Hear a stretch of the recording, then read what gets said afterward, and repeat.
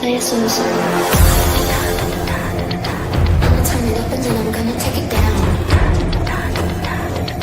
I'ma turn it up and then I'm gonna take it down. I'ma turn it up and then I'm gonna take it down. Play a song. I'ma turn it up and then I'm gonna take it down. I'ma turn it up and then I'm gonna take it down.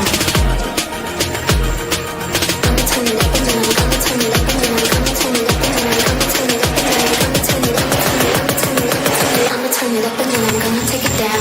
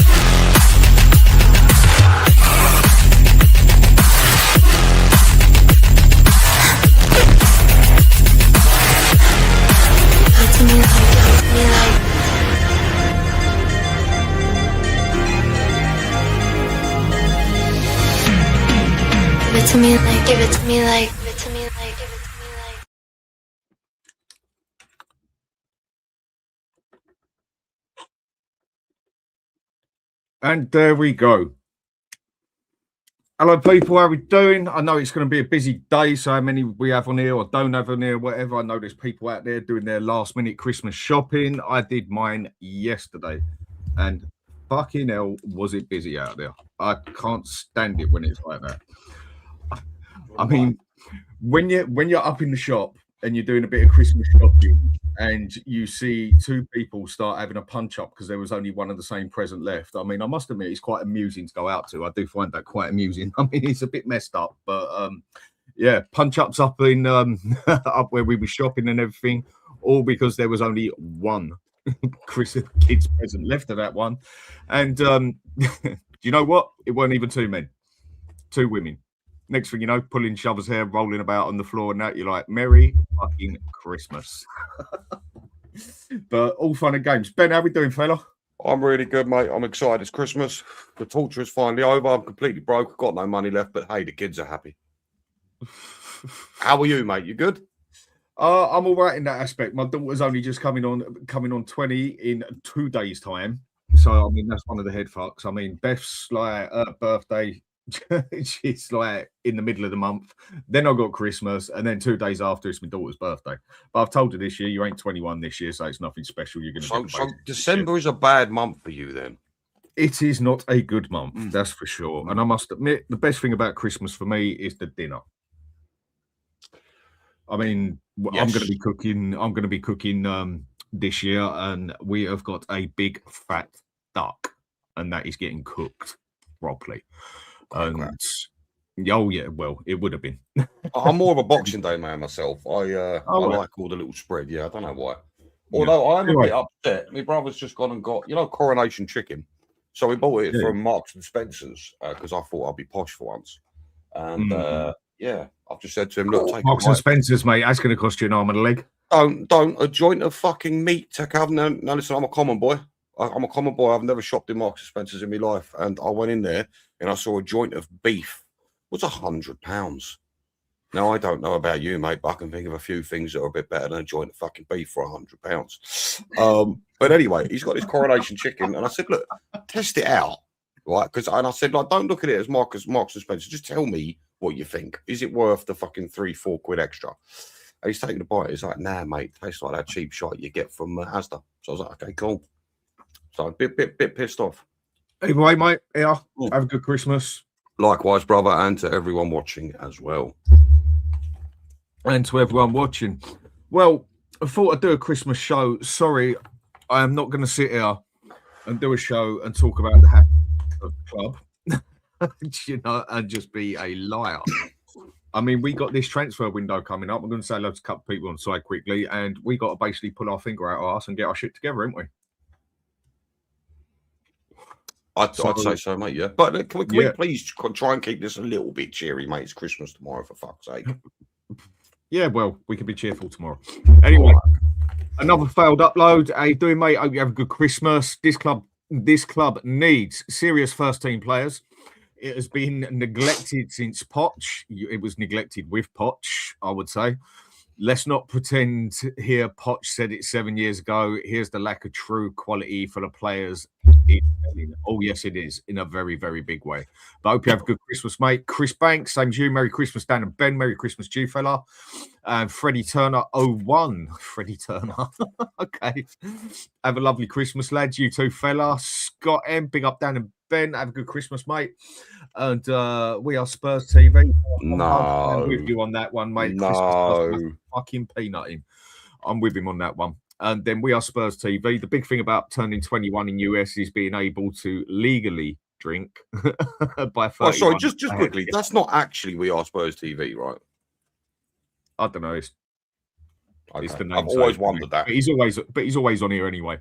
Legally drink. I mean, legally drink in England is 18, but I was drinking from like 12, 13. Do you know what the good thing was back then? Like half where I lived and that, they really didn't give a shit in the pubs, and I was in the local from when I was 14. Didn't even have a hair on my face, and my balls ain't even dropped yet. Not even voice gone. Trying to put the voice on. Can I have a beer, please? Trying to stand there a bit stock and that, and there's nothing of you to the man standing next to you. Right.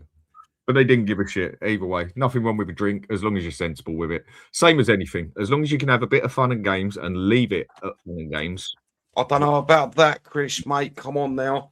And Chris, Boxing Day is for all the leftovers, Ben. Fair enough. And anyway, have a good Christmas, mate. And Levy, afternoon, gents. Afternoon to you too. I hope you have a good Christmas as well. And I ain't even going to try. I ain't even try and say that. Have a good Christmas, lads. Same to you, fella. Have a good Christmas. Tony, always good to see you, fella. Merry Christmas to you too. And James, if you want to jump on and say something, mate, feel free. Just message me on WhatsApp. And big boys, have a lovely Xmas and Happy New Year. Come on, you Spurs. Same to you, mate. And big guy, how we doing, fella? Big up, boys. Wish you Merry Christmas. Thanks for all the greatness entire 2025 year. All the best 2026. Same to you. And Hotspur Flicks, having laugh. Yep, big up to you too, mate. Hope you're all good. Say if you want to pop on as well, mate. You got my email, you got my WhatsApp. Jump on and say hello as well, because I'm sure you got something to say for it as well. But I know you got a busy family as well. And John Stokes, happy Christmas, Dan and Ben. Happy Christmas to you too, mate. And I'll go through the last two. Always saying, always great show, Coys. Savio incoming. Watch this space. That is one thing we're going to talk about. Yes. Is he actually what we need? Right. Another fail upload. And if you've ruined my fucking line, mate. Really? Oh, boy. It's me, Corey Boy. I've been so vocal about this club for so long. Yes, you have, fella. Right. Ben. Yes.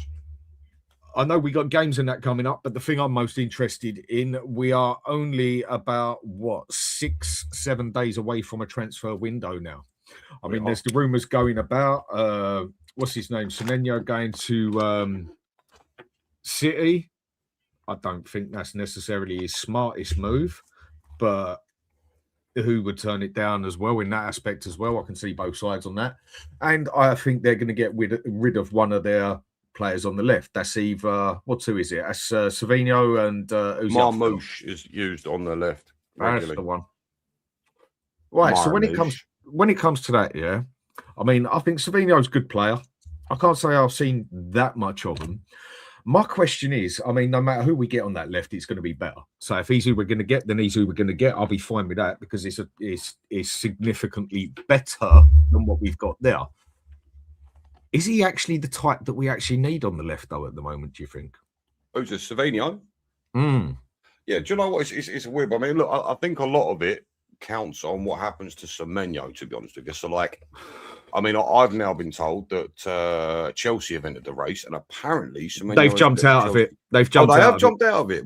So I've read they've jumped out of it. Yeah, they've jumped out of it. So okay, that's I read huge. Anyway. That's huge. So look, if Semenyo goes to Manchester City, that is going to free up space for someone to leave. Mm-hmm. However, and I know we've discussed this last night, so I'll say it again. We all know how much I like Savinho. I think he's a top quality little talent. However, right now, realistically, is that who we need? As opposed to someone like, I'm hearing rumours about Marmouche. So there's Marmouche, 26 years of age, Egyptian in nationality, very good established player, burned it up in the German league, and has done fairly well in England as well. But the thing is, with Savinho, I can't help but sit there and think to myself, if he turns up now, is it a good idea for him or us as the club? Because realistically, look, he's a young man, and he's a young man. You know, he needs time, to play his craft a bit more. He needs game time as well, regular game time, consistency in his starting. But I can't help but feel he's not the player we need right now. I personally, for all intents and purposes, would go for somebody like a Marmouche because he's more established. Again, that's my thoughts on it. I don't know what you think. I mean, it's like Daniel Coy saying here, potentially go for Marmouche, who's going to be at the AFCON till mid-January. Smart one. That is a point there. But we definitely need someone who is going to score goals as well as set up goals. I mean, I was one of the ones saying Son needs to go. He was definitely on the way down on that. Yeah, no two ways about it. He lost a good yard or two of pace, and he was a player who relied on pace. But seeing as we didn't replace him, I'm definitely one who's sitting there putting my hands up saying, bollocks, we should have kept him for another bloody season if we was just going to have Tel and Odegaard there. Because I'm sure we'd have still got more goals out of him than them two. Do you know what? I don't know about that one.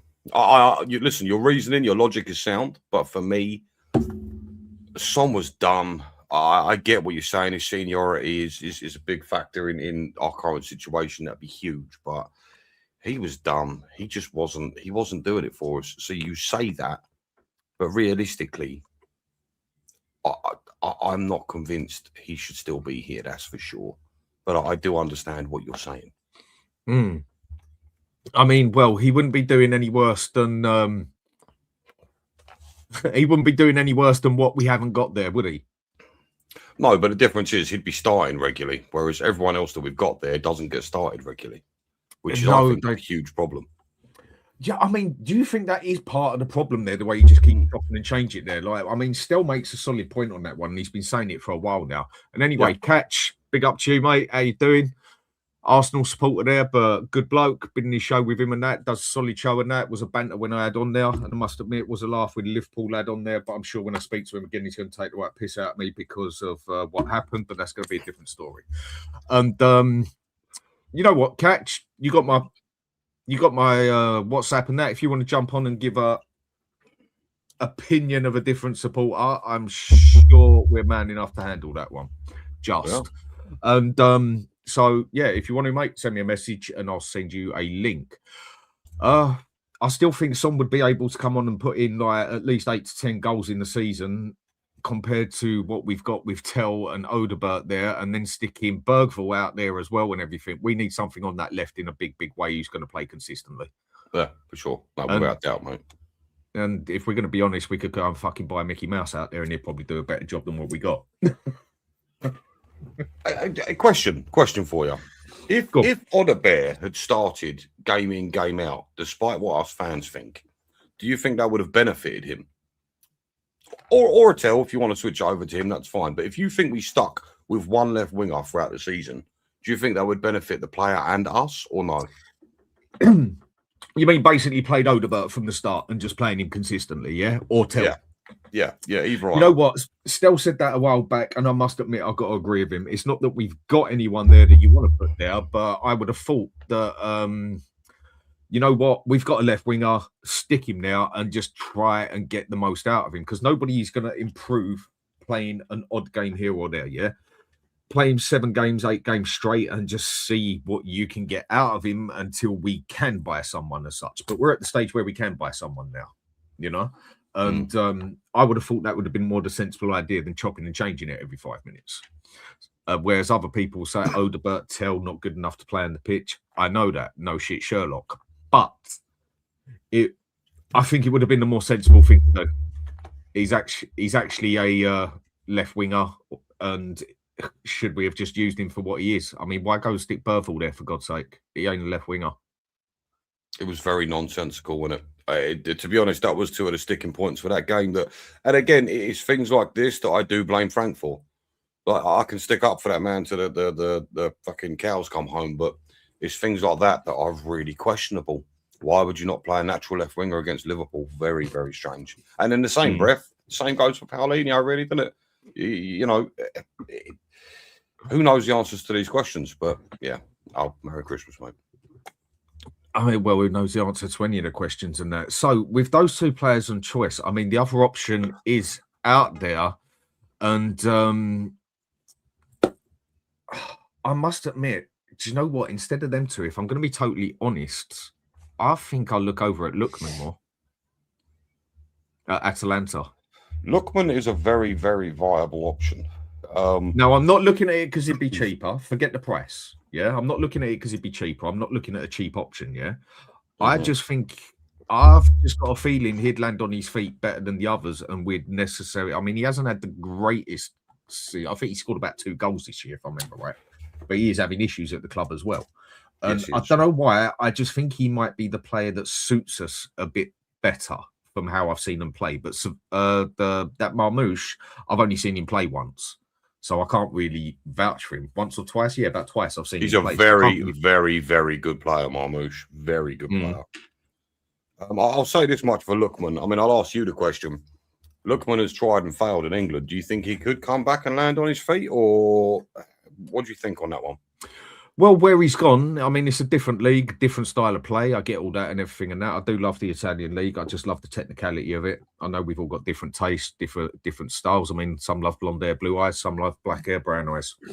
And I don't know why. Well, he's definitely improved there. There's no 2 ways about it as a player overall. 100% improved there. Would he be able to drop it off over here and land on his feet? Who knows? The other 2 are already playing in the Premier League. So you look at that side and, yeah, that puts the option on that side as well. But I don't know why. I just honestly feel Lookman would be the better option.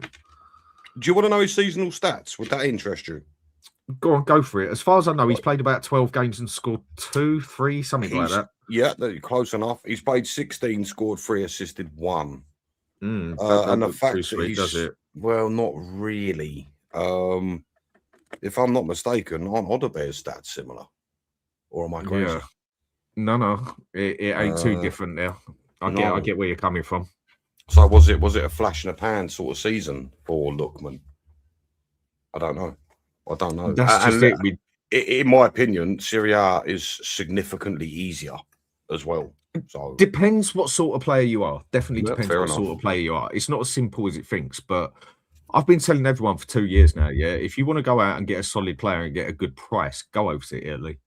It is broke out there. I mean, absolutely skint. I mean, they've been doing it for about 3 years, 4 years now, where they even play their finals and that in another country to try and get other people interested in the league, basically. And with that one, it's out there. You can get some solid players for some solid prices. Well, look, the I'll tell you club what, out there that has really got money to spend is Como. They are literally the only ones who have got significant money to spend. Well, I'll tell you what, based off what you just said, do you think someone like a Rafael is accessible? So here's the thing. So with Rafael, right? Go on. Personal opinion on him. I think he is a fantastic player, but he is one lazy bastard. I was going to say something else. Yes.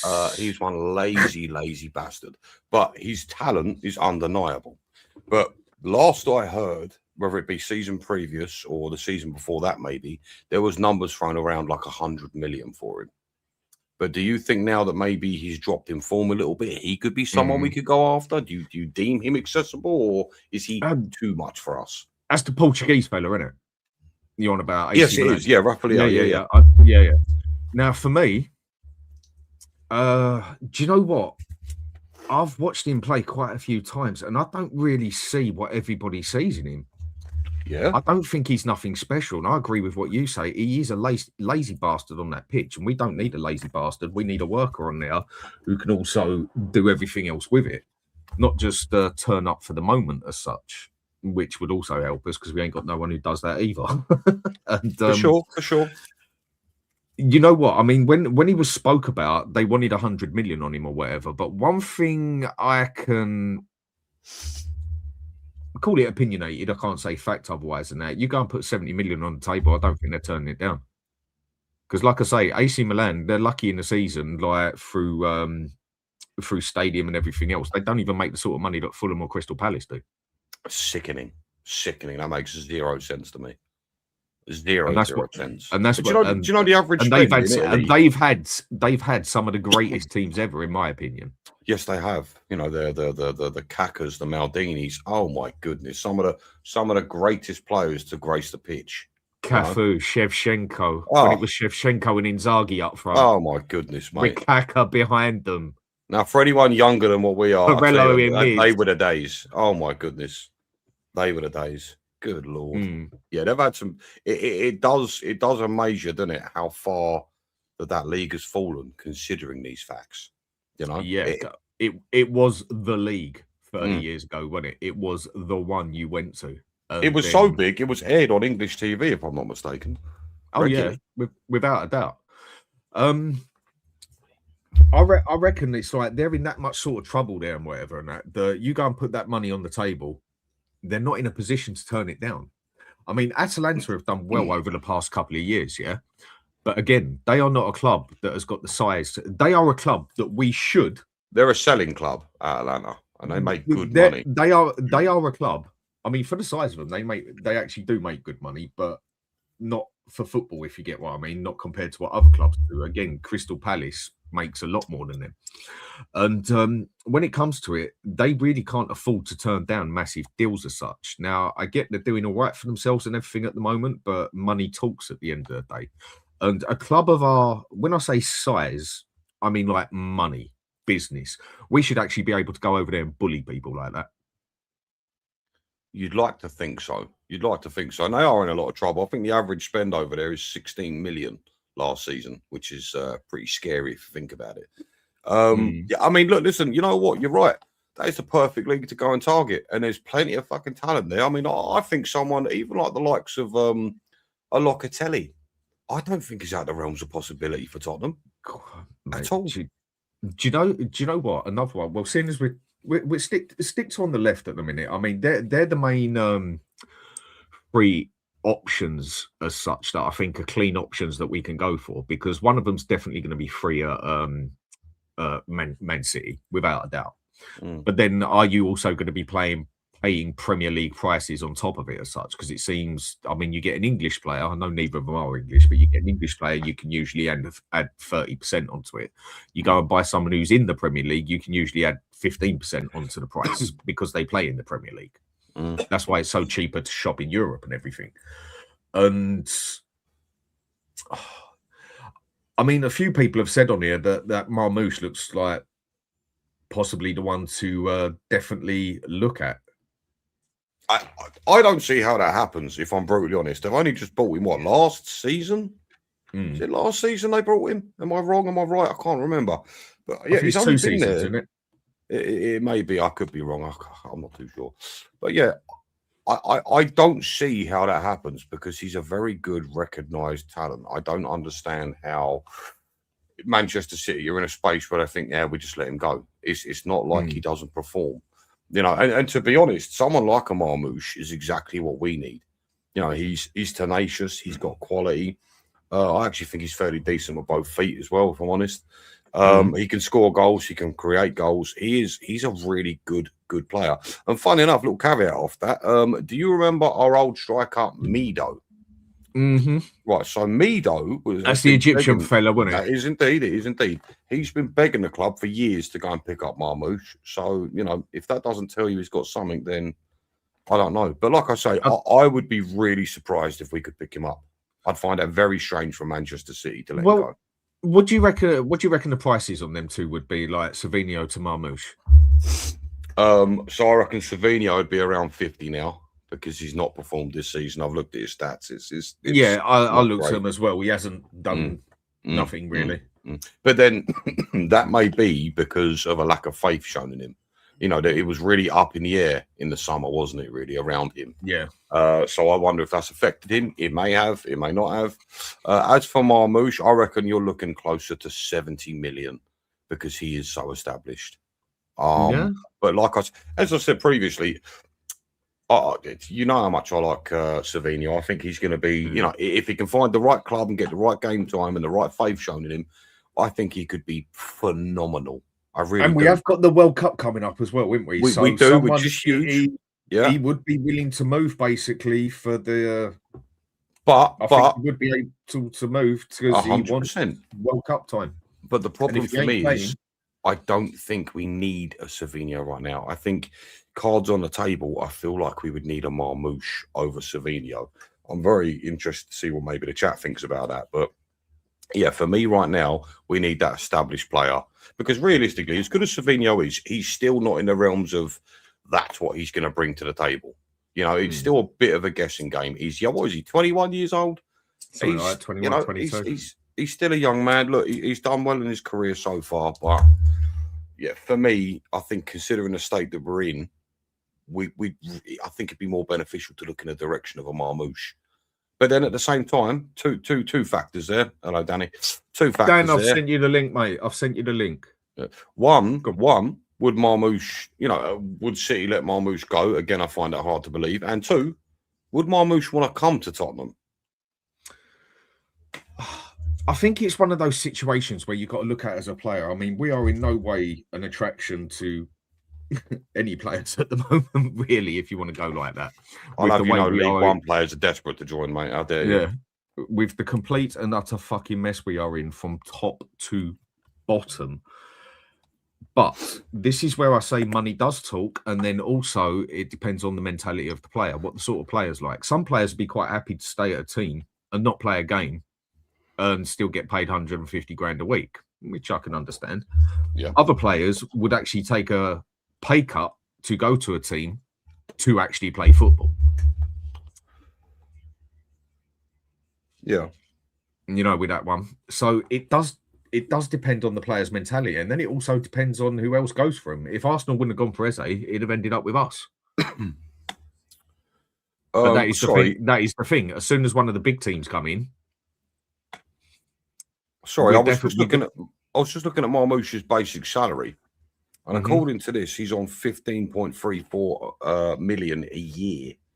Can anyone tell me what that is weekly? That would be great. 15 million. That works out about 1.5 million a month, 1.2 million a month, 3, 6, 9, 12. So that's about, that sounds about 280 grand a week, give or take a couple of numbers. Fucking Christ. Well, it also would depends on it also depends on if they're willing to take a pay cut, but it also does depend on how much Man City would want to drop one of them, basically. Because you can get deals out of it where they still pay 25, where they pay 25% of the wages or whatever else. I mean, Man City still need to sell. You see, Man City haven't. Yes, they do. Man City. The thing is with Man City, yeah, they make their money through winning things and also selling players. Yeah. Yes. If it just came down to the crunch, the take the winning things and selling players out of it. We make more money than they do all day long. Yeah, by a country mile. Yeah, we're one of the very few clubs on this planet that can actually sustain itself without having to sell anyone or without having to win anything. We're one of the very few clubs that can actually do that.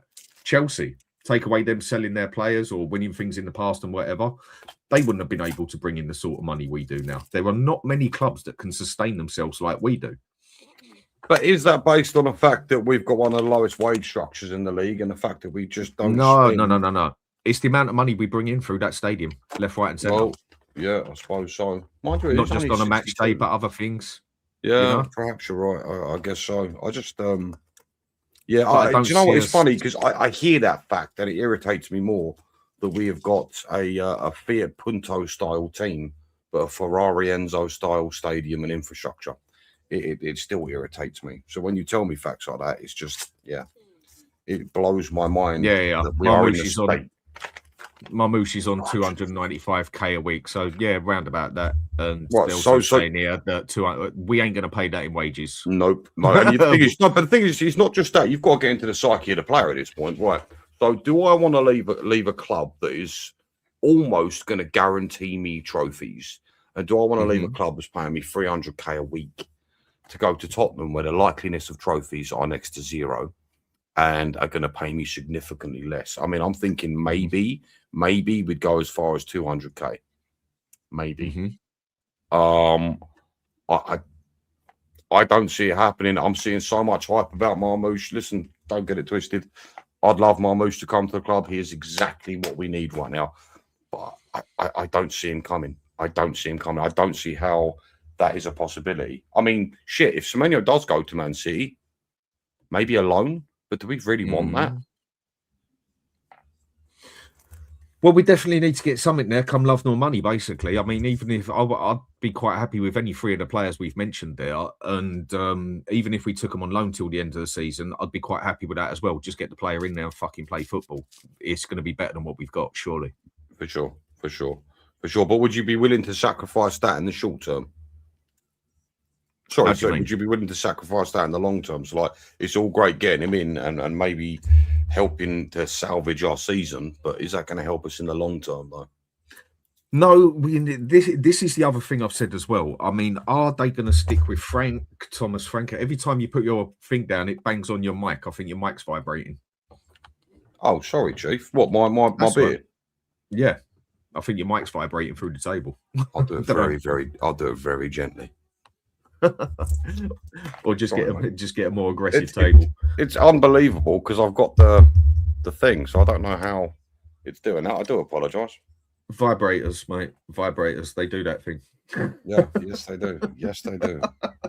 Oh, I can't. They do a job. Anyway, it's with that sort of thing at the moment where I think we've got to look at it. I don't know whether they've got intention of sticking with Frank, not sticking with Frank. If the season carries on as it is and we end up finishing in 14th, 15th, something like that, then I can definitely see Frank going.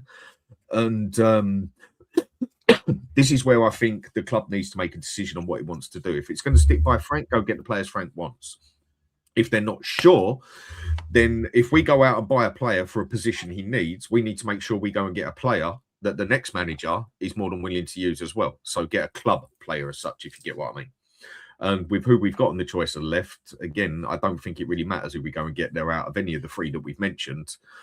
They would play for the next manager as such. It's like another place we need. You're going into a whole new world of problems. I mean, do we even know that the club trusts Frank at this point? I mean, I'll just say this much for Frank. That's why I'm saying that if they don't, then they've got to make a solid club by.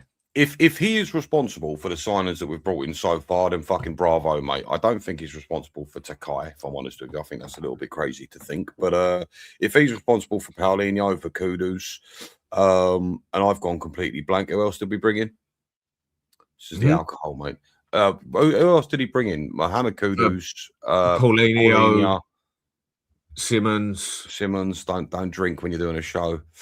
Simmons, that's it. Simmons and Mawani, right there. Kudus and Mawani. I mean, if he's responsible for bringing those boys in, then I mean, that's quite impressive, really, because you've got solid season pros in three of them. Well, I suppose you can count Mawani in that. You know, and you've got an incredibly talented, despite his lack of form, in Xavi. So I mean, if that's the sort of players he brings in, admittedly, aside from Paulinho and I guess you could say Kudus, they haven't hit the ground running. But these are good quality players, you know, that we've brought in, which is a shite side better than what we've done in a few years. So you know, if these are his signings, then yeah, I'd absolutely trust him to continue going. But I suppose we won't really know that, will we? No, in that aspect, we won't. That is just where we're right in this predicament at the moment, to an extent of what do we do, sort of thing. I mean, for me, whoever we go and get there out of them three is significantly better than what we've got. I can see the one I can see happening is quite possibly ending up with Savinho. Yeah, that seems the most likely, doesn't it? And I'm not going to complain with that. No, but it is absolutely the wrong time for him to join. At least in my opinion. I don't think a Savinho coming to Spurs right now. And again, I've said it before, so again, I love that guy. I think he's fantastic and he'll be brilliant. But I don't think right now a player that could possibly be low in confidence, you know, isn't playing a great deal. If you bring him into the club at the age of 21 and expect him to save our season, I don't know that's a good idea. I really don't.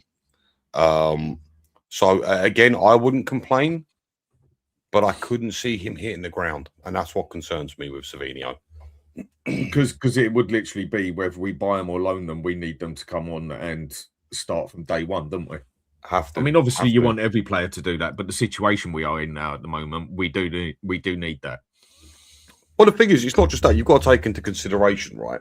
And I know this gets glossed over quite a lot, and it's something we're not used to at Spurs. But when you bring in so many first-team players, and there's been 4 of them thus far, and say we bring in a couple more, you do have to allow time to gel.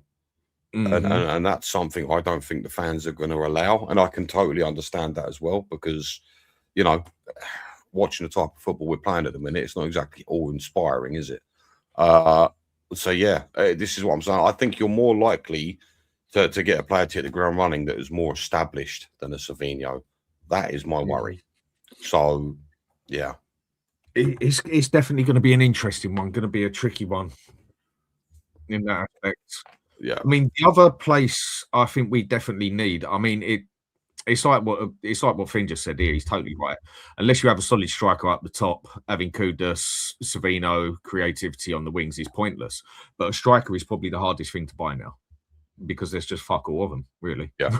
Do you know what? That's something that struck me recently. I'm not saying there's none out there, but no, it is a very limited choice out there, isn't it, when it comes to strikers? They're very few and far between at the moment. Is it me? 10, 20 years ago. Is it me, or around the world, does there seem to be far less quality than there once was? Oh, am I mad for saying that? I mean, don't even go into that one, because otherwise it'll just totally change everything. Football itself, in my opinion, is deteriorated in a big way. If you want to go and get me to name some of the players now that you would call world class, they ain't even good enough to lace the boots of some of the players you can name of 20, 25 years ago. Yeah, for sure. Or are we just romanticizing? No. No. Football has gone downhill. I don't think the style of football is as good as it was. It's not as exciting as it was. It's too robotic at times. There's not enough physicality in it. Football's changed so much over the years. I'd give anything for it to go back to what it was 25 years ago. You look at some of the teams you used to have. You could go out, and even we could attract big players because there was so many big players to pick from, basically. Yeah. And these days, it's very few and far between of what you call a quality player. But I suppose people look on quality as different things, don't they? I mean, how many world-class players that... I mean, world-class is a phrase that gets used way too much for me. And there are not many players out there that I think are world-class. Because I suppose it's just where I look back into 20, 25 years ago and that. You look at some of the players about back then, even players then you wouldn't have said were world-class but were good, would be world-class now. Yeah, I totally agree. Do you see where I'm going? Yes, I totally agree. Yeah, and I'm sure everyone else does as well. No, you're absolutely right, mate. So the choices in that aspect are few and far between in a lot of ways. I mean, another place I think we definitely need to go is a centre mid. I mean, striker, if we can get a striker, then get a striker, but that's not going to happen. That one is not going to happen. And we need a centre mid. And I've been reading about a few things at the moment. I mean, me and Sava went through about 3, 4, 5. Went for about 5 or 6 centre mids that we found that would have cost the same or less than Archie Gray did, and less on wages, and are significantly more of a player than he is.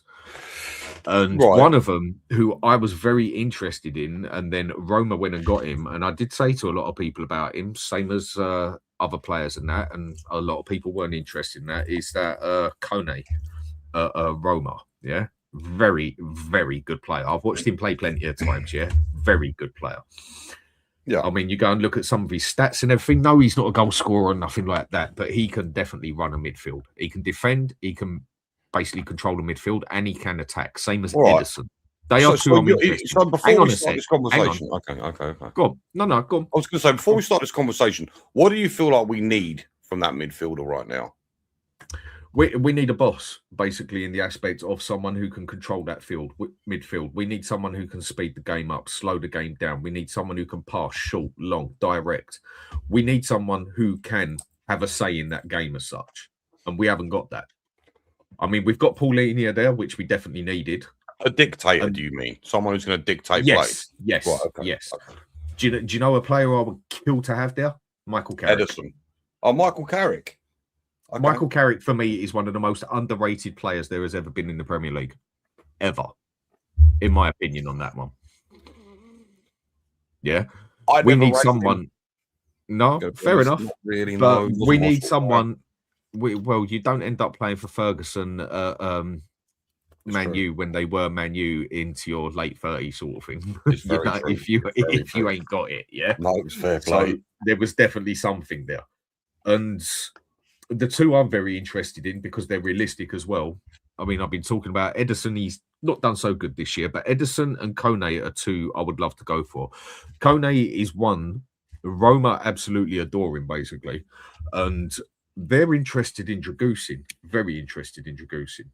And I've said to people, Dragusin is a good player. You need to play him in the right way. You need to play him with 3 at the back. Yeah, 100%. Dragusin, I feel bad for Dragusin because you're brought into a club that plays a high line. You're 6'4". You're not the most mobile player on the planet. And I mean, that made no sense to me. The style that Ange liked, that made very little sense to me. However, I won't lie to you. I think under Frank, I feel like Dragusin would do a lot better than what we've seen. Yes, I agree. You know, so and again, he should be back. I'd have said fairly soon as well because I know he's back. He is back. Oh, he is back. Okay. He was on the subs bench. He was on the subs bench in last. Okay, so what are you suggesting? Maybe some sort of swap plus cash deal. Well, if they're interested in him, yeah, we'd still get 20 mil for him, I reckon, and that. I'd say go and offer 40, 50 million and stick Dragusin on top of it. I personally think Kone would be worth every penny of that. So for myself and people that are watching that maybe don't know who the fuck you're talking about, I know who Kone is, but I'm not going to sit here and lie and tell you I've watched him play because I haven't. What's the profile of that player? How do you mean? I mean, he's not a goal scorer. Okay. He's not really one that set it up, but he's the one who do the step before the next one who sets it up, basically. The pass, like the pass. The Xavi. Yes, basically. He's the one who'd get it. He's the one who'd get it to Simmons, and then it'd go from there. He's good on his toes. He's flexible. He's a good player. He's energetic. He's got stamina. Is he French? Yes, he's a very. He played in Germany. I can't pronounce the name of the fucking team. I won't even try. Maga, whatever it is, I can't pronounce it. Oh, Gladbach by any chance? I'm pretty sure that's the one. Yeah. And I was saying get him before Roma got him, and he is a very good player in my opinion. And I think it's another one where the money is hard up in Italy. Yeah, Roma doing well for themselves this year. They wouldn't want to let him go, but offer them a nice solid defender that they're very interested in, and also some serious money on top of it. Some might say it's a bit of an overpayment as such, but we're not exactly in a position to try and do. That was what we had the ump with Daniel Levy, trying to save us £5 every 5 minutes. And Danny K gifted 5 memberships. Thanks a lot, mate. Much appreciated. Like I said, what are you up to, fella? You know, no, actually, jump on, Danny. It's Christmas, mate. Come on. Yeah. if you're up to anything, I don't want to know, mate. I know you're a dirty bastard. So, but much appreciated, mate. Thank you very much, and have a good Christmas. If I don't see you and speak to you, but I've sent you a link. You're more than welcome to join. Go on with what you were saying.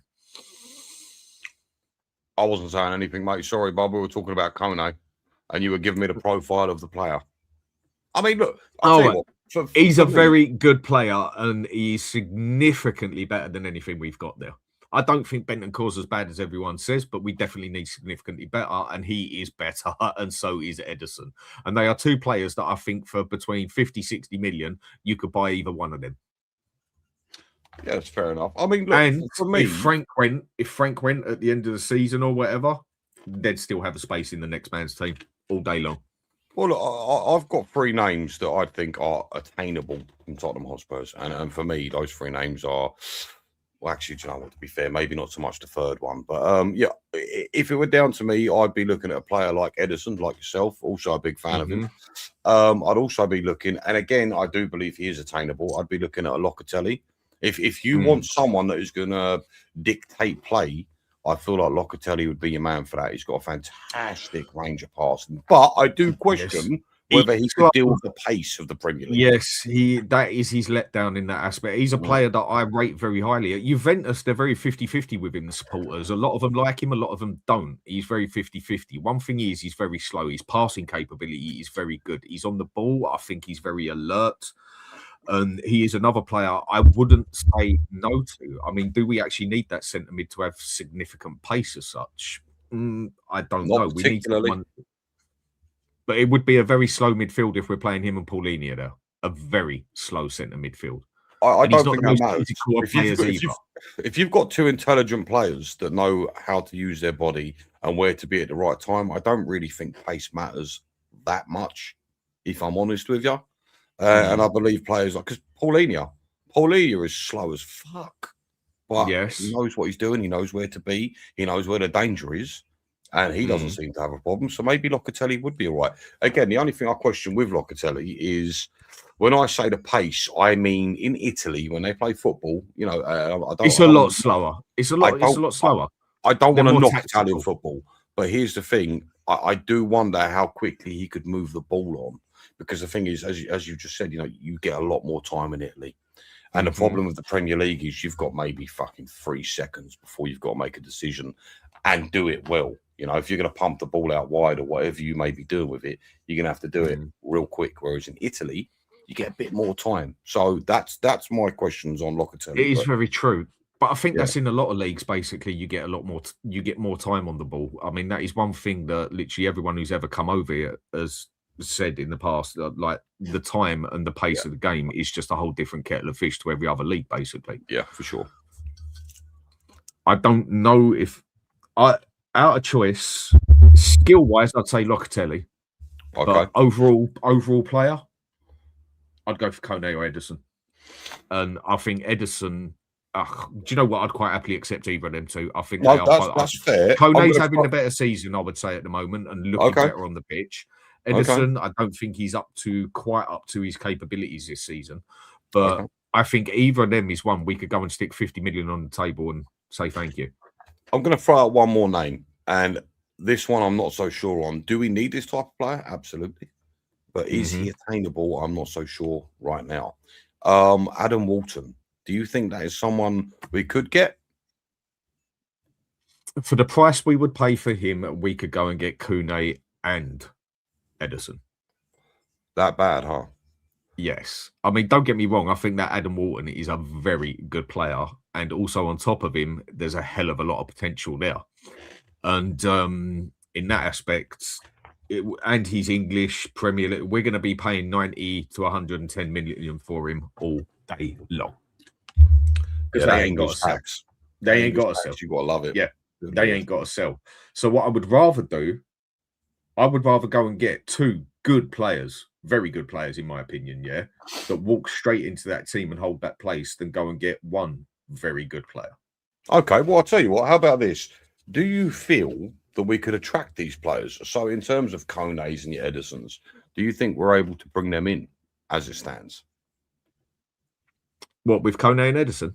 Mm-hmm. I think we would. I mean, the money we can offer over them clubs significantly more. I mean, if I remember right, Kone's only on about 60 grand a week. He's on less than fucking Archie Gray, and he costs less than Archie Gray. Wages are not big in Italy at all.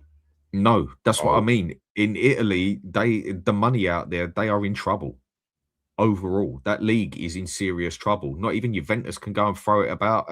I mean, when someone turned around and said to me that when someone jumped on and said to me, well, so-and-so spent 150 million. Yeah, if you looked at they had 110 million come in at the same time.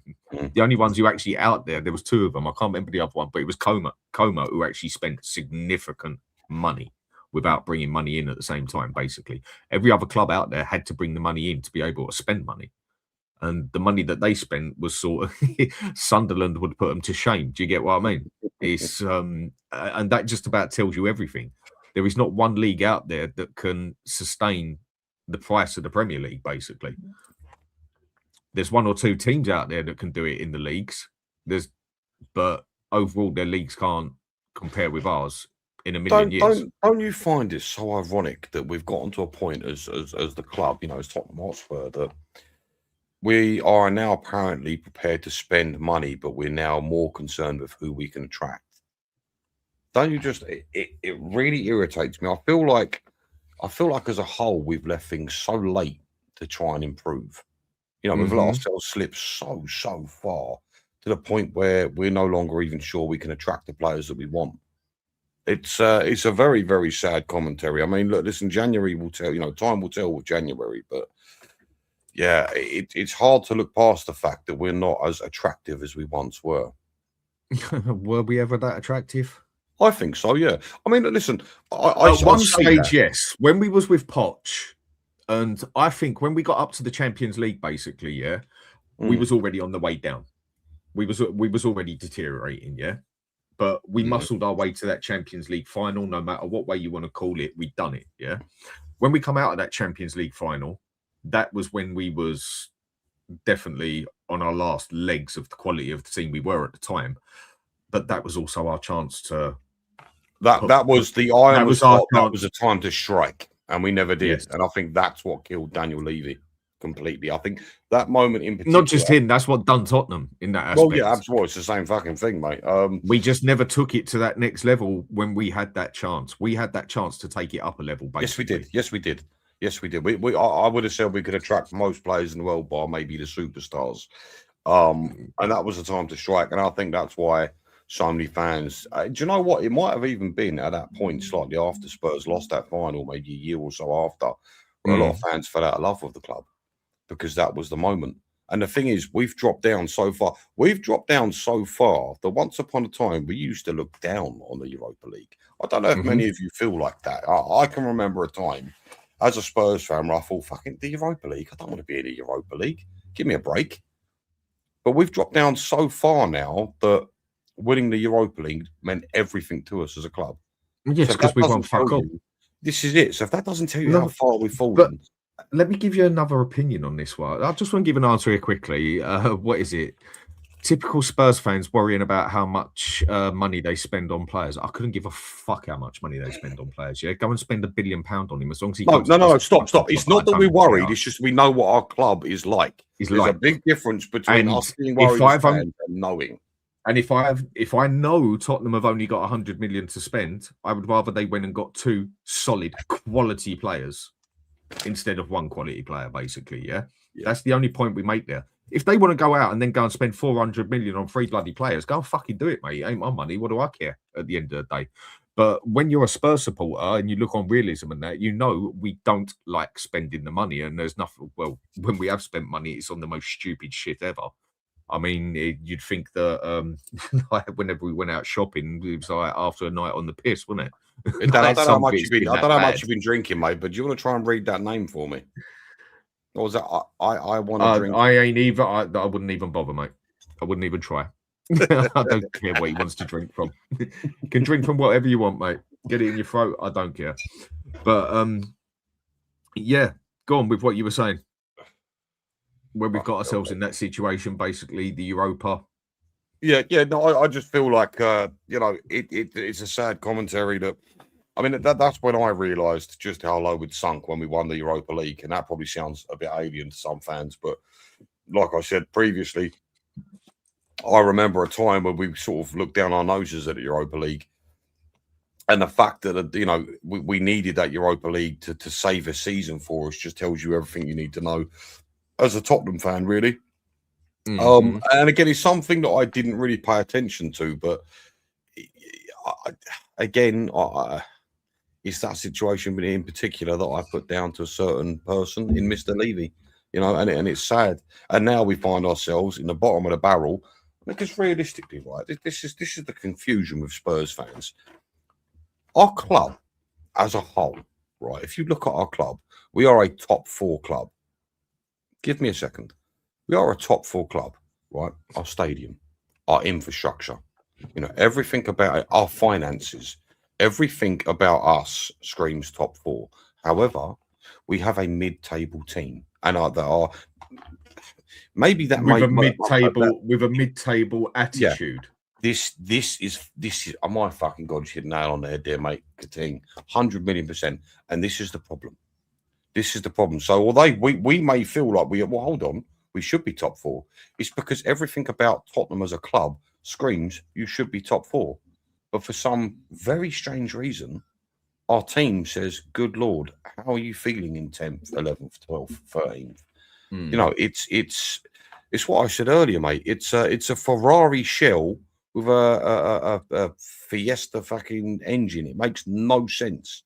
So that's probably where a lot of the confusion comes from the fans. Because again, you look at our club, it's insane. The money we've got, the finances, the structure. Do you know, we've had 2 world-class managers say this is without doubt the best stadium and the best training complex I've ever seen. Jose Mourinho come out and said it. He goes, look, aside from maybe NFL, Tottenham's training complex is without doubt the most elite on the planet.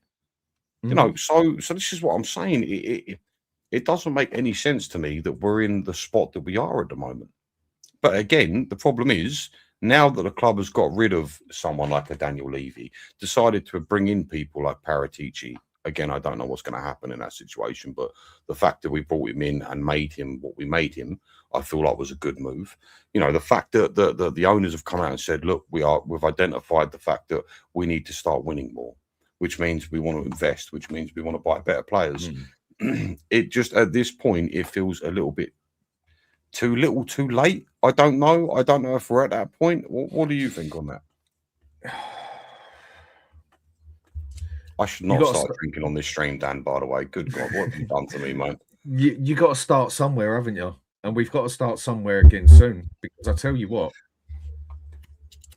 if we don't get our shit together soon, within the next 2 seasons, like within the next season or 2, it ain't going to take 5 minutes, yeah? But we can go out and make a difference with players. We can go and put the money on the table, basically, yeah? And that is what we have got to do. And we might have to pay extra wages and that to attract certain players or whatever. But then the problem we do have is if one of the bigger ones goes in for it, you don't stand much of a chance. But if you don't try, you don't fucking get, do you? And instead of pissballing about with everything, then get it done. But we are in a situation now where I think we are deteriorating from top to bottom. I mean, I listen to the other channels. I listen to other people now, and I think pretty much most actually do make solid points. The players are problems. The managers are problem. The owners are problems. For me, the problem is top to bottom. At the moment, the more and more it starts at the top, right, and it trickles down. I think the whole club, the more and more I've listened to people, I can pretty much make everyone right on my opinion. But the thing is, I don't think it's necessarily one major problem. We go and get rid of Frank, we've still got the problem of the mentality of the players or how they seem to come across. It's not that we got poor players, and I think we got a better team than 14th, but I don't think we got a better team than 8th. I think we're a mid-table team basically now, yeah? Bang on. And with that, you'd still have that problem there. But then we've still got the problem of the owner. I think the club is rotting from the middle, basically, rotting from the core. No, I mean, unless those owners want to make something of this, nothing's going to happen unless they set up and fuck off. See, the problem is with that, right? The problem is with that, we aren't going to know till the summer. That's what sucks. Yeah, I've said that. That's the problem. We aren't going to know anything till the end of the summer, realistically. So, you know, look, none of us really like Enoch because they've never really put in before. It seems to be that all they've done to, you know, they've come into Tottenham to grow their wealth rather than to grow the club. At least in the footballing terms. Yeah, for me, they've come out and they've said the things that they've said. You know, you want to believe them because we're Spurs fans. Of course, we want to believe them. We want to believe that, you know, that they're going to start putting in the money. We're going to start buying better quality players. We're going to start pushing forward as a club. You want to believe that. But unfortunately for us guys, we're going to have to use our little word, patience, which is something we shouldn't have to fucking do, I swear to God. But it is what it is. You don't get that choice at times, do you? This is the point, mate. So we've now got to wait till the summer to find out whether these fuckers lying to us or not. So, yeah, it's a really crappy situation. But you are absolutely right when you say it is top to bottom. I feel like a winning mentality starts at the top and it trickles down to the bottom. And again, the only example I can give is someone like an Abramovich, who was storied as walking into that Chelsea dressing room after he took over and said, "I'm here to win things, and if you're not, you can leave." And you know, that might be a cutthroat mentality. He got the job done, though, didn't he? So, well, I suppose the other thing you can look on it, I mean, how's the best way to put this? Keep bringing in third world managers and third world players. Like, keep bringing third world into anything, and you'll turn your own place into a third world, if you get what I mean. I do exactly know what you mean. Yeah. You get what you pay for, sunshine. You get what you pay for. So, and then now and again, you get that special player or that doctor or that whatever, you know, and now and again you get something special out of it, but 9 times out of 10 you fucking don't, do you? 100%. You know, and you can't be beside yourself. You know, you wouldn't be lying if you said Harry Kane and Heung-min Son have held this club up for the last fucking 5-6 years. Let's be honest. Without those sorts of players, where would we be right now? You know, and unfortunately, ladies and gentlemen, we don't have those types of players anymore. We are bottom of the barrel, and it's very concerning. And the only way up, only way to attract better players is if the team starts to perform, and that is something we are not doing right now. I mean, I'm not sure if we're supposed to get into the subject, but you know, unfortunately, at the very same time, I know these players and Frank need a bit of time to do what they're doing. But as it stands right now, in this moment in time, we're not in a great place. And the only way we get out of this is bringing in better quality. But again, it's a catch-22 because can we attract better quality? You know, and for the players to gel and start performing correctly. Because right now, you look at this team and you think to yourself, what is the problem? And for me, I'd say mentality, mate. Mentality at Tottenham Hotspurs is shocking. Do you think it is the... Go on there, out quick. Do you think it is... I mean, for me, the manager is part of the problem at the minute, and so are the players. That's why I'm very 50-50. I mean, when a dickhead manager goes and puts on, and I don't mean to keep bringing up the same one, but goes and puts on Archie Gray instead of Paulinho against Liverpool, anyone who's got half a peanut about football is going to sit there and question that. And I don't think that's a harsh comment. What with Frank? What do I feel about that, guys? What the hell was he doing, bringing on Archie Gray, like starting Archie Gray instead of Paulinho? I mean, initially, the first thing you'd against a team like Liverpool, no, it makes fuck all sense, mate. Initially, even though they've been shit, they still usually kick our ass. It don't matter. It don't matter. Enough capability. It don't matter. It's fucking Liverpool, mate. End of the day. Look, initially, you'd say to yourself, well, Paulinho's played a lot of football. He didn't play a lot of football last year. He had a lot of injuries as well. Maybe he's trying to protect him. But Paulinho's been on the bench for 3 games in a fucking row, boys and girls. Is that really the case? Because I don't think it is. You know, again, you can stick up for Frank as much as you want, and I'm one of them. I do stick up for Frank because I feel like people are losing their fucking minds way too quickly. To be fair, I'm one of them, but I do try and keep myself centered. I just think with I can't defend decisions like that to not bring in a Paulinho into that game. For me, that's fucking lunacy. Makes zero to me. When he came on, he did make a bit of a difference as far as I'm concerned. You could it see wasn't it. just with the defending. You could see there was a man on the pitch now. You could see it. It was night and fucking day, mate. You could see I mean, it. we don't know what goes on off the pitch. Has he got a little knock on him, or not fully fit and whatever? I don't know yet. But then communicate that. If that's the case, then communicate it. So we understand your decision. Then communicate that. I thought that's why Vinny obviously.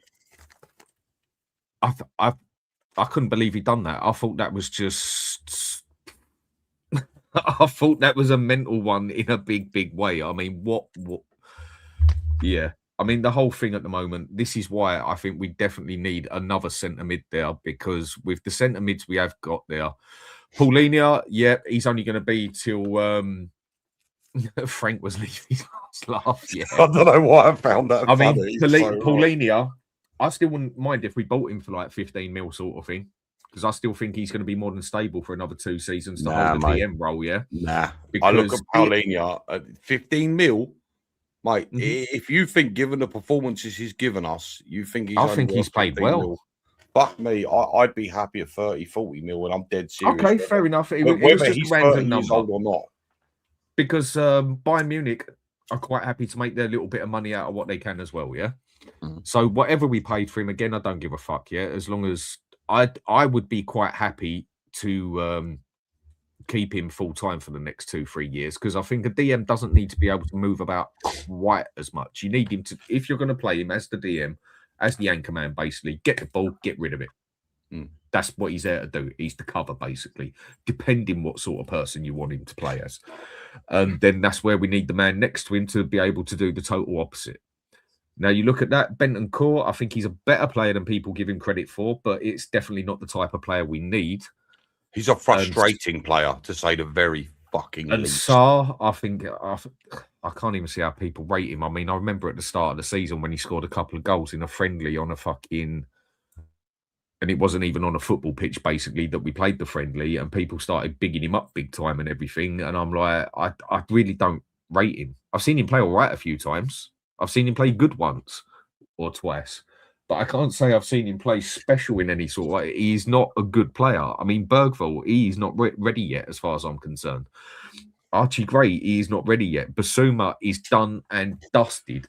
He's finished. He's over. And he's an annoying one, yeah. Stop. Do you know the fucking irritating thing with Basuma? If he was he's actually a good player. Team, he's exactly what we need right now. That's what fucking sucks with Basuma.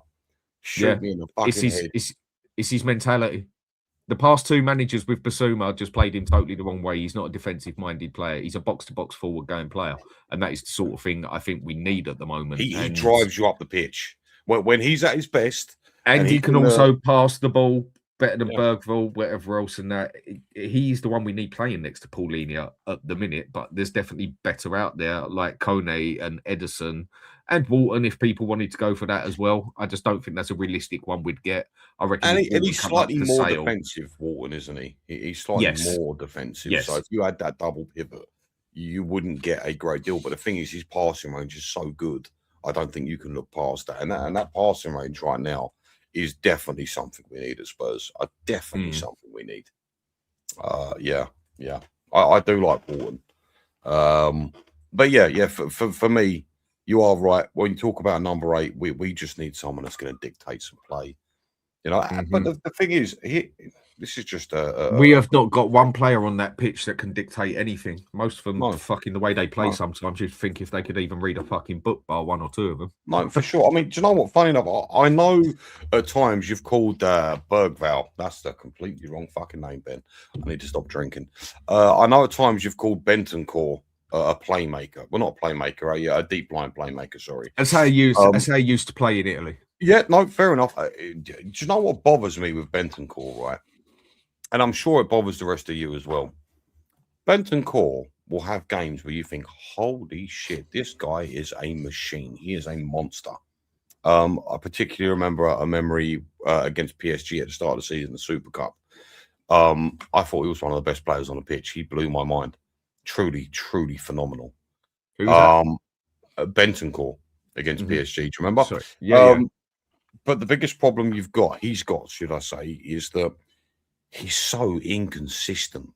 Like, he has the capability to be a fantastic player, but I don't know what it is. I know it feels like at Spurs. It feels like players aren't willing to give 100%.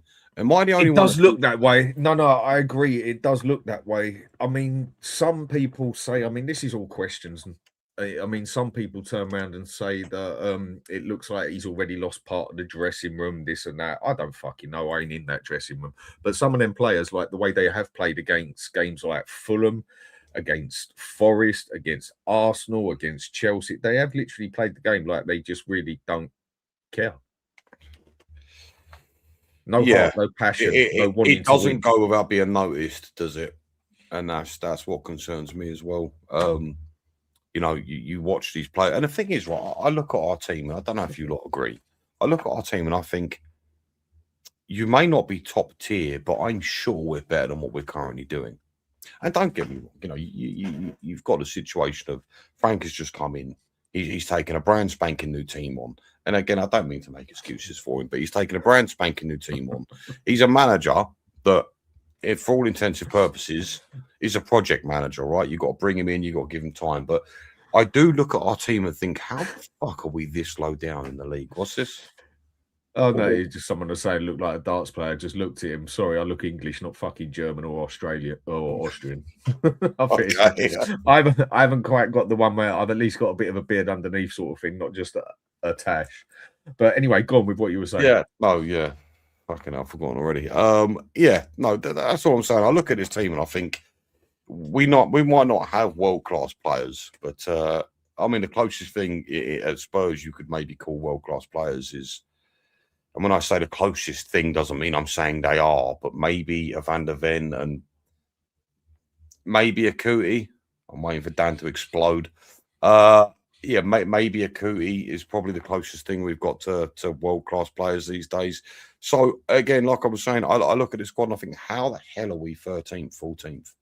I feel like, although they're not great, should we really be in this position? It's saying about right. First things first, Romero is not world class. Not I've got to agree. He's capable. This is just because you're capable, that doesn't mean you are. Yeah, you need consistency, and I fully fucking agree, mate. And I'm sure just because a UFC fighter is capable of knocking the other fella out, it doesn't mean he's better overall. You get what I mean? Sure. To be fair to you, I called Romero world class until me and you started speaking about him. And in all fairness, I have to fucking back up on that one, because he's, you know, like you said, you can have world-class games, absolutely, but if you can't do that consistently, then how can you be an overall world-class player? How can you be an overall world-class player? This is the problem. So for me, I mean, don't get me wrong, this season, and I don't know if it's gone unnoticed by some of the fans, maybe it has, maybe it's not, Romero's consistency has gotten better, but not to the point where you need it to be if he's this world-class player that a lot of people seem to think he could be or is. You know, so Romero is a very frustrating player, a very, very frustrating player. I'm a big fan of him. I don't mind the fact that he can be rash from time to time. I know a lot of fans are like, oh, fucking hell, he's done this, he's done that. That's fine, but it's in his DNA. And me personally, I like those players that have got fire to them. And Romero has got fire to him. But if you're not consistent, then shut up, dog. Sorry.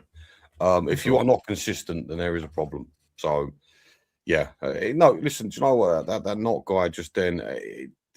I love Romero as well, but it is one thing I like about him as well, sort of thing. He does come across like the sort of fella you'd rather have standing next to you in the pub than fucking Archie Gray or some of the others, isn't it? Or Bergville. I mean, there's a lot of things about him where I do like his attitude and the sort of person he is, and that, the sort of captain I would want. Like I say, like an old Gatasso, like an old Terry, like an old, even like a Tony Adams, like an old best captain ever, like Roy Keane, or even a Patrick Vieira, and in that aspect, he's got a lot of that. But the thing that he lacks is consistently. It's like Matt Romero is world class, but put a pig in shit, it's still shit regardless. No, if it's world class and you go and put it in shit, yeah, it's going to take it down a level. I can go with that, but then he should still stand out from the other crap in the shit. Yeah, he doesn't. Maybe in a game here and there, he does not stand there for a world class player. He is not consistent enough to be a world class player. If you're that good and put in a shit team, you should stand out of that team. I'm not saying you're going to be able to play world-class football because you've got crap around you. You are right there. But you should stand out of that team week in, week out if you are a special player. That's what happens, isn't it? The special player, the quality player stands out. Someone on comes that subject, on that subject, where do you put Van der Ven? How do you mean? Well, look, you know, there are conversations that Romero is world-class because, look, he's played 4 finals and I think he's got man of the match in 3 of them and won 3 of them. He is solid in a final. That is one thing with him. When it comes to a final, he does turn up. But my question to you is, if we're talking about consistency and how well they do, where are you placing Van der Ven in that category? And that goes for the chat as well. Well, put it this way: I'd have Van der Ven on the pitch over Romero all day long. I think the thing that Romero definitely gives us, he's good at going forward with the ball and passing the ball. But a lot of times he slows the game down because he looks for that very good pass as such. And on his day, Romero is as good as most defenders out there, but it's just he does not have enough days. So if I've got the choice of one or the other, I mean, yeah, okay, everyone has a poor game here or there, no 2 ways about it. But I think Van der Ven is the better overall, has been the better overall player. He's the most consistent. Yes, very much so. However, I don't think he has much to his game as Romero. I don't know how you feel about that. It depends what way you want to look at to the game. Well, look, in some aspects, if Romero would up his gear basically and be more consistent, they're a very good pairing because they do defend in different ways. On paper, absolutely. Because they do defend in different ways, without a doubt. I mean, Romero getting the ball playing defender, no one's getting the ball further, running faster and quicker than he does. Nobody in that league, not even the fucking striker. But when it comes to passing from a defender, I don't think there's many better in the league that can actually pass better than Romero as a defender. Yeah, sorry, just as you're saying there, mate, that last comment from We Are Spurs TV, he's absolutely right. He's absolutely right, and it happens a lot. A lot. Yeah, it is very frustrating to watch. Or get caught out halfway up the bloody pitch and get totally cooked with no one behind him. I mean, I've seen 3 games this season where Bentancur saved his arse many a time. How many times Van der Ven gets back and saves his arse many a time? Do you think he just gets bigged up too much because he is a World Cup winning Argentinian player? See, you're right, okay. Because there has been very shit players out there that have won World Cups, by the way. No, 100,000,000%. Not saying that Romero is shit, no, anyway. It's not even that. Fucking half the players that we sell seem to go and win a trophy as well. No, look, listen. So for me, Romero is a bit of a difficult one. I never used to enjoy defending. It's not my preferred area of the game. I won't lie. That was more where I'd have fun. No, fair enough. Yeah, absolutely. I'm with you. For me, when Romero came to the club, he actually made me fall in love with defending because Romero reminds me of that old school defender, someone with passion and fire in his stomach, and I love that. Bit of a poor man's John Terry, isn't he? Probably, yeah. Well, yeah, probably with a bit. He could pass better than John Terry. But I was going to say, with other areas added to his game. He's got more technical ability in that. Don't get me wrong. If you ask me to pick between the two, I know who I'm picking, and it ain't fucking Romero. But yeah, I mean, look, for me, you know, Romero made me fall in love with defending. But it wasn't until I started the YouTube with you boys that I realised that he really does have a problem with consistency. And if you don't have that, then what is the point? It's just the thing. You made a point earlier on in the season. You said you can play Danso and you are guaranteed a 6 or 7 every single week. And that's exactly correct. With Romero, it goes from a 10, an 8, a 2, a 4. You have to have that consistency, and again, then you get two 10s out of nowhere.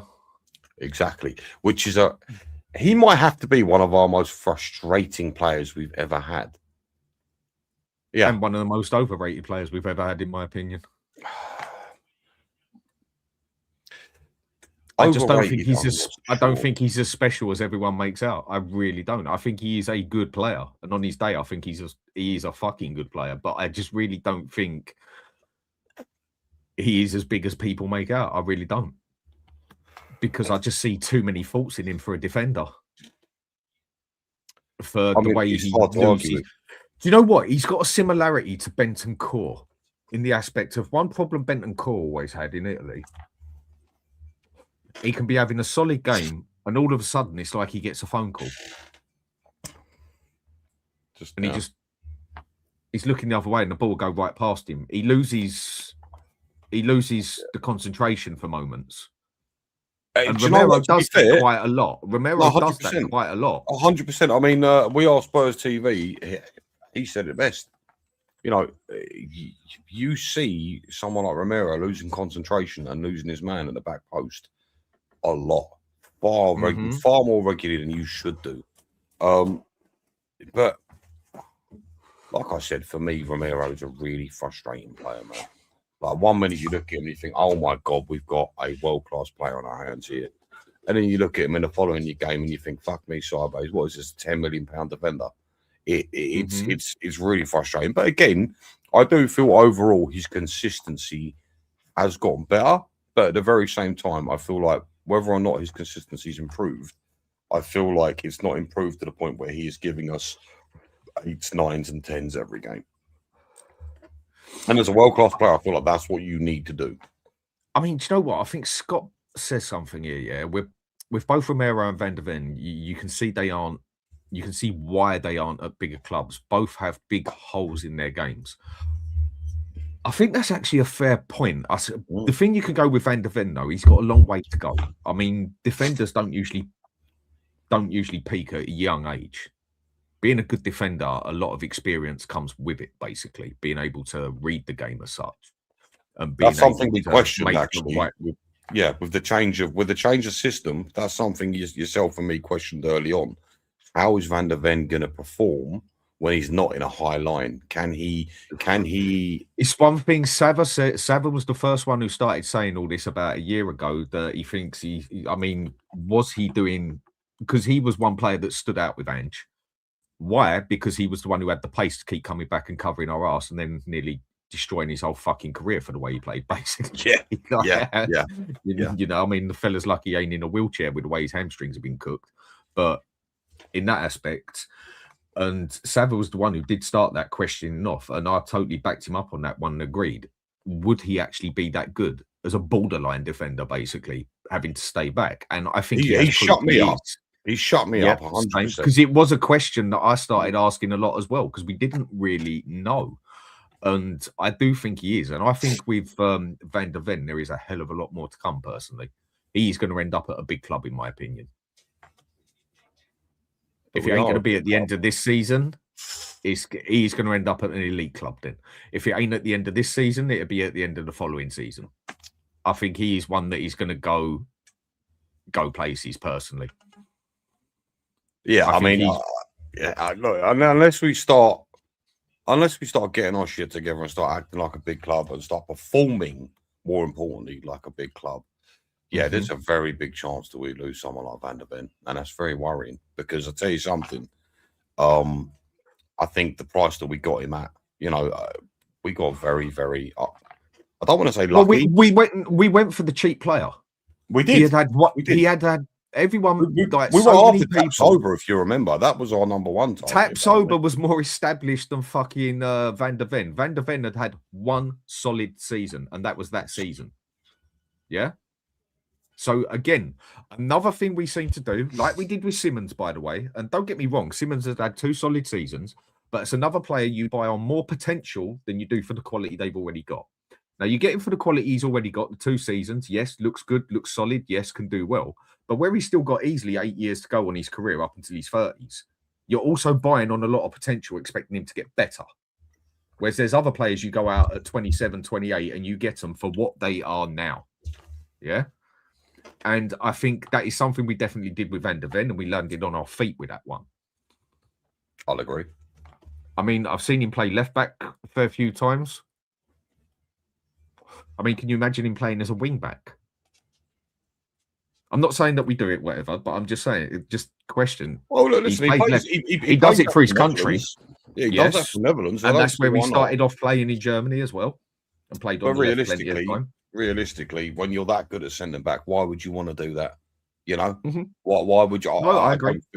I don't feel wasting someone's level of talent, putting him in a different position. That I wouldn't say. No, I agree.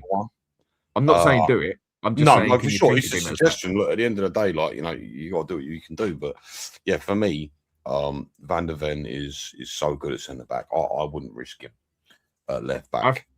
I think he is a very good defender, and I think he's a good player, and I think there's a lot more to come from him, basically, as time goes on.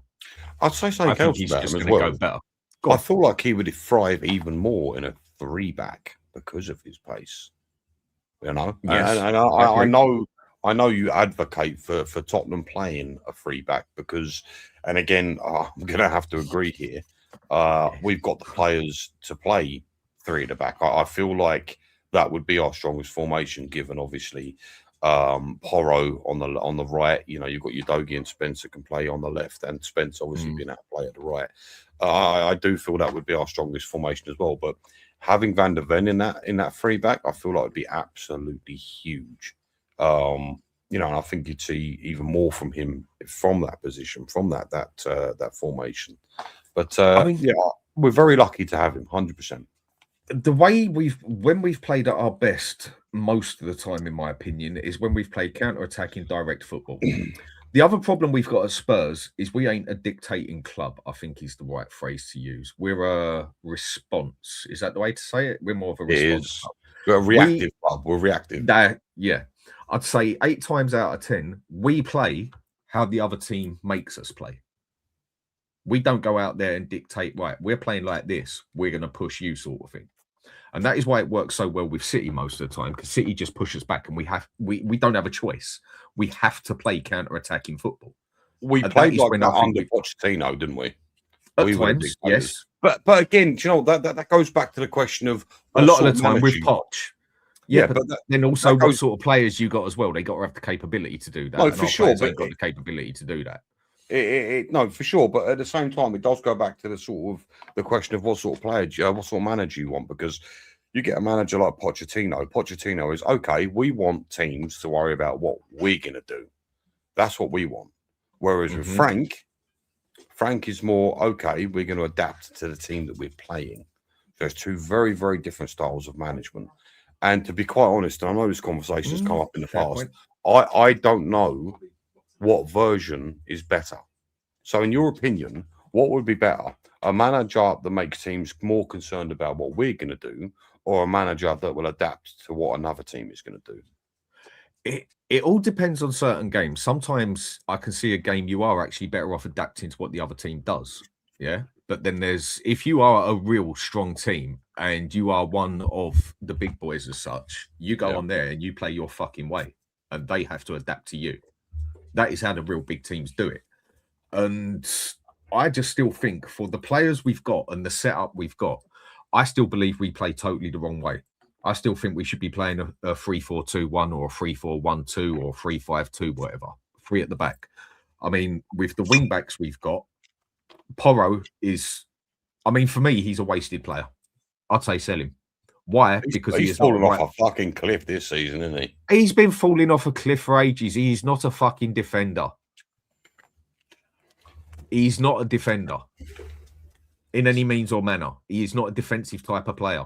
You'll get the most out of him as a wing back going forward all the time, or you'll get even as a right winger, you get more out of him, in my opinion. He's an attacking player. He's not defensive minded in ever sort of manner, basically. Yes, all right, he can get a tackle in here and there or block it, but he just isn't that sort of player. We have basically got a team there, as far as I'm concerned, to play with 3 at the back.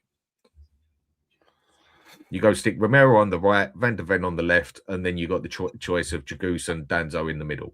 But then obviously to do that, you need more defenders as well.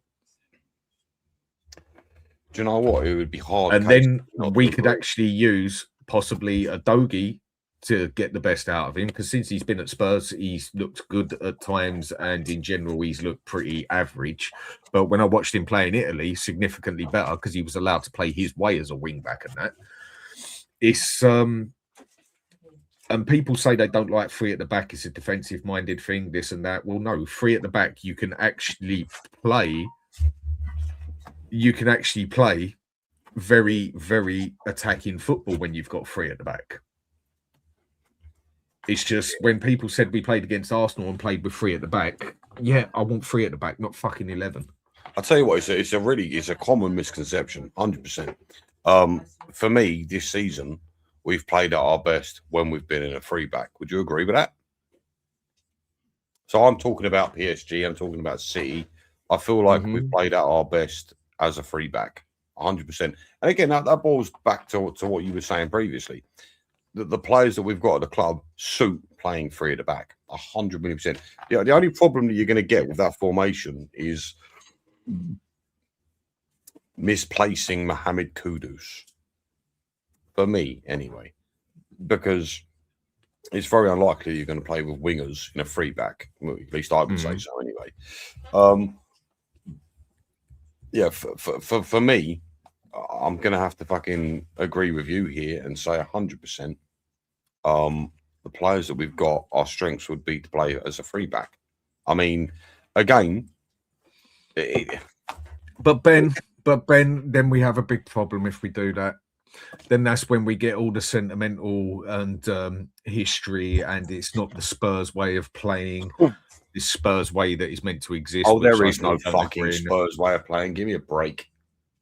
A lot of people argue it that they think there is a set way that we should play football. I don't care how we play football as long as we fucking win. It's Christmas. I come out myself. If one person in the chat can sit there and fucking tell me how the Spurs way of playing is supposed to be, then by all means, please do.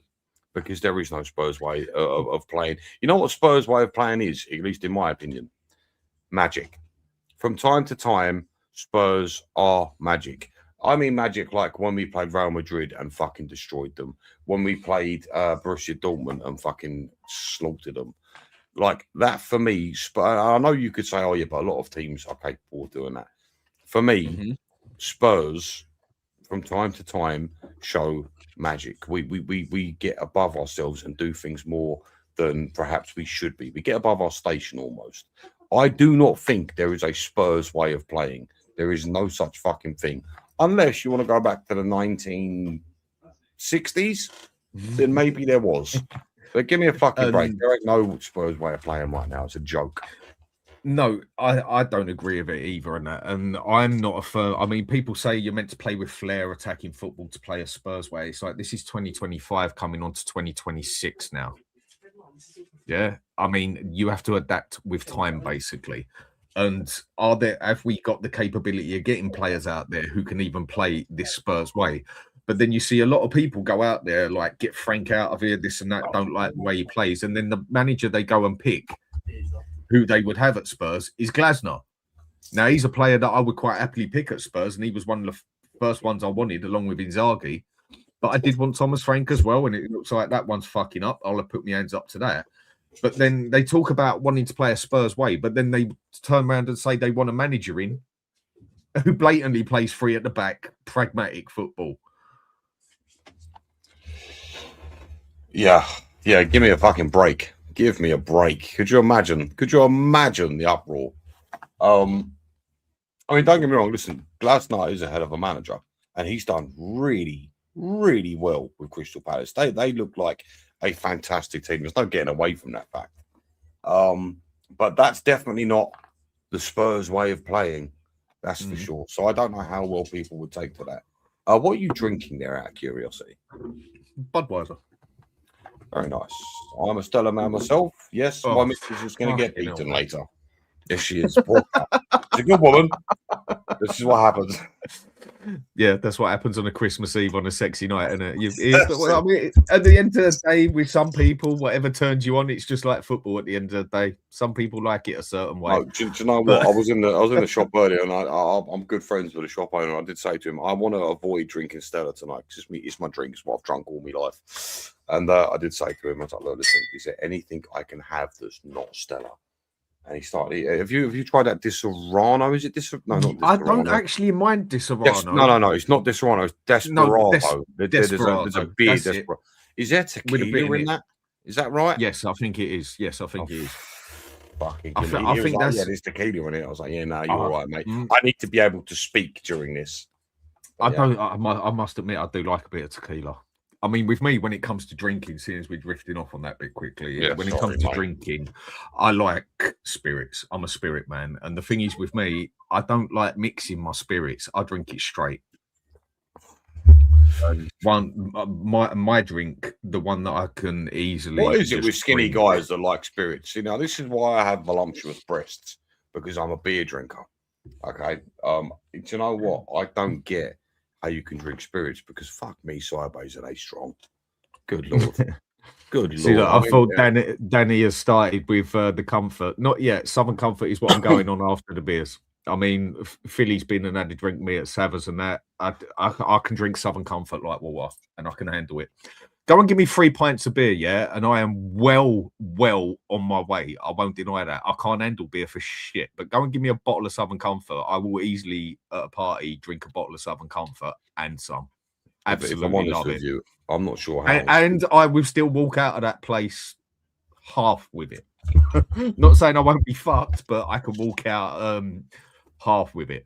I mean, what's Tommy saying? I was on the gin last night and did. Oh, yeah, no, gin. That ain't one of my favourite ones. But just a question for everyone on here: like, what are your drinks?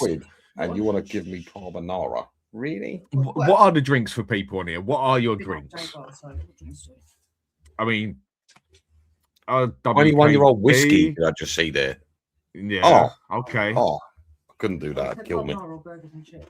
Okay, and Warren's saying I can't do beer. The taste. No, I've got to get cider. Oh, do you know what? No, cider, man, that goes wrong on me. Another one that I don't like, I think it is vile, is red wine. I think that is fucking disgusting. Red wine is absolutely jank. I do not like that crap. I do not like that stuff at all. I mean, who else is saying on here? Like spiced rum? Okay. I mean, one thing I have tried is basically pure rum. My mate brought it back from St. Lucia, white rum or whatever it is, and I tried that. Fucking hell, that knocked the shit out of me. Vodka, no. Now, if I go and get vodka, in that aspect, I can drink toffee vodka and stuff like that. I always like a sweet taste to a drink. I don't know why. But straight vodka, I'll end up in prison. Last time I drank straight vodka, I won't go into no stories or nothing, but I was very lucky that I didn't end up in prison. And every time vodka brings out that very dirty, that dog in you. That dog in you. Yes. So I can drink toffee vodka and that. But straight vodka, I do love vodka, but I can't drink it. It brings out in me what Stella brings out in other people and that. And what's Finn saying here? Stopped drinking 2 years ago, but Comfort was my way to go. Johnny Walker was another one I love as well. Disaronno. I can drink Disaronno. I absolutely love it. I mean, number one, well done for not drinking for 2 years, mate. That's huge. Yeah, fair play to you, fella. I don't drink at all, to be honest with you. I drink very rarely, but when I drink, it's like blood to a fucking shark. You know what? I'm a slow drinker in the aspect of. I've noticed. In fact, I'm pretty ashamed of the fact that I've done four beers, big ones. Yeah, I'm a slow drinker because I'm the one who takes like a good 2 hours to just have a couple of drinks, but then I hit my point. When I hit my point, that's when it just opens up and I'll start. Well, stick around, folks. Things could get very fucking interesting. You know what was the amusing thing? I mean, Sava had a barbecue, yeah. And no two ways about it. One thing I will say with Sava, mate, he's got a lovely yard. He has got a nice place. And the barbecue there was good. I ended up doing and people can back me up on this one. I even impressed the 2 marks on the drinking. I'd done a bottle of Southern Comfort, and this is straight, a bottle of Southern Comfort, half a bottle of Disaronno, And one thing I've always despised is Jack Daniels. I think that shit tastes like an ashtray. But there wasn't much left, and I got my missus said, "Well, try the Jack Daniels honey." Then I ended up doing the other half a bottle of Jack Daniels honey. Somehow I still managed. We was there till 3:00 in the morning. Me, my wife, Sava, and Phil Coy. He was fucked, same as I was. Hey, to be fair, can I just attest to this? I've seen the Ring doorbell footage of Dan trying to get in the house. Floating to the side. I must admit, it's the thing that actually kept me all right on that one is where the back door was open the whole time and it was in out on the barbecue. There was the air, so that's what kept me half straight. And it's like when you're in the pub and you're sitting in the pub having a drink with your mates and that, knock back a couple of tequilas, right? Let's get on it and everything and that, and then all of a sudden you walk out the back and that fresh air hits you and just totally knocks the shit out of you. Where the fresh air was all around the place all the time, it was all right. And what's he saying here? Southern Comfort, will you get pissed drunk? Eventually I will, but Southern Comfort, I can handle that. Whereas I've got other mates, they have a couple of glasses and that, and they can't handle shit. It's like, I can't handle beer. I admit that. Beer is not my strength in any means or manner. And what's Rob saying here? That was spot on. Jampson had pop up just now. I don't know what you're on about there, mate, if I'm going to be honest. Whiskey mixed with beer. Oh, fuck that. No, I mean, whiskey ain't necessarily my thing because Southern Comfort isn't really a whiskey. It's a mix of about 3 different things. And you're saying here, I drank my sister's bottle of Southern Comfort and then got sick all over the shoes. It was vile, mate. Seriously, give me a litre bottle of Southern Comfort and I'll drink, and I can drink it. It's just that one drink I can handle. I think everyone's got their drink they can handle or whatever else they do or whatever, and they've also got their one they can't do. I can't handle beer because I'll be on the floor after the 4th pint, and the one that I just do not drink is wine. I think that actually tastes disgusting. Like, wine is absolutely shockingly bad in my. But yeah, and cider makes me cringe as well. Warren said 2010 was the year of the desperate. Yeah, Uzo and Ibiza. Oh no, for me, mate, Ibiza ain't about drinking. Ibiza's about clubbing. Some people will understand me, but Ibiza, I've been there a few times, mate, and you can fuck off as well, Luke. Yeah, you you were drinking water most of the night. To be fair, yeah, bollocks, mate. He was there as well, having a little drink along with the others. It was actually a good party we had there. But look, what you're saying here, you did well to still be standing, to be honest. Oh, you had pure quiz. Well, by the end, we weren't standing, were we? We were sitting next to each other. I'm like, fucked up. My Sav had the telly on, and my wife sorted out the glass that I knocked over and smashed on the floor. I mean, I was proper ratted from that night. You've got your mute on. You're muted. Oh, so I was talking to my brother. I was going to say, if we get to 120 likes in the next 20 seconds, Dan will release the footage of his Ring doorbell trying to get back in his house. No, I won't. Yes, that was bad. Yes, you will. That was bad. I mean, I nearly fell into the door and through the fucking door and everything. Yeah. To be fair, you did better than me, mate. I think in that situation, I'd probably be passed out long before. So the fact that you managed to get in your house unaided was quite impressive, mate. I mean, I must admit, I did shock a few people because I'm not even a regular drinker. I mean, I like a beer here and there sort of thing, and I like my other drink here and there, whatever and that, but I'm not a heavy, consistent drinker as such. But again, it's just from certain drinks I can just handle them, basically. And what's Eamon saying here? Merry Christmas from Hong Kong, everyone. Cool, fucking hell. Hong Kong. Long old way away, mate. Merry Christmas to you too. And that's Japan. Colombia and Ron. And with that, so Ben, back on the football side of it, and that if we don't sort something out in January and at least get ourselves a centre mid and a left wing, where do you see us ending up at the end of the season? Where do I see us ending up? Fuck me.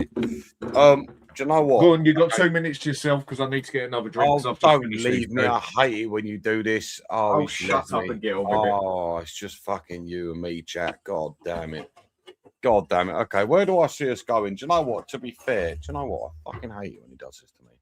Okay, Stelios has joined the studio. I'll get him in. Give me a second. Chat, don't let me drink like this next time. Here he is, the main man himself. Stel, how are you doing, mate? You all right? Yeah, how you doing, Benji? I'm good, man. I'm good. I've been drinking heavily, mate. Dan said, "Come on the show, mate. You'll be fine. Don't worry about it." Famous last words. How are you going, mate? You okay? Yeah, just did a little bit of Christmas prepping for tomorrow. But That's another one I like as well. You are still. yeah, what are you drinking? This one's a bit of a cheaper version of. Well, I've done a couple Stella. of beers. I can't handle beer. Gonna For beat my shit. wife I love later. Don't worry Stella's about Jane. that. Yeah. No, I've only had 2 Budweisers and that, yeah. But this is sort of like a cheaper version of Di Serrano, but I really like it. Have you seen Di Serrano have brought out a special edition range for Christmas to celebrate their anniversary? Yes, I've got it. I've got 2 of them. I've got the white one and the blue one. Looks quite nice actually. I like it. I don't mind a bit of Di Serrano. Keep going. Keep going. Keep going. Ah, you chicken shit. What? Should have kept going. Anyway. Mate. Chug it for chat. Chug for chat. How you been doing still? Anyway, how's your day been? Yeah, just been prepping for tomorrow. So that's it really, nothing special. I might go live late tonight if I'm bored, just for the sake of it, just 'cause I'm bored. Do you have kiddies at home still? No, I don't. I'm not married. I don't have children. Lucky son of a bitch. Yeah. A lot of people say that. Yeah. God, fucking hell, that one just give me a kick. I won't deny that. Mixing with the beer ain't the smartest thing to do, but fuck it, it's Christmas Eve. Who gives a shit? So still, with everything we are doing, yeah. I mean, this picture I've done here, yeah. Where are we? I mean, do you think this is a fair picture? Oh, what we've got to talk about? We've got to talk about Spurs, have we? Oh, unfortunately, mate. Yes, we do. Well, go on then. Let me ask you first. Then, Stel, what is your drink? What do you do? See, it depends where I'm at. If I'm watching the football, I love a pint of beer, but it's got to be really cold. Like, what beer? I don't like beer in the UK, the beer's never cold enough for me. I like beer that's really cold, almost ice, but not obviously ice. I leave mine in. I'm the same. Go on. If I'm out and about, I like a vodka, but I like the premium vodka. I don't do Smirnoff and Absolute. It's got to be Grey Goose or upwards. Yeah. Otherwise, I don't mind a glass of red. I like Japanese whiskey as well, by the way. I do like a Japanese whiskey. I'm not going to lie. I do like a Japanese whiskey. I'm a very particular man when it comes to booze. I can't just drink anything. I mean, yeah, like I said, Southern Comfort's my drink that I can drink a lot of, same as Di Serrano and all that. Let me go get you some bottles. Let me go get a couple of bottles to show you. Go on then, show us what you got. I mean, like the vodka I've got and other Southern Comforts I've got. So like when Beth's granddad passed away, he had what they call it. He had cigars and everything, and he also had drinks and that from where he was in the war and everything and that. You know, like they used to have on the camp, the place they'd go on the camp and that, where they could buy bottles of drink and cigars and everything else and cigarettes and that. He had a whole stack of that he'd bought from when he was in the war and that. I've still got that out in the back and had a couple of drinks. I mean, what was it? The one drink I did try out of that as well, Bacardi. Like, I don't think that's too nice either. I think Bacardi's quite savage in that aspect. I don't like the taste of that shit. Same as I don't like Jack Daniels. Hey, what do you mean the war is in World War II? Yeah. You know, where they used to be able to buy the stuff on the camp, basically. I can't remember what it was called. Yeah, he got loads from there and that. We've got all of that. It's this stuff. That looks nice. This. I know. What is that cheap knockoff shite? No. That ain't cheap. That ain't cheap. This is from Lithuania.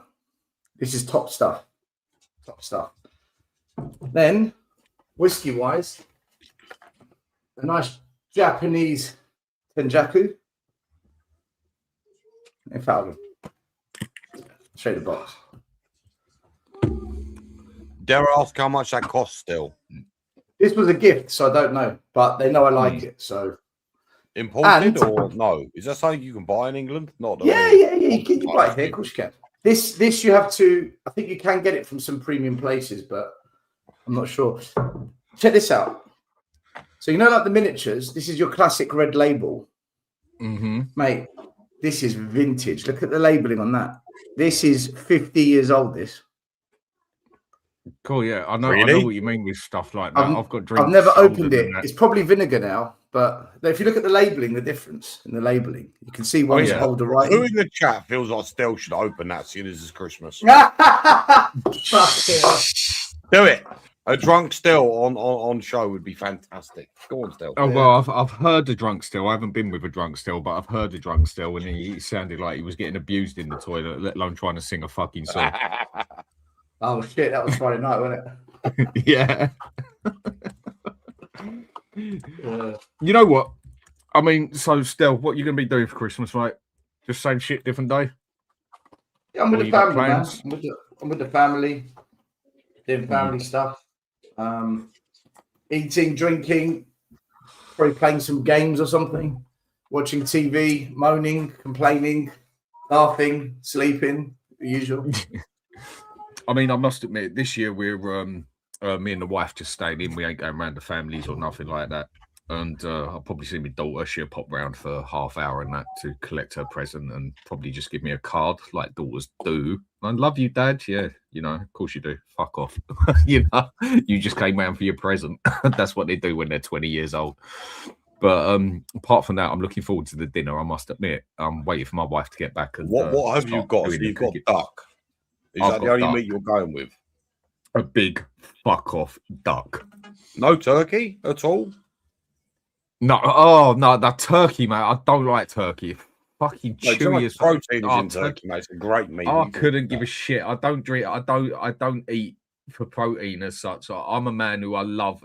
For me, the best I used to love was when we used to come out the pub at like 1 o'clock in the morning, totally pissed up. And I'm straight in that kebab shop, mate. I want a dirty, fat, greasy, disgusting kebab with so much chilies on it. And the jalapenos on it, I buy extra jalapenos and I can eat them like gherkins. Jalapenos on a kebab? Yeah. You know the chilies they do on there? Fuck it. Disgusting. Do you know, right, so you see turkey, on Christmas Day, I eat it because it's tradition, but I'm with you, Dan. I find it boring as hell. But shit. But hold on, there's a big but here. The next day, cold turkey with cranberries in a sandwich is the one. Oh, cranberries, mate. Don't even go there. Yeah, go home. That's mate, disgusting. No. Cold turkey with cranberry sauce in a sandwich with a little bit of stuffing. Oh, mate, forget it. Too good. Now, you see, the thing I'm very good at cooking, I'll come to you in a sec, Mia. The thing I'm very good at cooking, yeah, I got taught how to cook it properly. When a lot of people say, like, they could cook jerk chicken and that, oh, fuck off, mate. You haven't got a clue. You haven't been shown by the real people how to do it. By the way, Dan is the gangster version of Gordon Ramsay. Gonna throw that out there. Gordon Gangster. Yeah. For me, for cooking, you've got to have imagination. And you got to know what works with anything.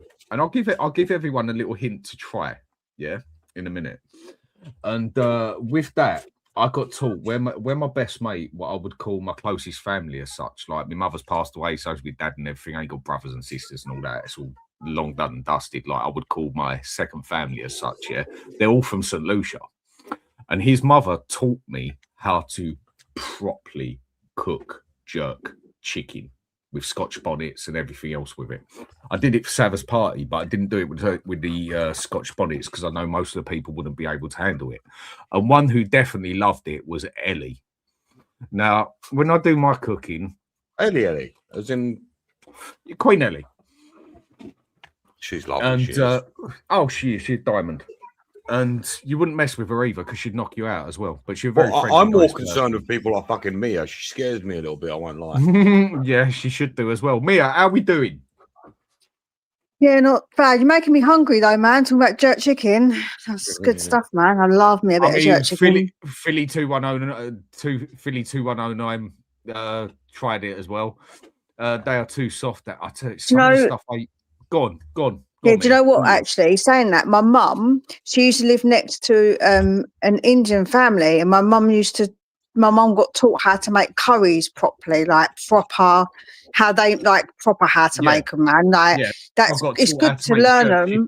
By a solution family, like proper jerk chicken. Yeah, it's good to learn, isn't it? Like how to do it if you're going to cook something, to cook it proper in it. Like it can't be like half-assed. I've seen people make jerk chicken. I'm like, what?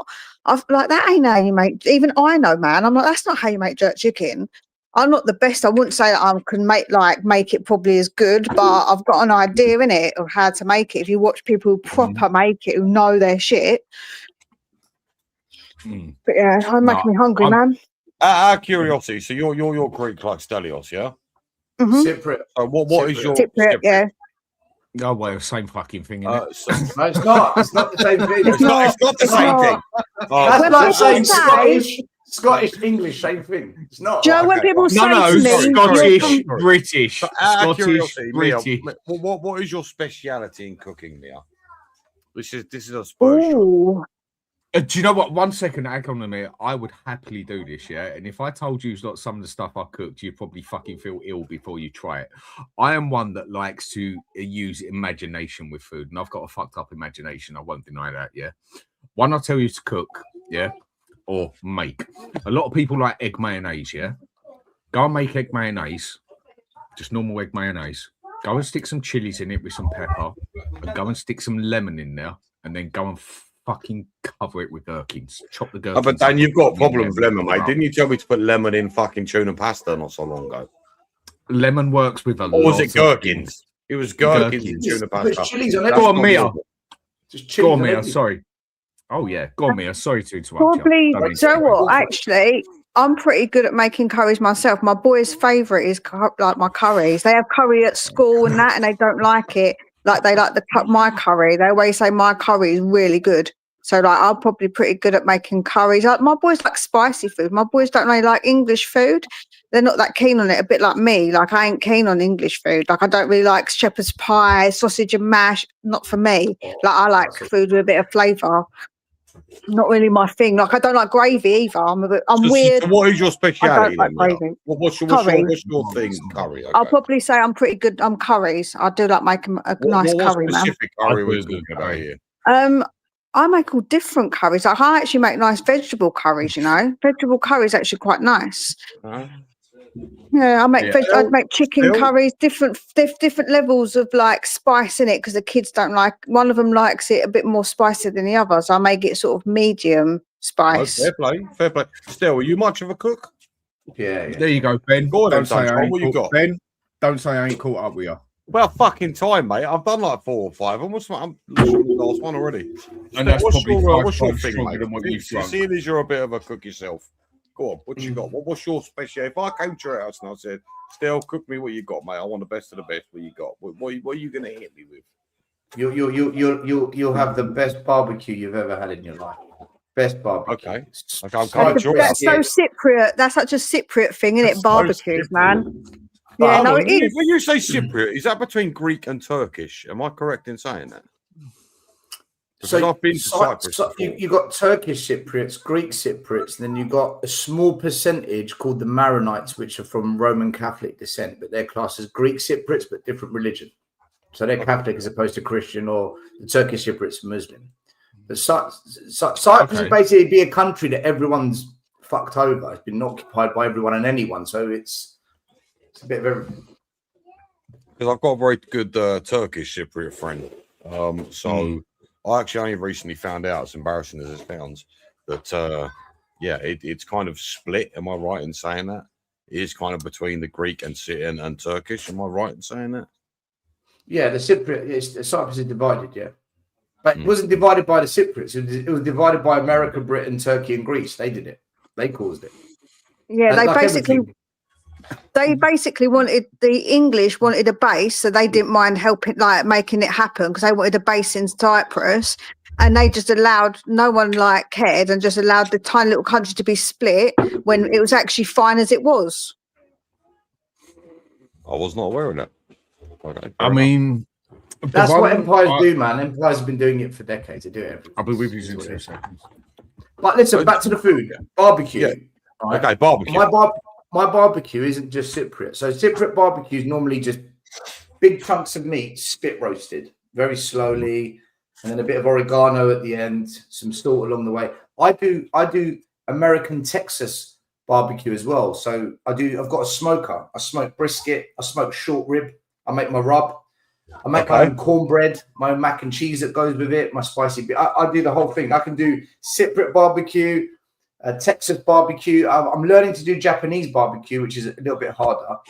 But mate, you come to mine, you'll lose. If you like meat, you will lose your fucking mind. Do you know something? I'm going to admit something that I really don't want to. I have never had brisket in my entire life. I don't know if anyone else has, but for me, I've never had brisket. I swear to God. See, I'm a bit funny when it comes to food. I'll only eat finished steak, for instance. I'm very He's a pussy, basically. Shut up, you. Yes. I'll come round your house and do you in a minute, mate. Go on, try, mate. Make you walk like John Wayne, bruv. Go on. I'm looking forward to it. So hold on. So your speciality is barbecue, is what you're saying? Yeah. Okay, and Mia, yours is. I feel a little bit lower here because the best thing I can make is maybe a salad. Maybe. Mate, don't knock a salad. Yeah. You always need a bit of salad on the plate. Yes, I'll agree with that. When you have Greek food, you have every meal is with salad, bread, and Greek yogurt. Yes, you do. Basically. Yeah. I mean, do you know what? Still, if you do have a barbecue, mate, I'm interested in your cooking. One thing I do love is I love food. some of that. Another thing I do make is a good fucking curry. I mean, I'll tell you one thing. Here's a little hint for people, yeah? A lot of people can't handle spicy stuff. What I used to do, and there was a rule at my place when it used to be the boxing or the UFC that we was... Obviously, everyone's got their other stuff and everything to keep them alive, but they need... Well, keep them alive. They need a bit of food as well. But they need a bit of food as well, sort of thing. And there used to be a rule. You was not allowed to stay in my yard unless you had a bit of my chicken. And some people used to come around like, Dan, I ain't fucking eating that. Fuck off, mate. Even if it was good, mate, I'll kick him out the door. That was the rule. And you know how the heat scale works, I take it, yeah? Scaldal units. Yeah. This stuff I used to get, it used to come in a little thing like that. I mean, my wife can back me up on this one when she comes in. 13.5 million on the heat scale. Yeah. What's that? Ghost chili? Not fucking ghost chili. Ghost chili ain't even 1 million, mate. A chicken fowl is only 1 million on the heat scale. And that's all it was. Was chili the hottest chili on the planet? No, it's not. Yeah. I thought that as well. I thought the ghost chili was the Yeah, Dan, somebody check this out. Check it up. Yeah, the stuff I used to get was crystallized. Yeah, the stuff I used to get was crystallized. Yeah. And that's all you had to do was take, literally, I used to make a bowl like that and make the chicken in it. And I used to make the sauce in it and whatever. But then I used to cook it in that. And that's all you ever had to do was literally take a crumb like that off the top of the crystals and drop it in there. Once it's cooking and everything, cover it in lemon. Now, what you got to think of is lemon is acid. Lemon is more powerful than chili. Chili is more of an imagination thing. It ain't as hot as you think. It's going to throw this out there. The Carolina Reaper is the hottest chili. There you go. And how much is that? That's about 5 million on the heat scale with that. 2.2. There you go. The hottest chili in the planet. Guys, I know this is a Spurs show. I'm really sorry. Oh, who gives a fuck, mate? It's Christmas. So you were the one telling me. You were the one telling me to let's try and make this a bit more cheerful and let's talk about Spurs. I did. I'm sorry. Fuck Tottenham. You're right. I'm sorry. But okay, so apparently the hottest chili in the world is Pepper X. Has anyone ever heard of that? Yes. I haven't. Mate, I've done hotter than that. And what pure extract, yes. And it was basically a little tub like that, and that's all it had was little crystals in it. When I say you had to take a little lump off a fork like that and drop it in a bowl like that. Now, what you do, you go and put lemon in there. Acid is more powerful than chili. It's like if you've been cutting up chilies, fuck using the water, cut a proper lemon in half, squeeze it over your hands, totally destroys the chili because it's acid. So you put plenty of lemon in with the chili, yeah? What it makes it do, it makes the chili go to the bottom and the lemon sits on top of it. So whatever else you put on top of it, like honey or sugar or whatever else, once it's all gone into the chicken, you'll take a bite out of it. You won't get burnt straight away because chili keeps everything under, because the lemon keeps everything underneath. And then in about 30 seconds to a minute, you get a lovely taste in that. And then about 30 seconds to a minute, the hot stuff gets you out. When I first tried that 13.5 million on the heat scale crystals, yeah, compact, like I say, I only dropped a bit in there like that. And I opened the bowl. I was sitting on my ass. It literally blew me on the floor. Now, what I used to do was go down.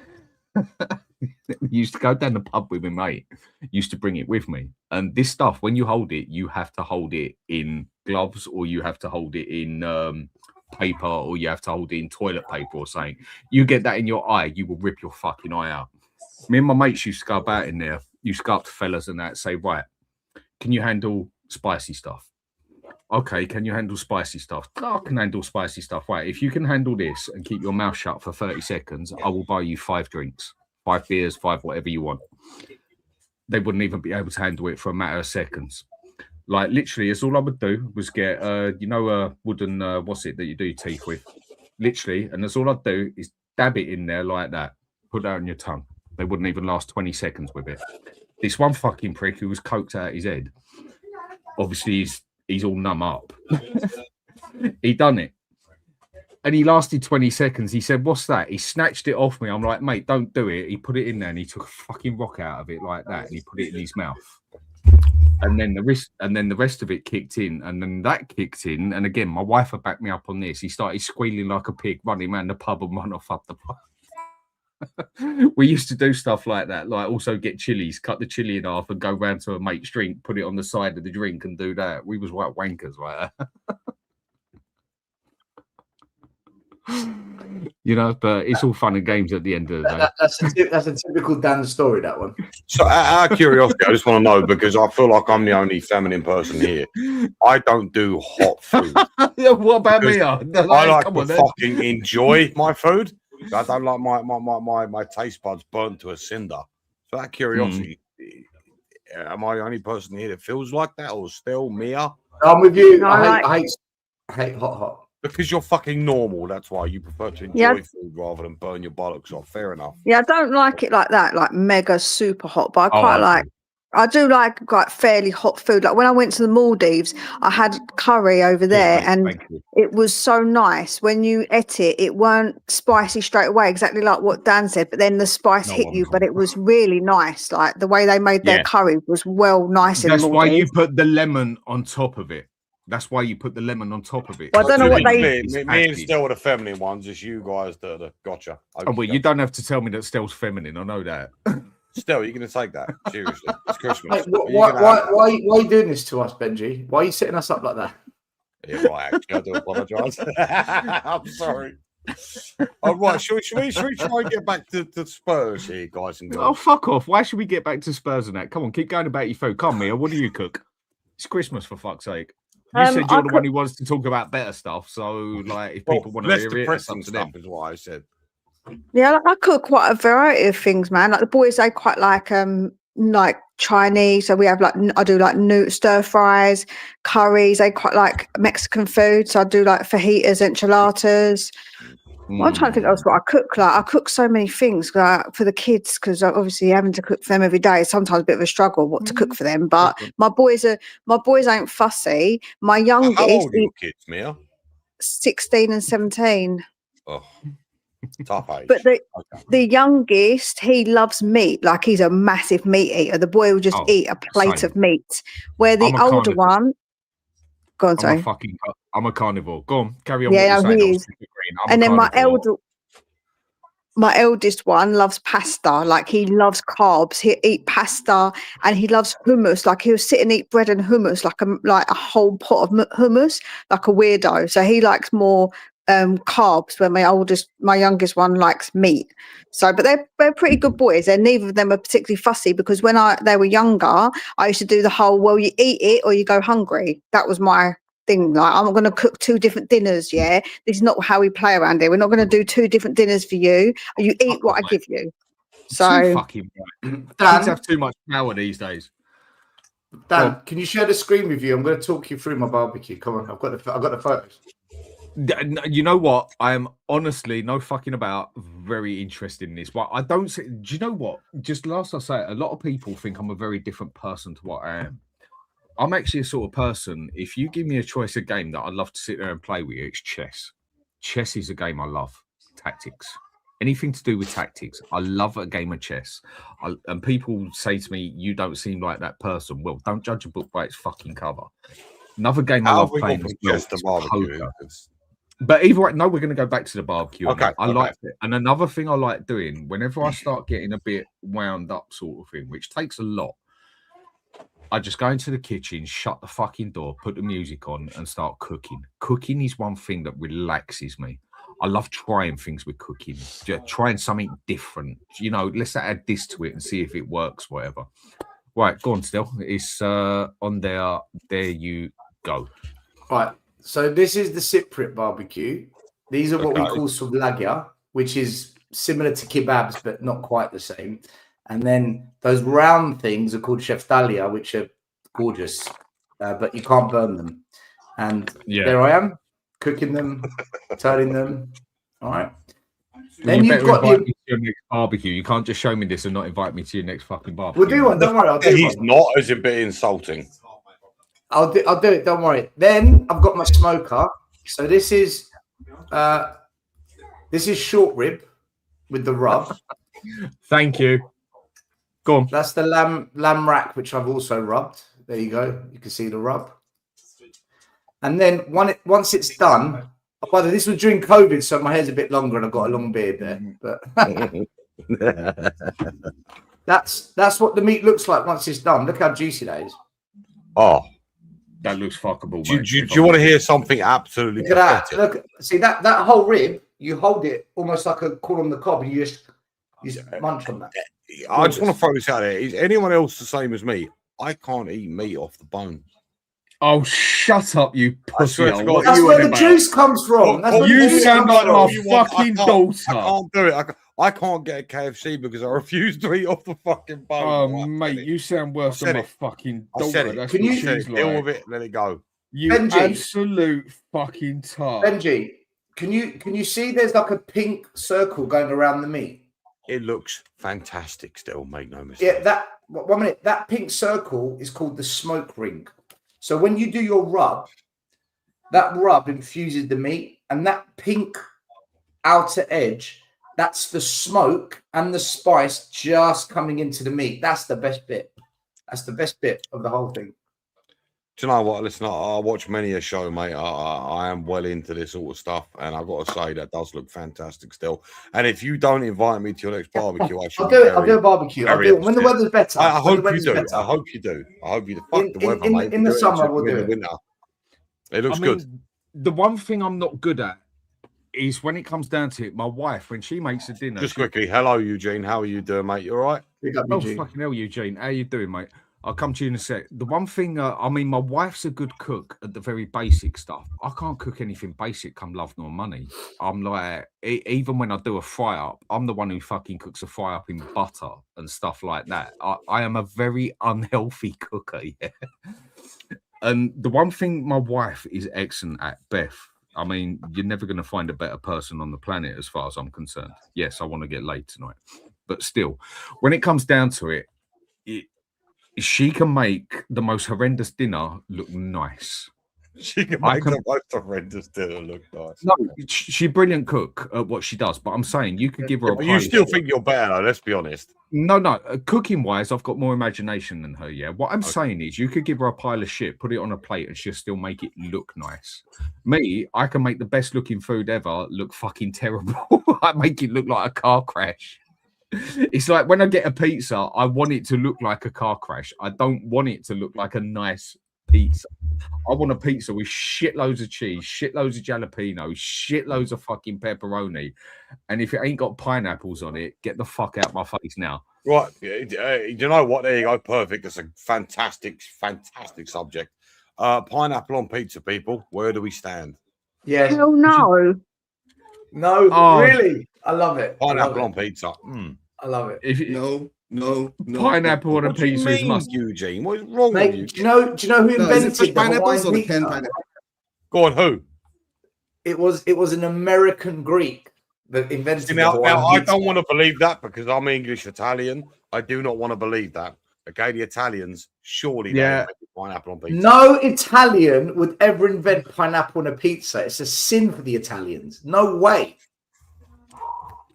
I don't know about that. You- Still, you- mate. No, you- it weren't you- Italians. How dare you. It weren't Italians. I've got Italian blood in me, mate. It weren't Italians. When Italy played England at Wembley, the Italians had a poster saying no pineapple on the pizza. That's bullshit. Give me a way. There's no That's fucking way. criminal. No, I refuse Yeah. to believe that. Someone's saying it's a Canadian Greek. All right, it might be a Canadian Greek, but I know it's a Greek from North America that did it. Okay. Okay, fair enough. Italians are like me. They refuse to have pineapple on the pizza. It's like a sin. You don't do it. Yeah, it's a Okay. sin.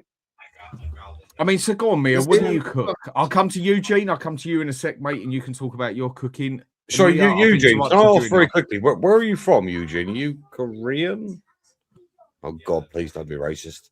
Where are you from, Eugene? Give me banging trouble here. Eugene, you all look the same. Eugene, where are you from?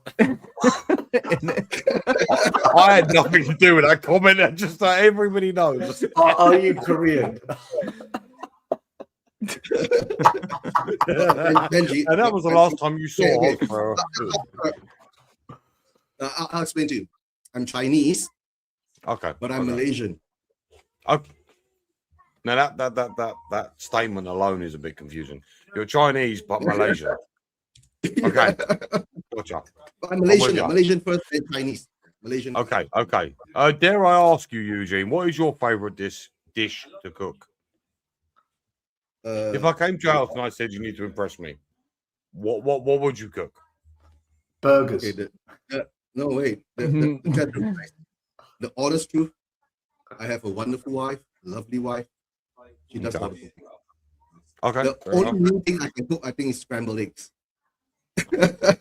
What? Better than my salad, my man. It's better than my salad. Are you being serious? Yeah, I don't cook, bro. Oh man, I mean, it's like they say, the best cooks in the world are actually men.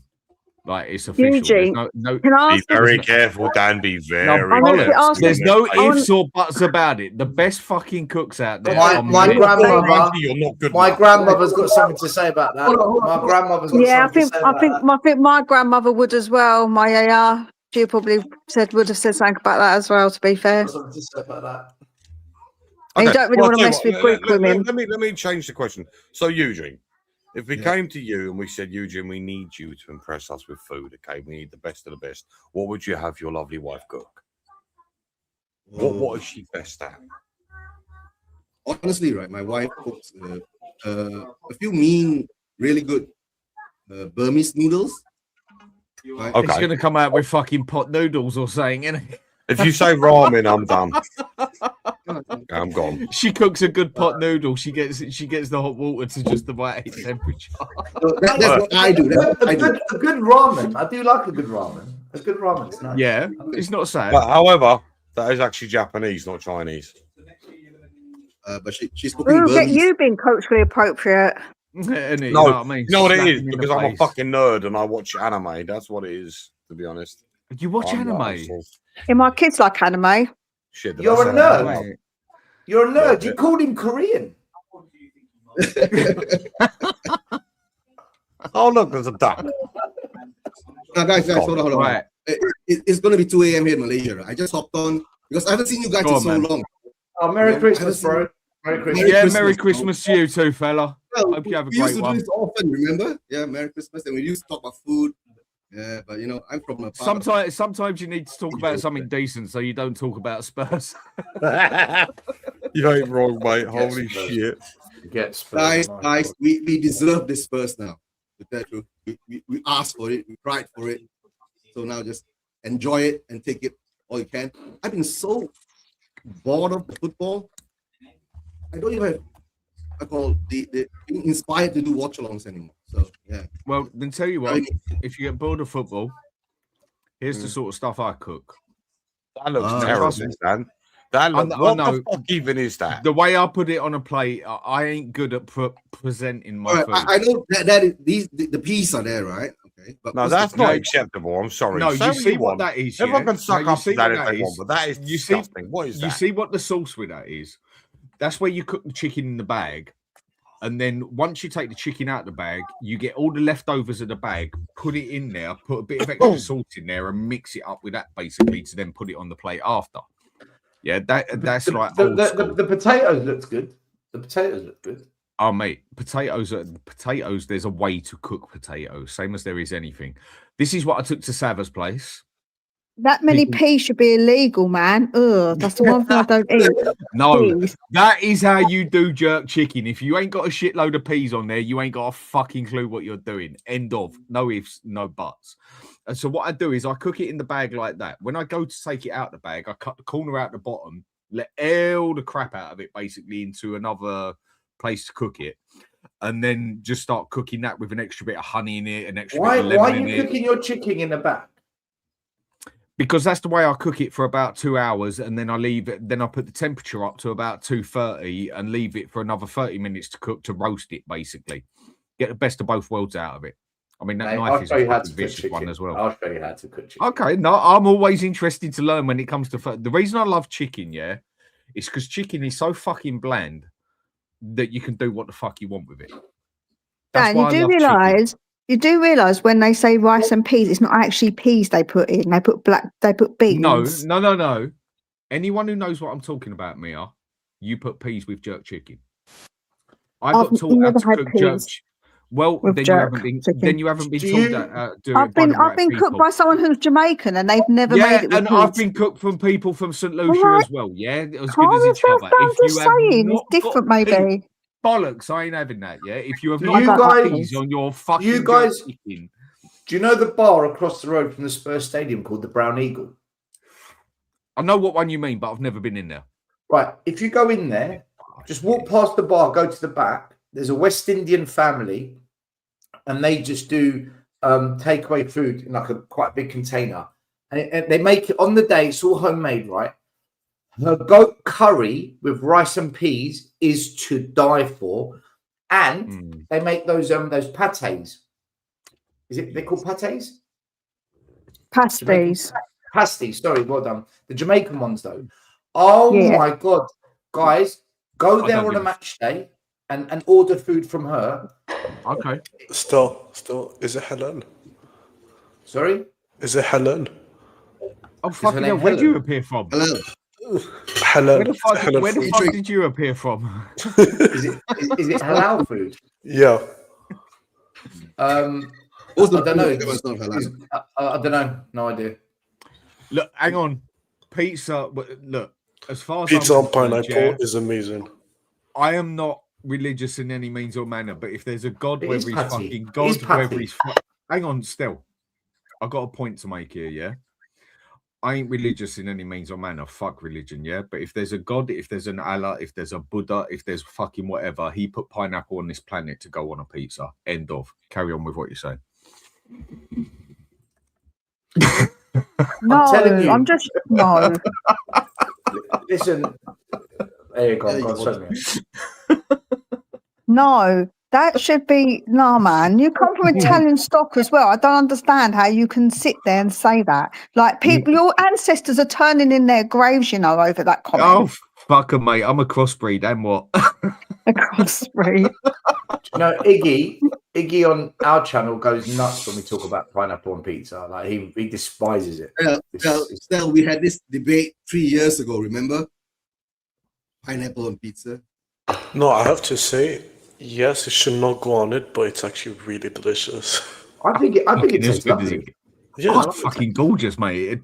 Pineapple don't taste right without a pizza. It's got to have a shitload of jalapenos on it, at least jalapenos. I mean, fucking hell. no, but it's like Jalapenos are as bland as gherkins. Thing is, I've got a sweet tooth, so I like a bit of sweetness on the plate. Yeah, so have I, but I like spicy as well. Yeah, I mean, I can eat jalapenos like gherkins, and I can eat Scotch bonnets quite easily as well. I've got the only thing that's hard out of it is when you have to go to the toilet after, and it feels like you're going up to space. But apart from that, The thing I will say is that I'm a bit weird because I do like dipping my chips in my milkshake.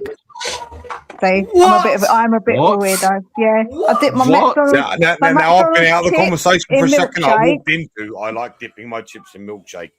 Yeah, that's where we disagree. I'm afraid. No, it tastes good because the salty chips with the milkshake taste so good. My youngest loves it as well. I mean, pineapple and pizza is supposed to be a little bit far out there. What flavour milkshake specifically? Chocolate, banana, it's got to be strawberry. I knew she'd say strawberry. It's got to be strawberry. That's like saying I like chips with ice cream. What are we doing? I mean, yeah, why not? If I like it that way, so. You're not Greek. She's not Greek. She's fake. No, do you know the weirdest one is people when they put ketchup on pizza? Or that people put that ketchup one's on a bit strange spaghetti as well. I know this guy. He always puts ketchup on pizza. It's the weirdest thing. Can I say, right? Bolognese is not supposed to go on spaghetti. If you know, you know. It's meant to go on a pasta called pappardelle. No, but on spaghetti's better.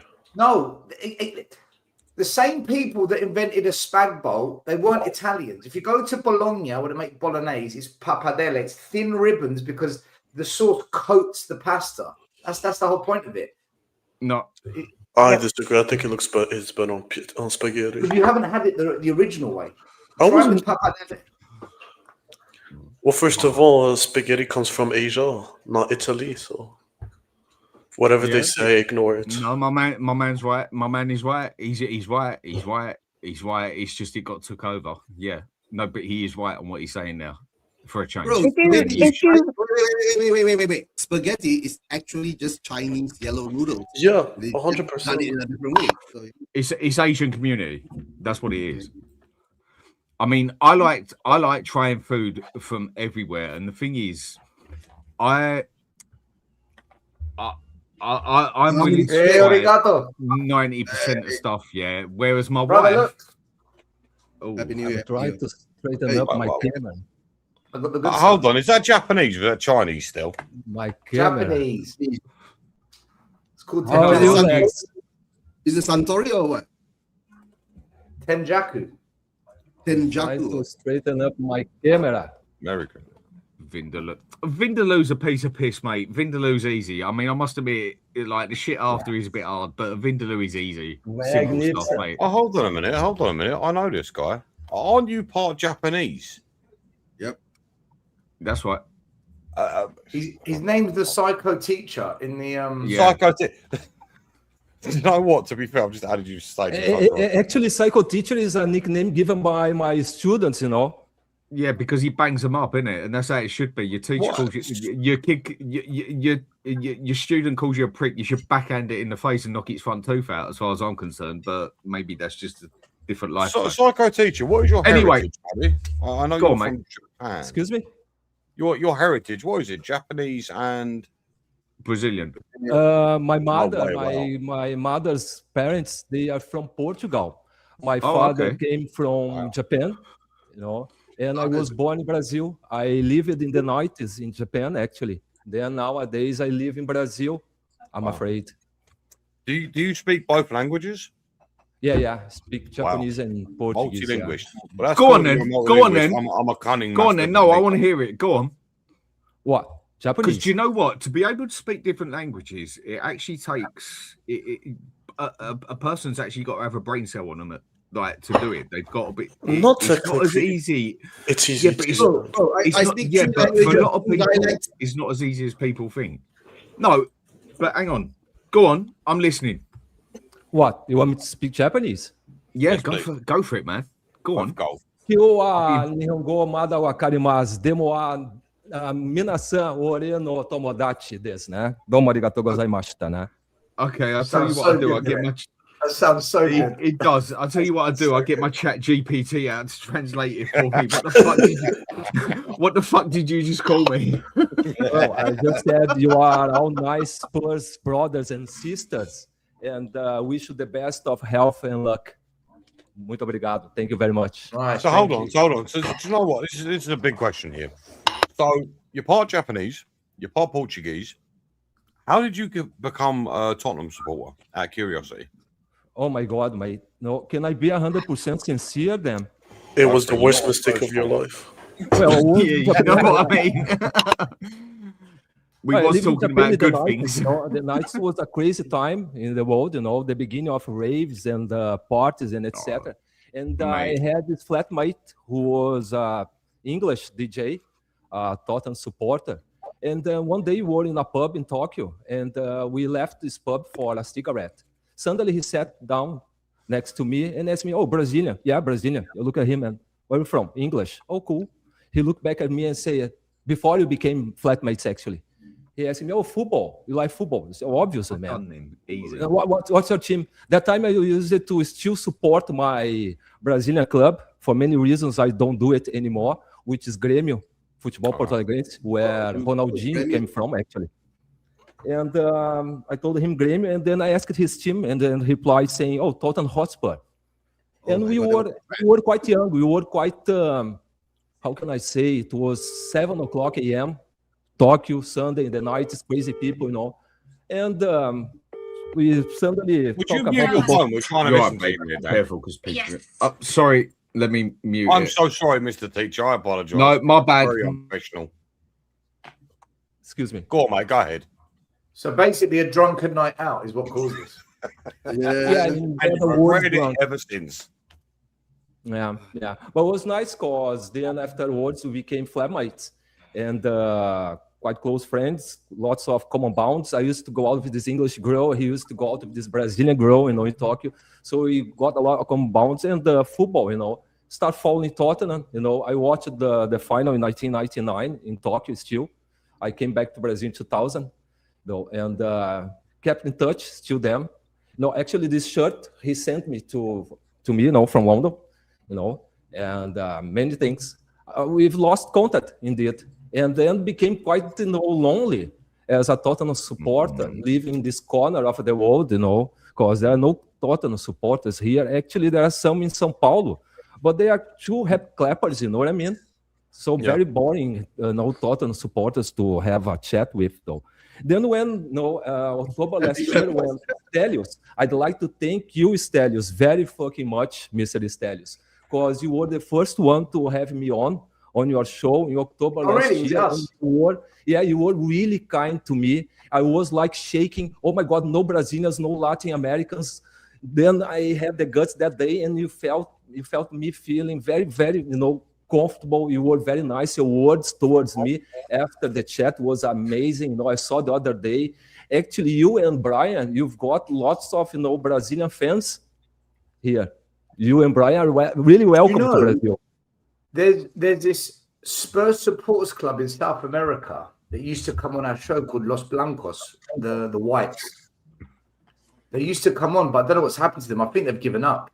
I think they've stopped. Yeah, well, still, no wonder with that day, you go and have that day, you'll probably be fucking illegal or something, mate. Big up, Psycho Teacher. Someone would take offense to it.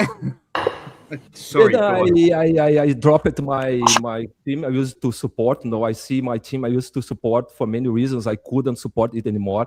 Many things involved politics, religion, bribes, corruption, etc., etc. That's the way Argentinian and Brazilian football work over the past years. Actually, this connection between the FAs, agents, clubs, So local football in Argentina and Brazil became only two countries, places to breed players for Europe, indeed, unfortunately. So I couldn't stand it anymore. So I dropped it, and since 2003, I've been watching all Tottenham matches, which have been being broadcast by Disney. Fucking Disney, by the way. Excuse me my words. Who's Disney? Yeah, Disney's got the rights of Premier League in Latin America.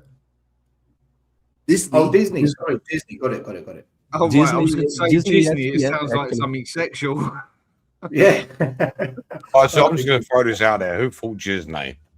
Okay, that was what came to my head. Okay, just going to throw that out there. So how long have you been supporting Spurs for then? Since 1996. Wow. Wow. I dare ask, how old are you? I feel quite lucky because mostly, most international Spurs supporters, they became Spurs supporters from the times of internet, cable TV, satellite TV, Premier League being broadcast all over the world. And I was, I don't know, lucky enough in the 90s. And I had this guy and etc., what I've just told you, So yeah, pretty interesting. Right. What I'm going to show you is I'm going to lose a lot of, if I have any reputation, whatever, I don't give a fuck, yeah? I'm going to show you something that is going to make you cringe. Now, I had an addiction. Now, I haven't got an addictive personality. This is where I've been lucky in all my life. I was able to go out with fun and keep it as fun, whereas got other people who couldn't, yeah? And I had an addiction with mayonnaise. About the only thing I didn't do was inject it. And the other thing I've got a problem with that I can sit there and eat all day long is gherkins. And my wife was having a debate with me. Well, you make this, you make that. You couldn't eat this, you couldn't eat that. So what I did to prove a point, and I must admit it tasted all right. That was where I started. And that was where I finished. Is that ice cream? Is that a pickle? Is that a fucking pickle? I mean, somebody else is this explain mayonnaise with ice cream?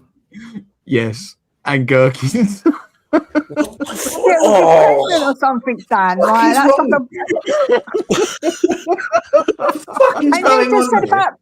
and you said about me dipping chips in flipping milkshake.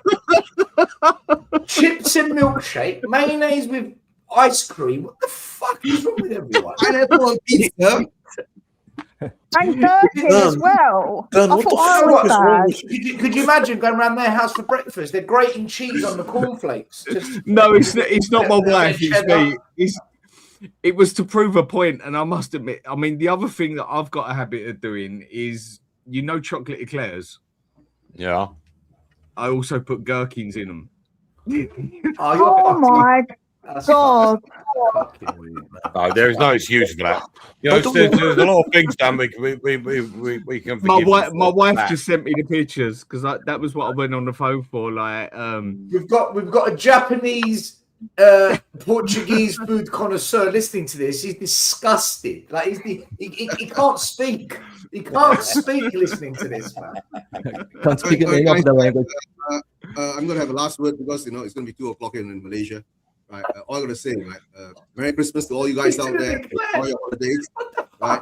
And listening to this, right, guys, the thing is that, and we all know now Dan's got weird taste, right? We're gonna accept it. Mia's got some weird taste too. Awful, guys. Awful taste. Nice to you guys, right? But being a Spurs fan, right? This is the last chance, right? If Enoch doesn't show up, it's gonna be Enoch out all of us. Enoch out. I know. You need to tell him to prove it, Enoch. What, you love? Guys, yeah, I'm live. I think it's what. Good evening, No, you guys. I don't want you to show. I don't want to. Take care, Eugene. Have a good Christmas. Merry Christmas. Hey, thank you very much, Eugene, my man. You have a great Christmas. Eugene, you take care of yourself, mate, and you have a banging Christmas. Very good, guys. By the way, Dan, bring up the image. There's an image I've attached below, right? So when you make bolognese, this is the pasta. This is pappardelle. This is the proper bolognese pasta.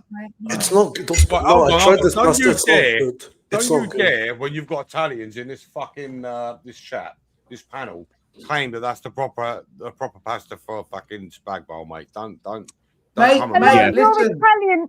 You're Italian. You put bloody pineapple on pizza. Don't tell me you're Italian. No.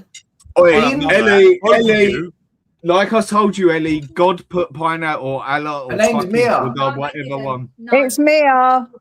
Greek, I tell you what, Greek people are the same, yeah? Is that what you're saying? All us Greek people look the same. Fucking all the Greeks look the same. The Japanese are Chinese, the Koreans are Malaysian. What's going on, man? The international smorgasbord of Tottenham Hotspur. Dan, Benji, if you go to Bologna, where they make bolognese, in Bologna, they serve bolognese with pappardelle. That's how it's done. We That we sounds changed sexy. it to a spag bar. We converted Actually, it. I'll have you know it's tagliatelle. Well, no, is this actually go back in history? The ones who No, actually it's pappardelle. It's Tagliatelle not is papa, is you're full of thinner. shit. Tagliatelle's thinner. Pappardelle Look, he thick. might be smart when it comes to Tottenham, ladies and gentlemen. Don't listen to him on fucking Italian food. Mate, I'm Right. telling you, I know my food. I know my food. Yeah. Yeah, all right. Hang on a sec. My wife, come on then. Tell them what I'm like with the food when I did the gherkins and that. I've showed them the You all pictures. know you're the gangster Gordon Ramsay, Dan. We get that. This guy puts pickled onion in the milkshake. Now, come on, tell them what else I do. And you lost your entire audience when Shut you up said a you minute. put fucking Shut up pickle a with minute. ice cream, Let my mate. wife No, talk. He Let puts them talk. ketchup in his beer. That's the question. It's Dumb. not even a question of what do you do, it's what don't you do. But you can't tell them I'm a bad cook. You're an epic. You put ice cream with gherkins. You're a Will you terrible just cook. shut up a minute? No, Yeah? Will you no, just I refuse. wind your neck in and let my wife talk? Show some fucking respect. Go on. You epic cook. I take my hats off to you, but some of the stuff that you do is very, very questionable. Yes, it does work. Some. You tell him. You tell him. Shut up. The You gammon. tell him. No, what was the one? Nice. Cherry Coke with the gammon. Cherry That's Coke nice. with gammon. Oh, Epic. I've had that before. It's not too Yeah, You bad. can't get away from the fact that you said gherkins. What else is it I made? You Anything and everything in it. literally. What do you want me to bring up? Is the question. Whatever you found good. Oh, what Every I time I actually ask like. him for Yeah. advice on cooking, he tells me Shut to put up. lemon in it. That's one of the things I really like. Because lemon defends you. Go on. What was it? Yeah, that's one that I really like. What one was that? The gammon with the cherry coke. Oh, that was nice. That was lovely. Yeah. Then there was the one where you've done the beef and you put chocolate.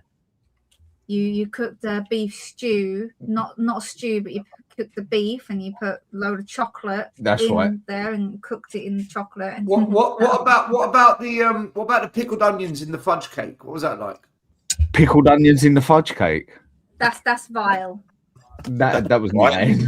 And that's where you lost everyone. No, that's the gherkins. Gherkins as well. You've done gherkins and eclair. I sent you that picture as well. What's that? Of the gherkins? No, I showed them No, that You and know they what? was If Not you the ever went to nice Italy or mayo. Cyprus or Gherkin these countries and to eat, chocolate they'll cut your eclair. hands off, man. I'm Oh, telling I you, they told will them cut your about hands the off. gherkin and chocolatey chairs. Yeah, I Chocolate. saw Oh, that. and still, you're wrong. Yeah. Benji was right. It was tagliatelle. That goes Thank on you. bolognese sauce. You're It's wrong. not tagliatelle. No, It's no, you're not wrong. I- pappardelle. Hey, still, Oh, don't no, you no, dare. you're wrong. No, You're wrong, no, you're wrong. you're wrong. You're wrong. No, go search No, online. She's Italian, right. baby. Let's I've go. been to Bologna. I've been there. It's We don't pappardelle. care. You're wrong.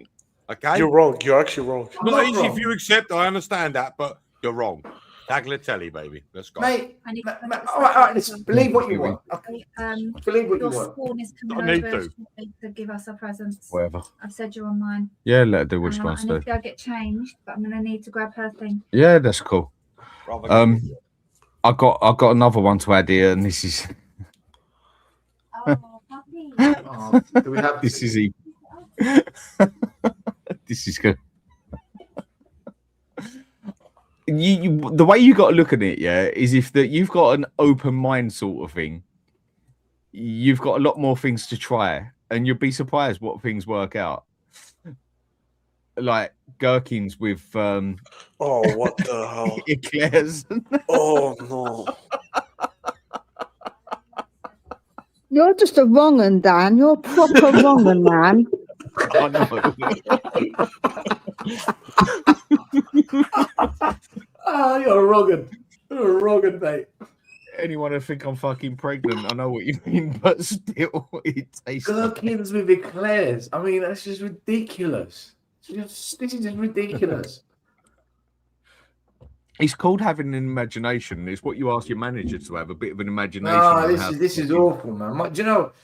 I can't show my family this. My family would be disgusted at this. Absolutely disgusted at this. I tell you. I mean, they should be because you said that tagliatelle wasn't the main source of pasta. So, I mean, I would be as too. I mean, to be fair, thank you. You didn't even know. in chat You put didn't that even out know there. it wasn't spaghetti until I told you not. How Yes, dare you? Okay, me and Dan are thick Italians, quite literally. Well, if you want to use the word thick, use it on your side. But I'm going to have to, and what part of Italy are you from? Like, so you know, Italy, the food is regional. It's like India. Sicilian, regional food. Sicilian, baby, Sicilian. Yeah, same. And I've got the old country. Apart from Sicilian in me, what else is it? I've got about fucking 10 different things in me. I found out. Yeah, she's right. I think Gherkins is one of them. For sure, Gherkins is one of them. You're fucking weirdo. And welcome to the Tottenham Hotspur chat. Definitely about 90% wrong, that's for sure. Oh yeah, and what? What's the fun in being all fucking right? You know, there's no fun in that. Yeah, there's no fun in that aspect. I mean, when you go back to talking about Tottenham, it gets dry and depressing, and that. At least when you talk about food, you can have a shock sort of thing. I mean, for me, I'm just open-minded when it comes to food. It's cool. Just chuck it on there. By the way, I'm going to. Well, go on then, Dietrich. What do you usually eat? You're Muslim and you're from where? What do you usually eat?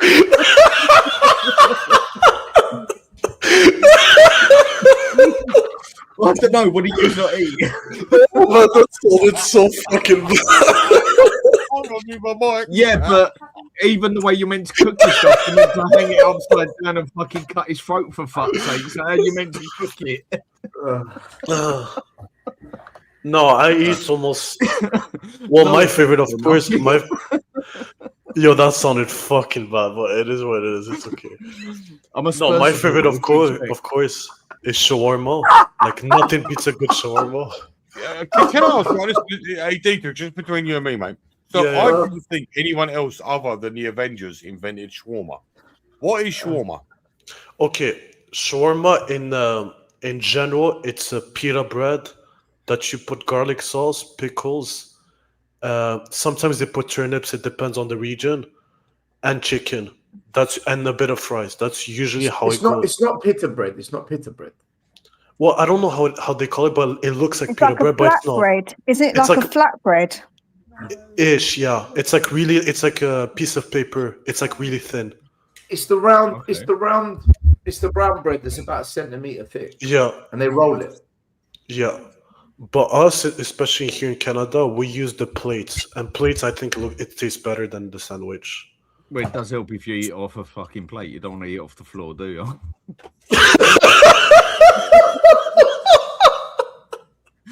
Mind you, different people, different culture. You know, each their own. I like shawarma.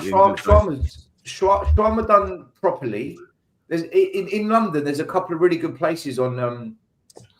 What's in there? Is it Finchley Road in Central? Is it Finchley Road, Edgware Road? There's a road near Central London that's got loads of Arabic restaurants. They do some really nice shawarmas there. Actually, really nice. I think shawarmas we do well. I think even well, it depends on some region, but like kebab, they say it's Turkish. That's debatable, of course. I think kebabs is fucking amazing, and Dan always eats that. What else is good? And if you're Cypriots and Greeks don't do kebabs. We do souvlaki. It's different. We do souvlakia. Pronounce that again. What is that? Souvlaki is disgusting. It's actually disgusting. It's disgusting because we use real meat, not the halal stuff that you do. Yeah, you know what I mean. First of all, it's the same way. It is the same way. You're just being racist. No, bollocks. Do you know what? I'm gonna show them. I'm gonna show the animal. The animal. No, still. What it is it's called respect. I'm gonna show the animal that I'm gonna cook some respect. I'm gonna hang it by its feet. No, but let me. No, you know, let's show it some respect. No, let me ask you. It's the way they bless the meat. It's the same as kosher meat. It has to be blessed. Yeah, no, because hang it up by his fucking legs and cut his throat. That's a blessing, isn't it? Ever so quickly, guys and girls. My missus demanded I come off stream because I've drunk way too much, and apparently I'm not allowed to continue drinking because, according to her, it's Christmas tomorrow, so I have to be semi with it. So, guys and girls, I'm very upset because I just bought 2 more beers. I thought it'd be a riot, but apparently not. Guys and girls, listen, all Spurs fans, Stel, Psycho, Dietrich, Mia. Have a wonderful Christmas. I will see you all in the new year. Thank you very much.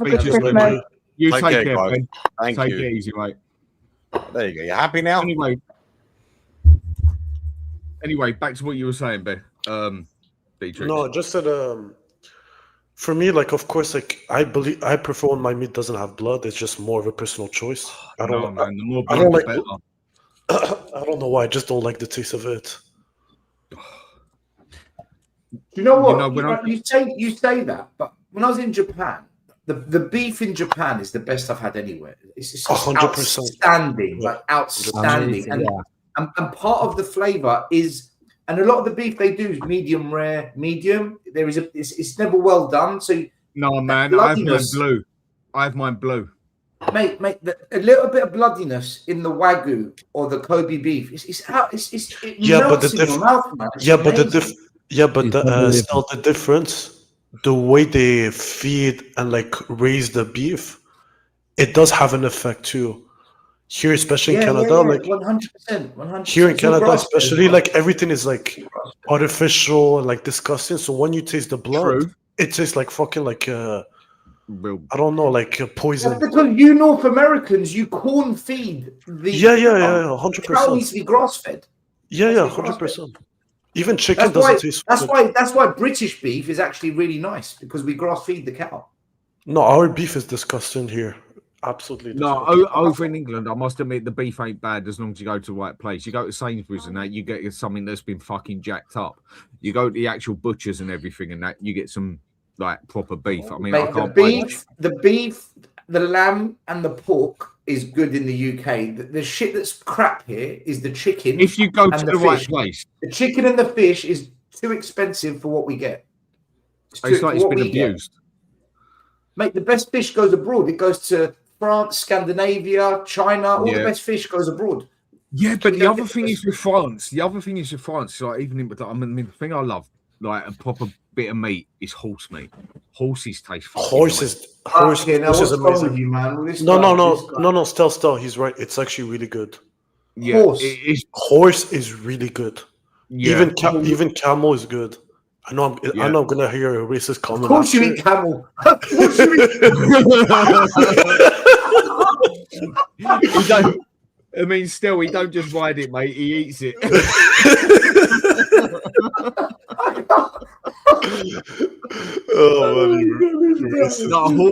Horse meat is better than fucking cows all day long.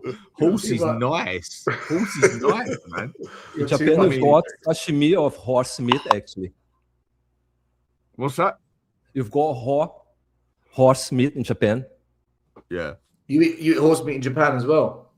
Yeah, I did. Hot ones. Yeah, very good indeed. Have any of you had crocodile? I've had crocodile meat before. No, I haven't had that. I'd fucking try. It's really weird. It's the texture of chicken, but tastes slightly fishy. It's just eaten the tail of it, actually. I bet it's a lot more chewy, isn't it? Yeah, it's a bit chewy. It's a really strange meat to eat. I just tried a little bit of it because I wasn't sure. I was like, I don't know if I'm going to like it. Yo, rabbit is good too. I like rabbit too. Do you know? I'll tell you. Do you know when I was? Go on, Mia. When I was little, we went to Cyprus and we saw these cute little bunny rabbits at my mum's auntie's house, and we were like, "Oh, cute bunnies!" And my mum went, "Yeah, we kill them and eat them." And I was like, "No!" And I refused to eat it. My mum used to make stew with rabbit, and I'm like, "I don't want to eat the bunny rabbit, mum." Is nice. Yeah, you see, where I grew up, I mean, I don't deny it. I grew up on streets, basically. Yeah, I grew up on streets basically. I grew up around I got a lot of traveller friends, and fuck me, when you used to go out there and catch a hare with the dog and everything and that and fucking cook it and eat it, I don't deny it, it used to taste nice. A hare tastes fucking good. Mate, rabbit stew is lovely. Rabbit stew is lovely. All day long. That's what I mean. Some people are too sentimental when it comes to food and everything. They're willing to eat a cat's ass and that, but they won't eat a fucking horse or a fucking rabbit or whatever. Fuck you, mate. If it's got meat on it, I eat it. If I was ever sitting in some sort of place and I get some fucking vegan come in there and tell me you can't eat that, you don't interrupt with me eating my food, because I'll put my food straight through your face. And then you are buying me new food. You don't fuck about with a man or a woman with their food. If you just want to eat vegetables all your life, then be a fucking vegetable, because half of them are like the way they act and that. But for me, I'm a carnivore, and that's what I'm used to it. No, I haven't. It's something I would love to try. Whale's nice. I've had it. I had it in Norway. Smoked All right, whale. okay. Yeah, That's nice. Did you see Eugene's comment? He said, "Did you?" Oh my god, what the fuck? What one was that? This one. Tiger penis. I don't know. That sort of puts me off a little bit. I mean, I might as well go on a fucking TV program. Is that like the Malaysian version of sausage roll? Mate, you know, Yeah, I tell you what. I bet it's great, as Tony used to say. Yeah, That's a you know terrible what I mean? That's a shocking joke. Mum joking it. That is bad. You know, the That was bad. best food in Japan is the fish. Their fish is like no other country in the world. The amount of different fish they have there, you've never seen anything like it. Variety is immense. Oh, you see, that is one I would love to try. I loved it. I love the seafood in Japan. It was just dolphin is something I would love to try as well. I mean, I ain't sentimental about fuck all, mate. I don't care where the meat came from, mate. I fucking cook it. You know, that's why I'd survive if the world ever ended, because fucking put a person next to me. As long as he's a fat cunt, I'll eat him. And at the end of the day, you know, you got to survive, ain't you, when it comes down to the crunch and that. I'll try meat. I'll try it. You know, I mean, whale meat is really good as well. Whale. Controversial, but really good. What's whale like? Fucking good. But there is a controversy, etc. I don't care too much wake shit, you know. But you know, yeah, it's really good. It's really good. I really like it. Whale meat. What's it taste like though? It's, I mean, different from the ordinary fish, I'd say, but it's different. Yeah, it's different. It's different from the ordinary fish. Yeah, stronger taste. You know, I can imagine. Really good. But quite expensive as well in Japan. It's not something common. Yeah, of course. Then if anyone comes to Canada, you have to try the fish, especially salmon. The salmon is freaking amazing here. Mm. I mean, the chicken you get here and everything, and like, unless you go into a proper place and get it, the chicken's like it's. I won't use the proper phrase, but it's like it's been abused, if you get what I mean. The only reason it's got anything in it is because it's been abused. Yeah. And it is absolutely crap. So you've got to go to a decent place to get the chicken over here and that. I mean, one thing I don't like is fucking turkey, yeah? I mean, I think turkey is about as dry as it fucking gets. But it's really good for you. I don't really give a fuck about that aspect. I mean, as long as it tastes good, that's all I actually give a shit about in that aspect. Do you know what, Mike? How you doing, mate? I've sent you a link. Tell me what you eat in Poland. I'd be interested about that. Is it any different? I mean, I must admit, me and my wife, hopefully, we're coming over to Poland next year and that, because I ain't gonna go into them details. But yeah, no, don't go. We all know the reasons, but don't say anything, please. Keep it to yourself. I like an MP5, put it that way. Impressive. You had to say it. But in that aspect, yeah, I mean, I must admit, I'm up for trying all sites of all foods and that, and the more food you got, the better in that aspect. Yes, Mike, how we doing, fella? Big up, guys. Sorry, I don't have my headphones with me, so if there is any echo, no, you're fine. We can hear you cool. Yeah, okay, that's great. So Dan, you asked what we eat here in Poland. So, but I'm still listening. I can still hear you, by the way. Go on. Yeah. I think first of all, like the first thing I should start with is that we have like Christmas Eve today, not because I think in UK you celebrate tomorrow, right, on 25th. Correct me if I'm wrong. Yeah, the 25th they celebrate. Yeah, so we celebrate mostly today, and we have. So, like, what do we have? Pierogi, obviously. Yeah. So this is like Polish dumplings with cabbage and mushrooms in it. Yeah. Then what? Then we have schnitzels. 20 different fishes, like the ones in Jello. Fucking. How do you call it? Greek ones. We call it Greek fish, which is like in tomato sauce, I guess, right? Not with carrot. With carrot and celery. Yeah, so maybe you Yeah. are the better, you are the better cook Yeah, here. So we have a lot of things, but mostly cabbage, mushrooms, and peas and stuff like that. But the most fucked up things is not for the Christmas Eve, but maybe later. We eat a lot of things in Jello. I think my mom was calling us. Yeah, we're gonna go and drink. Yeah, okay. Yeah. Just go there. I will just. Okay. Moment, idziemy. Sorry, guys. I thought I will have more time, but my mom is calling us. We are going to my family, so yeah. Just basically, Have a I good wanted Christmas, to come man. here.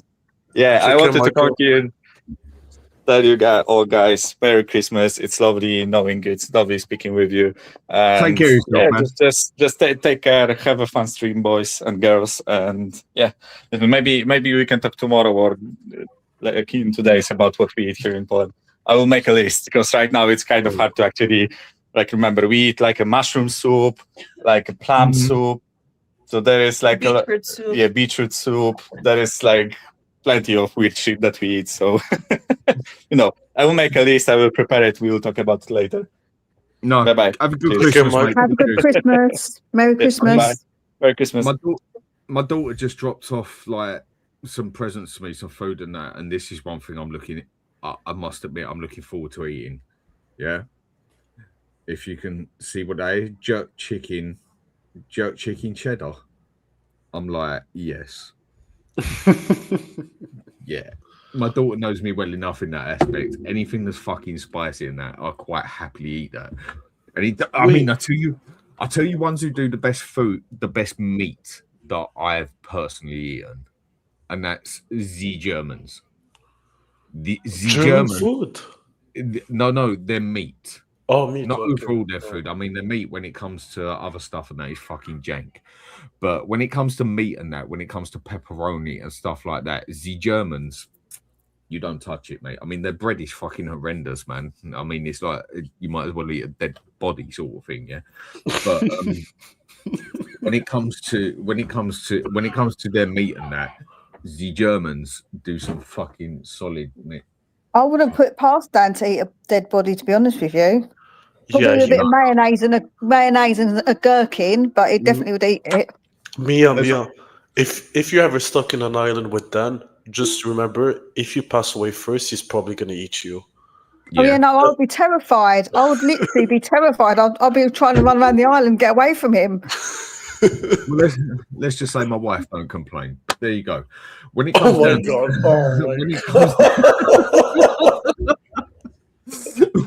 You have no shame, I swear to God, you have no shame. No, she just walks out of the room. I get myself stabbed up in a minute.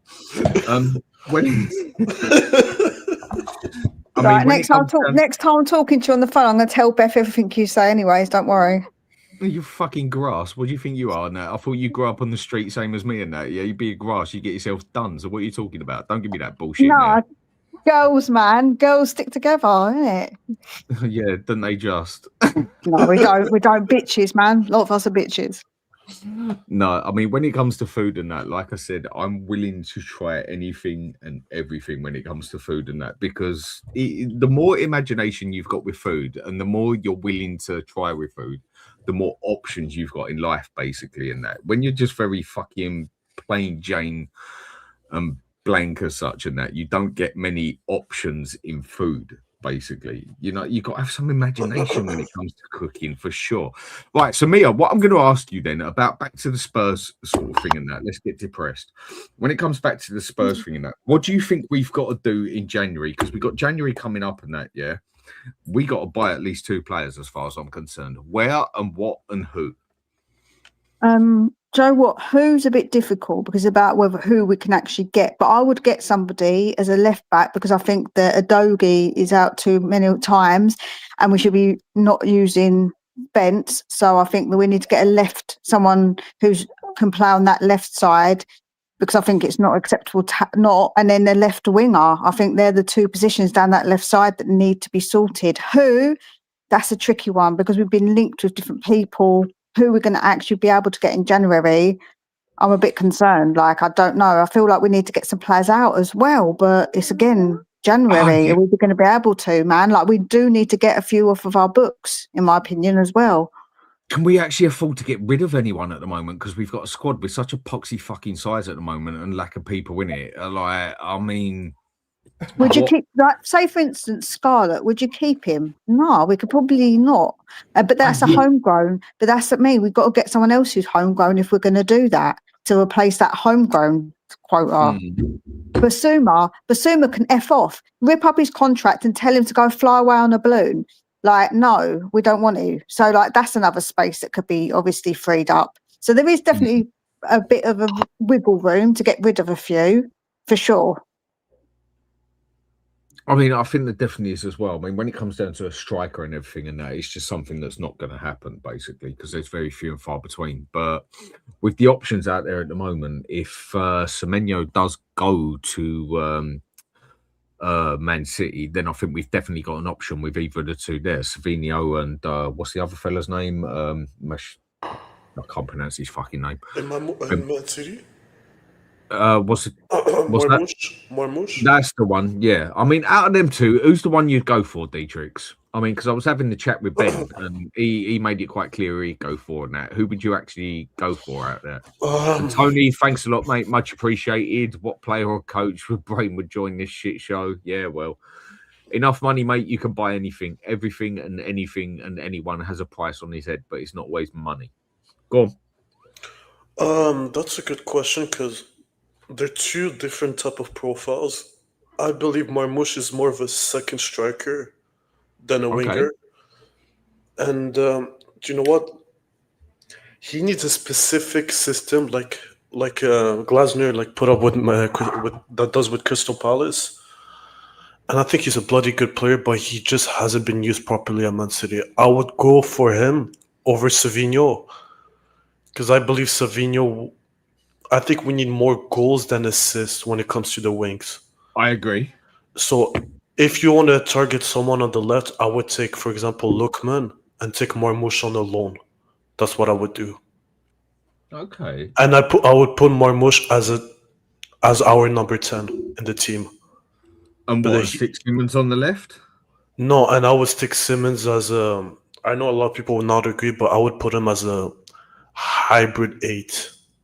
Box-to-box midfielder. So you basically stick him in the middle next to Paulinho? Yes, because I don't think you need, especially at home, you don't need Paulinho and Bentancur. You need more attacking, especially against the bottom team. So that's when you need both of them on the pitch.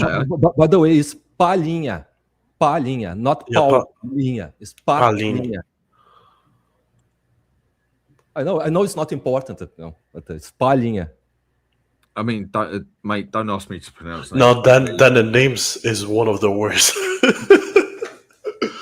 I'm English. What do you expect? I'm used to names like fucking Smith and like stuff like that. And then you ask me to name something that's got 5 digits, like 20 digits in it. And do you know what the fucked up thing is? They still claim they're English. You're like, well, either way, that's just a different story. I mean, when it comes to that, so, teacher, what do you think we need most? Who would you go for, sort of thing?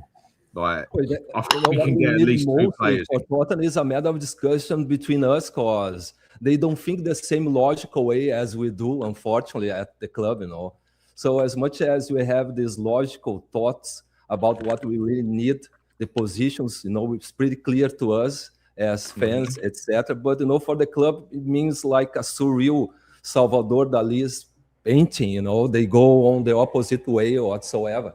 Of course, we need, a left wing, definitely. And Savinho would be the chance, to me particularly, as Brazilian, to have the first decent Brazilian footballer at Tottenham, because all Brazilians who have played for Tottenham these days, are shit players mostly. Apart of Lucas Moura in that same final, But he was okay. He was an all-right player. He was nothing special. We had Emerson Royal. He wasn't bad. Who? Emerson Royal. Oh my God. That was embarrassing. And you fucking grill me about my cooking. Hey, first of all, you put mayonnaise and gherkins. That's pretty freaking bad.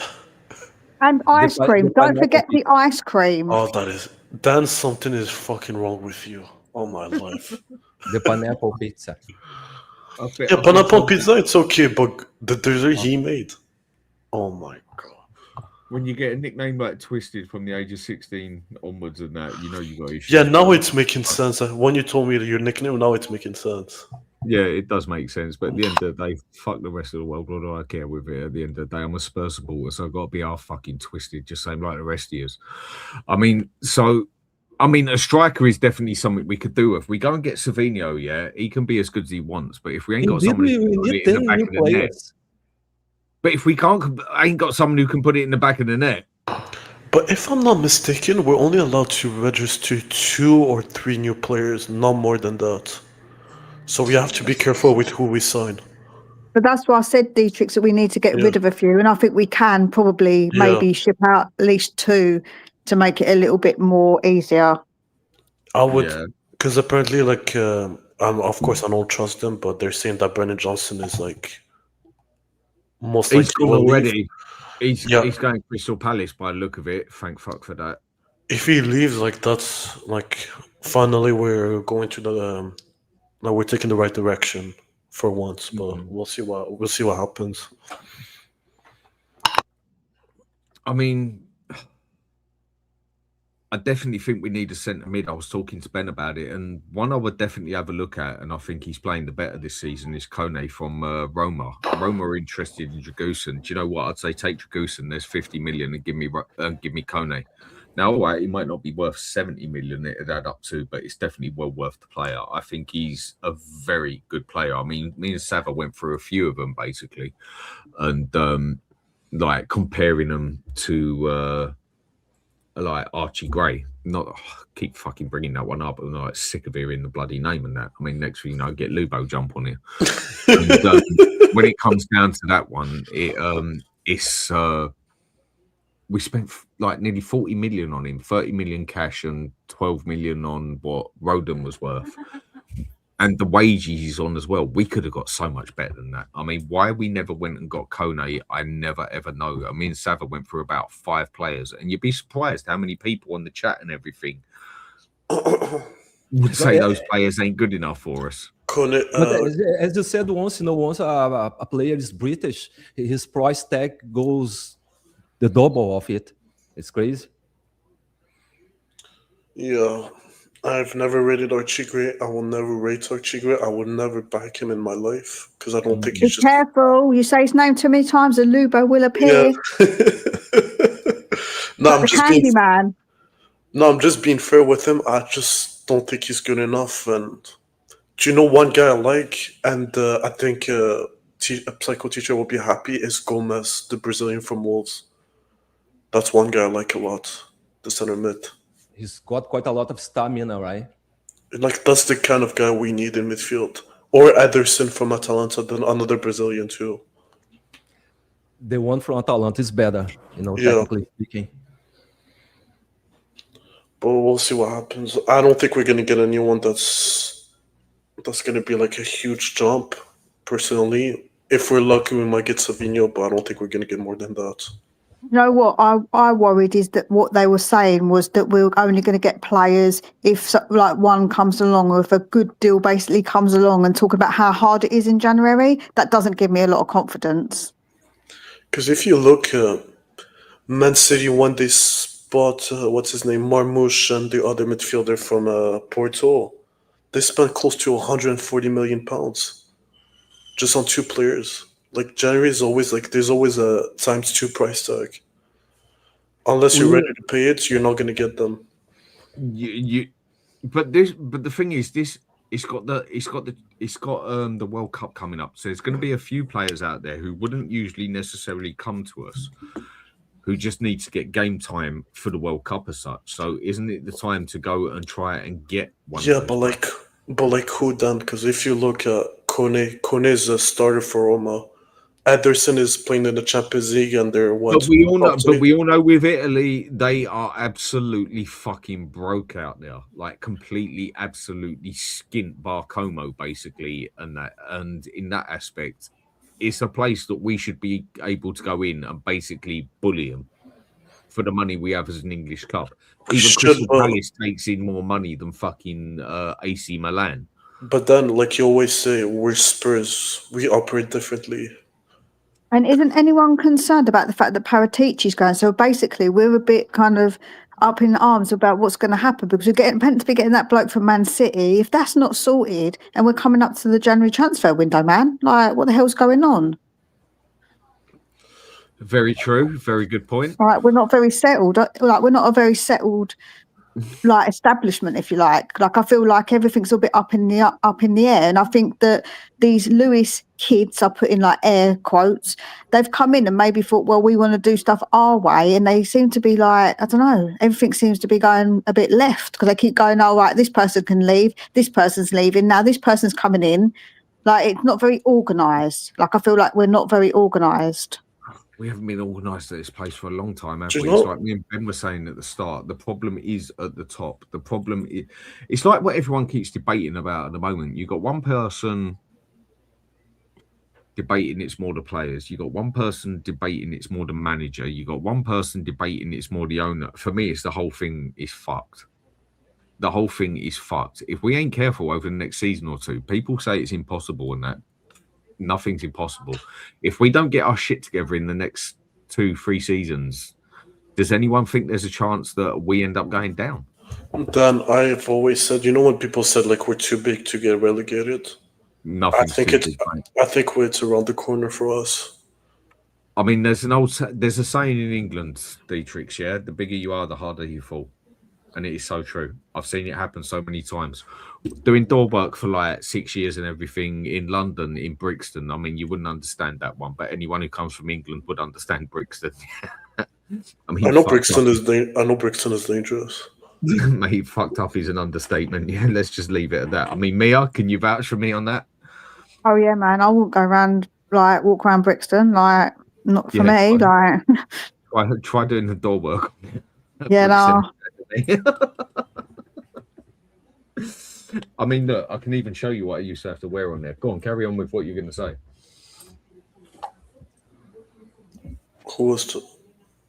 It wasn't me, or either way, when you had to work in Brixton, that was what you had to wear. Oh my God, they're going to a favela in Brazil. Yeah. By the way, Psycho Teacher, I'm going to Rio for the carnival. Yeah. Are you coming to Rio de Janeiro for carnival? Yeah, I'm going to Rio in January 29th. Oh, be careful, sir. Please, as a foreigner, a tourist foreigner, in Rio de Janeiro, please be careful. Yeah, everyone says that. yeah. What is it you said you're going to? Place, but Rio de Janeiro more, Jesus Christ, man, especially at the time of carnival. Please be careful, yeah. What is it you said you're going to? Rio de Janeiro. Okay, I can't vouch for that. I ain't been there. Okay, what is dangerous over there? I have to be careful. Where?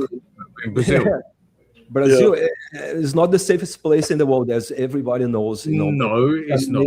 Mainly, it's more complicated because you've got lots of favelas in Rio de Janeiro, in which they are spread all over the city of Rio de Janeiro. And you've got these high, medium class wards, neighborhoods, and rich neighborhoods, all mixed with favelas and such. Is quite tricky to understand how the city works. Yeah, quite much. I'll be in Copacabana, something like that. Capano. It's called Cabana or Copacabana. Oh, that's a nice place, sir. Yeah, I'll be living there, and I'll be there for 17 days. Quite a lot. Well, It's like I've told you, mate. Go out there and have some fun. If you can't get laid out in Brazil, you're either ugly or quit. That's got nothing to do with it anymore. I mean, these you can just be ugly. Let's just leave it at the ugly bit. Yeah, I mean, at the end of the day, we know what the world's like these days. But either way, if you can't get laid out there, mate, you got issues. You should. I mean, Brazil. Yeah, be careful. Be careful. There was a situation 2 months ago. There was a British tourist, met this girl in Rio de Janeiro. And, it's always the British. Always the British. A British guy made me know a Tottenham supporter, etc. It's complicated, though. And he went all the way to her flat, in Rio de Janeiro, and this girl gave him some poison something, drinks, and the guy fell asleep forever, and he woke up without passport, money, credit card, etc., etc. Yeah, don't worry. I don't drink, so it won't be an issue. I don't drink. Nice. Yeah, well, but it's another thing where experience comes into it as well, mate. You got to know what you're looking for. Yeah, it doesn't matter the thing is, it doesn't matter if you don't drink. They can put it in a soft drink. If they want to put something in your drink, they put it in any drink. Trust me. That's something that happens in the pubs over here as well. And that, can you, psycho teacher, can you teach me some words to speak to the women there? Because I have no clue. Oh, mate, I just know Bella. That's all I know. Oh, Brazilian girls, speaking just the fact that you are a foreigner, Rio de Janeiro at Carnival, mate, you will be, girls surrounding you. Don't worry, mate. You know what I mean? Okay, sounds good. Yeah. You just say a word, or two in Portuguese, like bonita, gostosa. Bonita means beautiful. Gostosa means a hot girl, though. That's enough. Day tricks. When it comes to talking, mate, it ain't about words. When you go to somewhere like that, as all you got to do is that.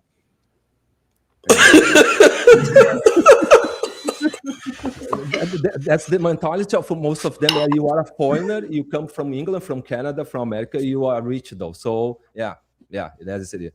You must be careful, sir. Once again, be careful. Yeah, I'll be careful. Promise you. I mean, as long as you got money in your back pocket, mate, you get what you want. Put it that way. I mean, like I say. Oh, you've got my WhatsApp number. You can get in touch with me anytime if you like some tips whatsoever. Please. Thank you. Yeah, I'll for sure message you. Thank you very much. Yes. It has calmed down a lot. I mean, what one Spurs King saying here, Brixton is now back in the late 90s and 2000s. It was madness. Yeah, mate, it's worse now. It is worse now. There's no two ways about it. I'm not going to go into the detail, but Brixton is worse now? Brixton is worse now than it was in the 90s or 2000, without a doubt. No way. Oh, fuck off, Still. You even look at someone the wrong way, you get plunged up. There's no two ways about it. Mate, Brixton back in the days was much worse. No. I'm sorry, I ain't digging that. Yeah, I mean, have you been Brixton Academy? Yeah, I was in Brixton about 4 or 5 months ago okay, maybe you can vouch for that. Like I say, I worked there. I worked there enough times with Brixton Academy, and mate, and fucking hell. But what he's saying, that I think is like it's all been modernised. Like they've all changed it around Brixton. Like they've made it a bit more I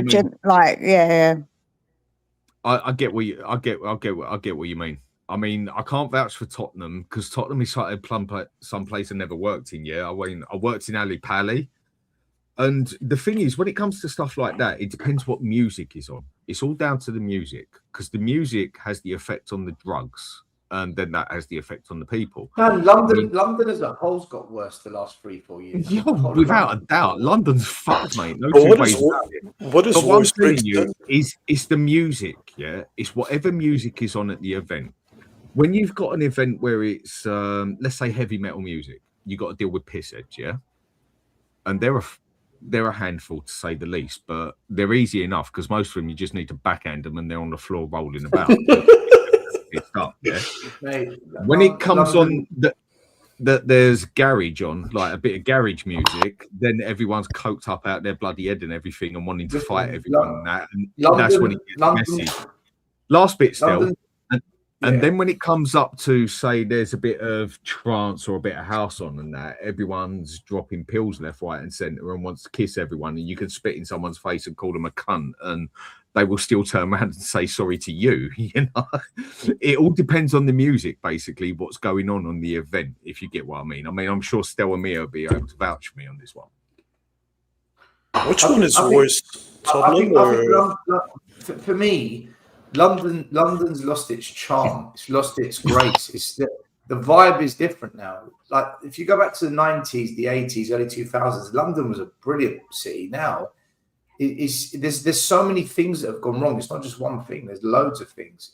Personally, I think it's become over multiculturalized. I'm not against multiculturalism, but it's gone too far in London. I think the lack of policing in London is a problem. I think the culture of London has changed. It's like I'm saying, it's lost its charm. Yes. I don't know what London is now. Also, technology has made it worse because obviously people are walking around filming themselves in a bar, filming in a bar. But London's the most film-placed country. London's the most film-placed town on the bloody planet, isn't it? It's got the most cameras in the planet on it. So this is the thing, right? I can compare London to now and then, right? I know what London was like in the 80s, the 90s, the early 2000s, and now. It's completely different. Yeah, the monuments are still there. The history is still there. The London Underground is still there. The red buses are still there.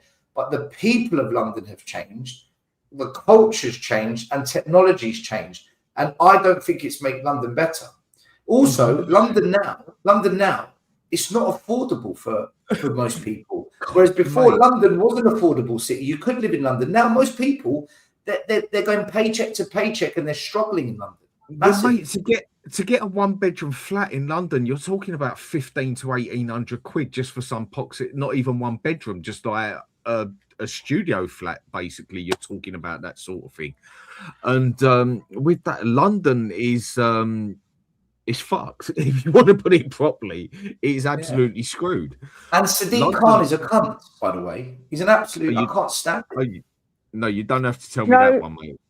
And Joe, what else is bad is that it's not just in central London anymore, man. Like South London, where we're from, Dan, it's just got worse. That's why I moved out of there for the kids, man, because it's not safe. Like we moved out and there was like 2 stabbings. Like a week after we left, there was a stabbing. Then a couple more weeks after, there was another stabbing. Then there was a stabbing on the bus not that long ago. Like London, I didn't want my boys growing up like that. Mia, where is safe? North London isn't much worse, much better. East London is horrendous. West London's probably the best, but even they've got their problems. Like, what part of London's actually good? Is central London safe? No, it's not, mate. No. London is officially, you've got more chance of getting done It's in not London than you have in dangerous. New York. It fucking is still. What do you mean it's not dangerous? No, hold on, London's hold on. worse. The death ratio in London is worse than fucking New York. One minute. No. We don't have the homicide rates of anywhere in America. America's homicide rates are but when it comes to percentage, London is actually worse than New York. No, still about America, the difference is it's mostly like depending where you live. If you go, for example, in the Bronx, it is dangerous. But if you're talking about just New York, hardly anyone gets shot in London but you get stabbed. In America, I'd rather get shot than stabbed. Okay, well, you've got more chance of dying if you're shot. Even stabbed. I don't know about that, mate. But look, let's just leave it at that because he's going a bit OTT there, yeah? But I must admit, I don't know. It's a very 50-50 one. That what I'm saying is London has declined. It's not dangerous as in you can't step out your front door. You can't go to the shop to buy some milk. You can't go watch Spurs play. You can't go for a drink at your local pub. It's not dangerous like that. But you've really got to be careful. You just got to be very, very careful. That's the difference now. Whereas before, you could be, you didn't have to have eyes in the back of your head. Now you do. That's the difference. Yes, you do. Yeah, no, that's it. Like I go to games. Don't forget that I do go games on my own, innit? So I travel all that way. Like I travel into London on my own. I just got to be aware of my surroundings, innit? What's going on? And I don't feel like I'm unsafe when I go games. I'm just wary, innit? I'm careful. Oh, you got to be. I mean, these days you got to be wary of anything, but you can always tell when someone's been brought up in one way and when someone's brought up in another way. It don't make no one know better than no one, but you can tell when they have. When someone's walking along the street like that, you can tell they have not been brought up in a certain way because they lose their phone in 5 minutes. That's all there is to it. Someone pulls up in a moped and thank you, I'll have that. But either way, so when it comes down to the last bit of it, what I'll bring up, because I've got to go and have something to eat in a minute. I mean, what do you think the chances are that we get anybody in this January window? I mean, all of you, we need to get at least 2 players in, as far as I'm concerned. Oh my God, we've got to talk about Tottenham. Yeah, we're back to Tottenham. We're going to make signings, just yeah. It's whether you think they're going to be good or not. I don't think any top players coming to Spurs. I don't think we're going to sign any top player. We might sign a good player that we've not really heard of, like we did when we signed Van der Ven. No one really heard of him, but he turned out to be pretty good. But I don't think we're going to sign, these Savinhos and Semedos and all this. I've never believed that's going to happen. I've never ever bought into that. Probably get a couple of loan deals, maybe another kid. Dan, I don't expect nothing from this club. I expect nothing from this club. Nothing. If we get, I suppose that's a good way to be, though, isn't it? Because then you can't really get hurt. I gave up 5 years ago, man. I gave up 5 years ago. It's just, in fact, I gave up when they got rid of Poch. I completely gave up when they got rid of Conte. I thought that's it for me. What's the point? Whatever we do now is just going to be whatever it is, just to keep us kind of maybe challenging for Europe. The fact we won a trophy last year is. It's a purple patch. I don't expect any trophies for a very, very long time again. Just That's my opinion. Why you should have celebrated that trophy much more than most of the fans have, indeed. I know you did. You have done it. Me too, because as Tottenham supporters, winning a title, that you won't win a title for fucking long again, though. So when you have one, you must, celebrate it forever. And most people were very boring, when we won the title. Mm-hmm. I mean, so what do you think our chances are of getting at least 2 or 3 players that we need? Are we getting 2 kids 100%? Or are we getting 2 quality players a 0 chance? We're gonna get 2 kids. How do you sign a quality player? Because when you sign a player, what is it? A 3, 4, 5 year contract? Who is going to commit that much time to a team that is 2 games away from a relegation fight, a team that's not going to win a trophy this year unless Frank pulls a miracle and gets the FA Cup in the bag, and they're going to come and play with half these idiots we've got these. Top player looks at us and says, "Do you know what? I like the way you play football. I like the fact you're 14. Or I can see a really big vision here. I'm sold." What top player looks at us and thinks that? Still, the only chance is if you find a player like Van der Ven, someone that nobody knows about, but he's quality. Yeah, so not a top player. Just we got lucky then. Like for example, Manu Kone. Yes. If you go and spend the money, he's gonna come to Spurs. Because Spurs, as a whole, right now is bigger than Roma. You see, Van der Ven, though. Van der Ven signed for us. We were a team that was in Europe. We were a team. No, we're not. No, we're not. When Van der Ven signed for us, we were in Europe. No, we weren't. No. We're out. We're finished 8th. All right. We're a top 8 club. Okay, we're a top 8 club. Fair enough. No, you're right. You're right. Yeah. We're a top 8 club. What player? We have Champions League now. We have Champions League now, so we're lucky in that sense. Still in Champions League. Okay, maybe. There you go. Maybe you play that thinks they can play in the. Hold on. Let's see if we're still in the Champions League come end of January. No, because Champions League, if I'm not mistaken, it ends in February, I believe. The playoffs do, yeah. Yeah, so still lucky in that sense. So what do you think the chances are that we get at least 2 or 3 players that we actually need that can improve that first team? 1%. Cool, fucking hell. I was going to say, give me a bit. I don't know. I just feel like, I don't know, like I say, it's hard in general. The way they're talking as well, the way they come out and said those things, we'll get someone if it's the right person, if it's suitable. Frank saying he only wants the right person. Like, it don't give me loads of confidence. that they're out there looking already, knowing who they're going to get.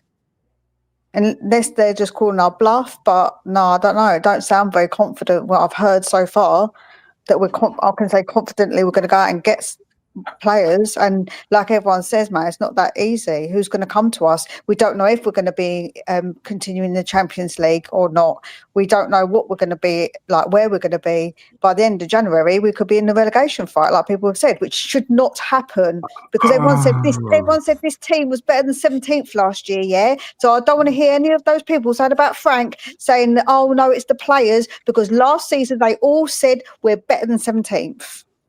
Yes, we are, and I still think don't we're want better to hear than that 14th. nonsense. I still think we're better than 14th. I think we're about 8th or 10th, if I'm going to be honest. But I still think we're better than what we're doing at the moment. So the manager has definitely got a call in this. But the way I've listened to everything and everyone from Stel, from Sava, from Sean, from Lubo, from fucking Dietrich, from Umir, from everybody. So why did you say if you add it, because you're a prick. And I think if you add it all together, I think everybody's right.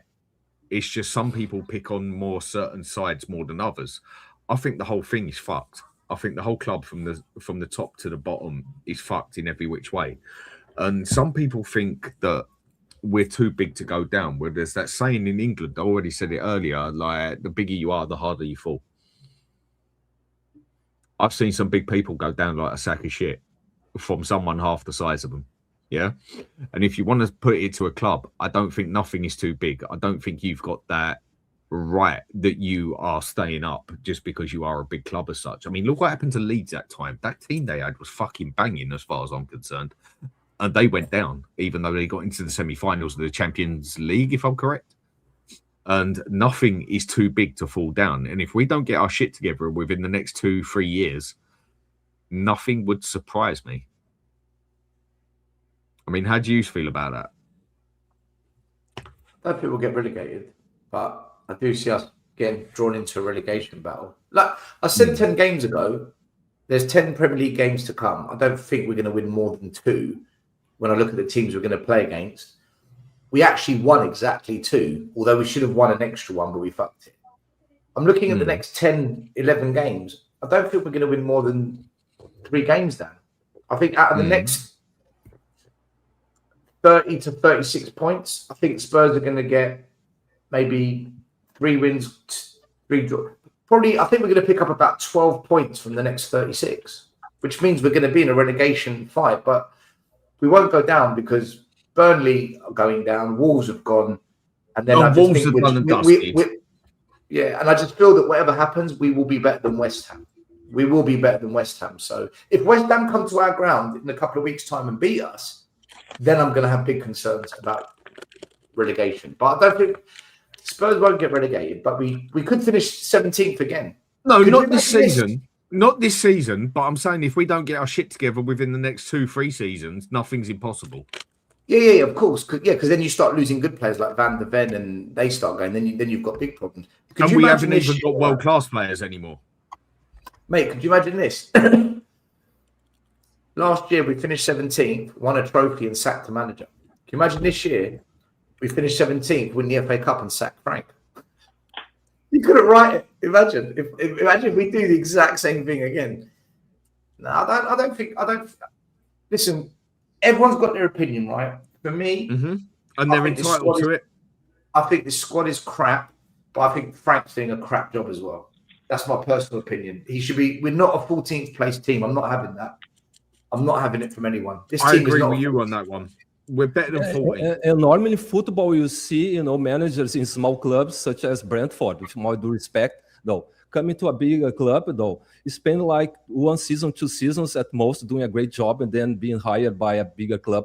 The guy spent a decade, 100 years at Brentford, and then he came to a bigger club. No, that's not quite common in football. You see the case of Pochettino. He spent a season at Espanyol, then a season at Southampton, then he came to Tottenham, right? We got lucky with Pochettino. Pochettino got Southampton into Europe. He got them into European football. Yes, he did. But we got lucky with Pochettino. You know what I mean? You know, so I had to time in the truth to them. I had to chime in a little bit, but the point is, though, yeah, right. Alex, your mic's terrible, by the way. Is it terrible? No, it's where you're talking too close to it. Oh, is it right now? Yeah, that's better. Cool. No, listen. At the moment, we're on the floor. At the moment, and listen. I've heard all the opinions and certain people and all these opinions about. And the ones that I'm really confused about are the ones that say that I'll take it interim manager. I don't know what planet they're on. I've got to be honest, because you know, for me, when you've got a settled backroom start up above in the boardroom, and the Prodigy thing is a worrying thing for me. And it's not because Prodigy is very good. Prodigy is a guy that is a serious guy. I don't rate him, no, but I definitely rate him. I definitely rate him over what we've got at the moment, though. You know what I mean? He's a serious guy. You know what I mean? So if he's not happy, and it seems like to me that he wants Frank gone.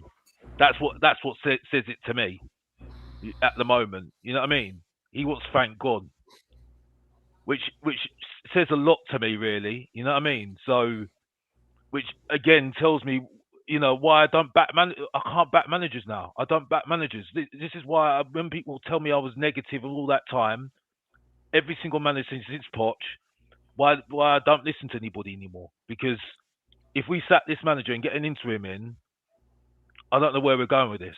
You need to be settled either in the boardroom with the director of football or the manager.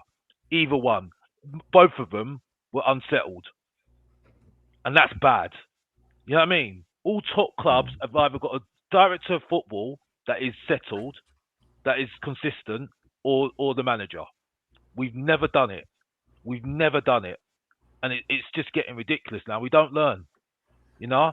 And Vinay is just a number 2 because he just talks good. That's it. Lauhan Lang's useless. You know, the way we play is crap. Like I said, I'm going to stick to what I say. This is no better than the team that was 1999. You know what I mean? In 1999. So it's Christmas. I know we should be all merry and happy and everything else, but you know, it is what it is. But there's no point in lying to yourself. Exactly. So I'm just being honest. I'm just being honest right now. Alex, we've already spoke about food and that, mate. So we've had our fun. No. But I just don't know. I don't know. I don't know what to say at the moment. And to be honest with you, people saying it's not good enough to get 17th and stuff. Well, unfortunately, 14th and stuff. But unfortunately, the form last year, and it's not just on Postecoglou. It's on Frank as well, because we should have maybe not got him in, and the board, because we should have got better players in as well, right? But the form last year has come back to bite us. And Celios, just in the news flash on Van der Ven, he's gone. Yeah, he's gone. He was gone after he scored that one good goal against Copenhagen. All the big teams are looking at him right now. What Tottenham need to do now is start looking at replacements. You know what I mean? What's last year's form got to do with this year's form, Alex? Like I said, I think the form in the Premier League, right, has come back to bite us, right? Because how? Because new manager. Whether it's but regardless whether it's a new manager or not, I think some of the players are still stuck in that mindset still. That's why I think we needed to get rid of a lot of players last. But Ange was the problem. He was sacked because he was the problem. Yeah, fair enough. But I think certain players as well, their mindset was still on last season. I think that's the problem at the moment as well. So why were we in the top 4 or 5 for the first month and a half of this season then? That's a manager bounce, isn't it? So it is the manager bounce. So it's the manager. Well, did I say? I said Frank is also the problem as well. I know, but when you're saying last year's form has come back to bite us and things like that, or we've carried it on. Last year, when we sacked Poch because we were 12th, Mourinho came in, picked us up, and we finished higher up. Why didn't the form carry on with those same players? Then we got rid of Mourinho, Nuno came in. Nuno drove us down. Conte comes in, same players, gets us top 4. The form didn't carry over, same players.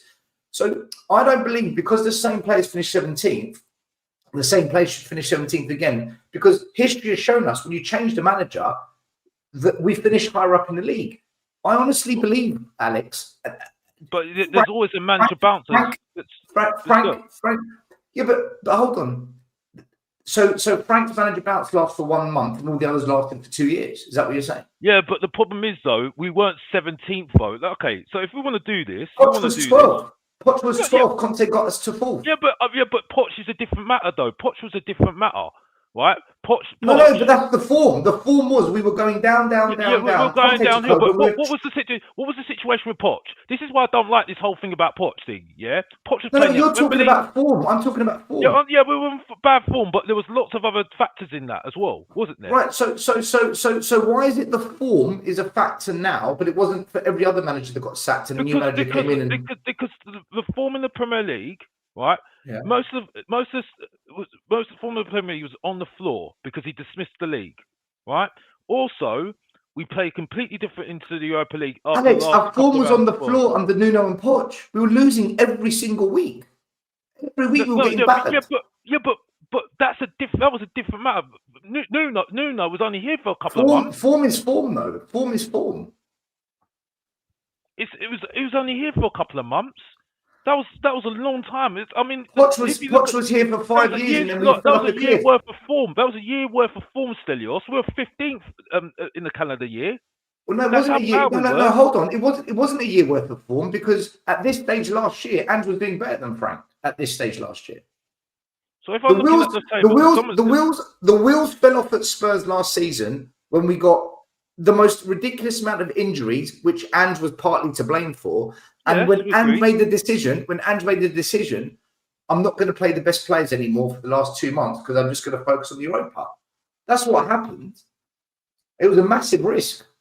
And that's what he did. But for me, Frank took us. We had a good pre-season.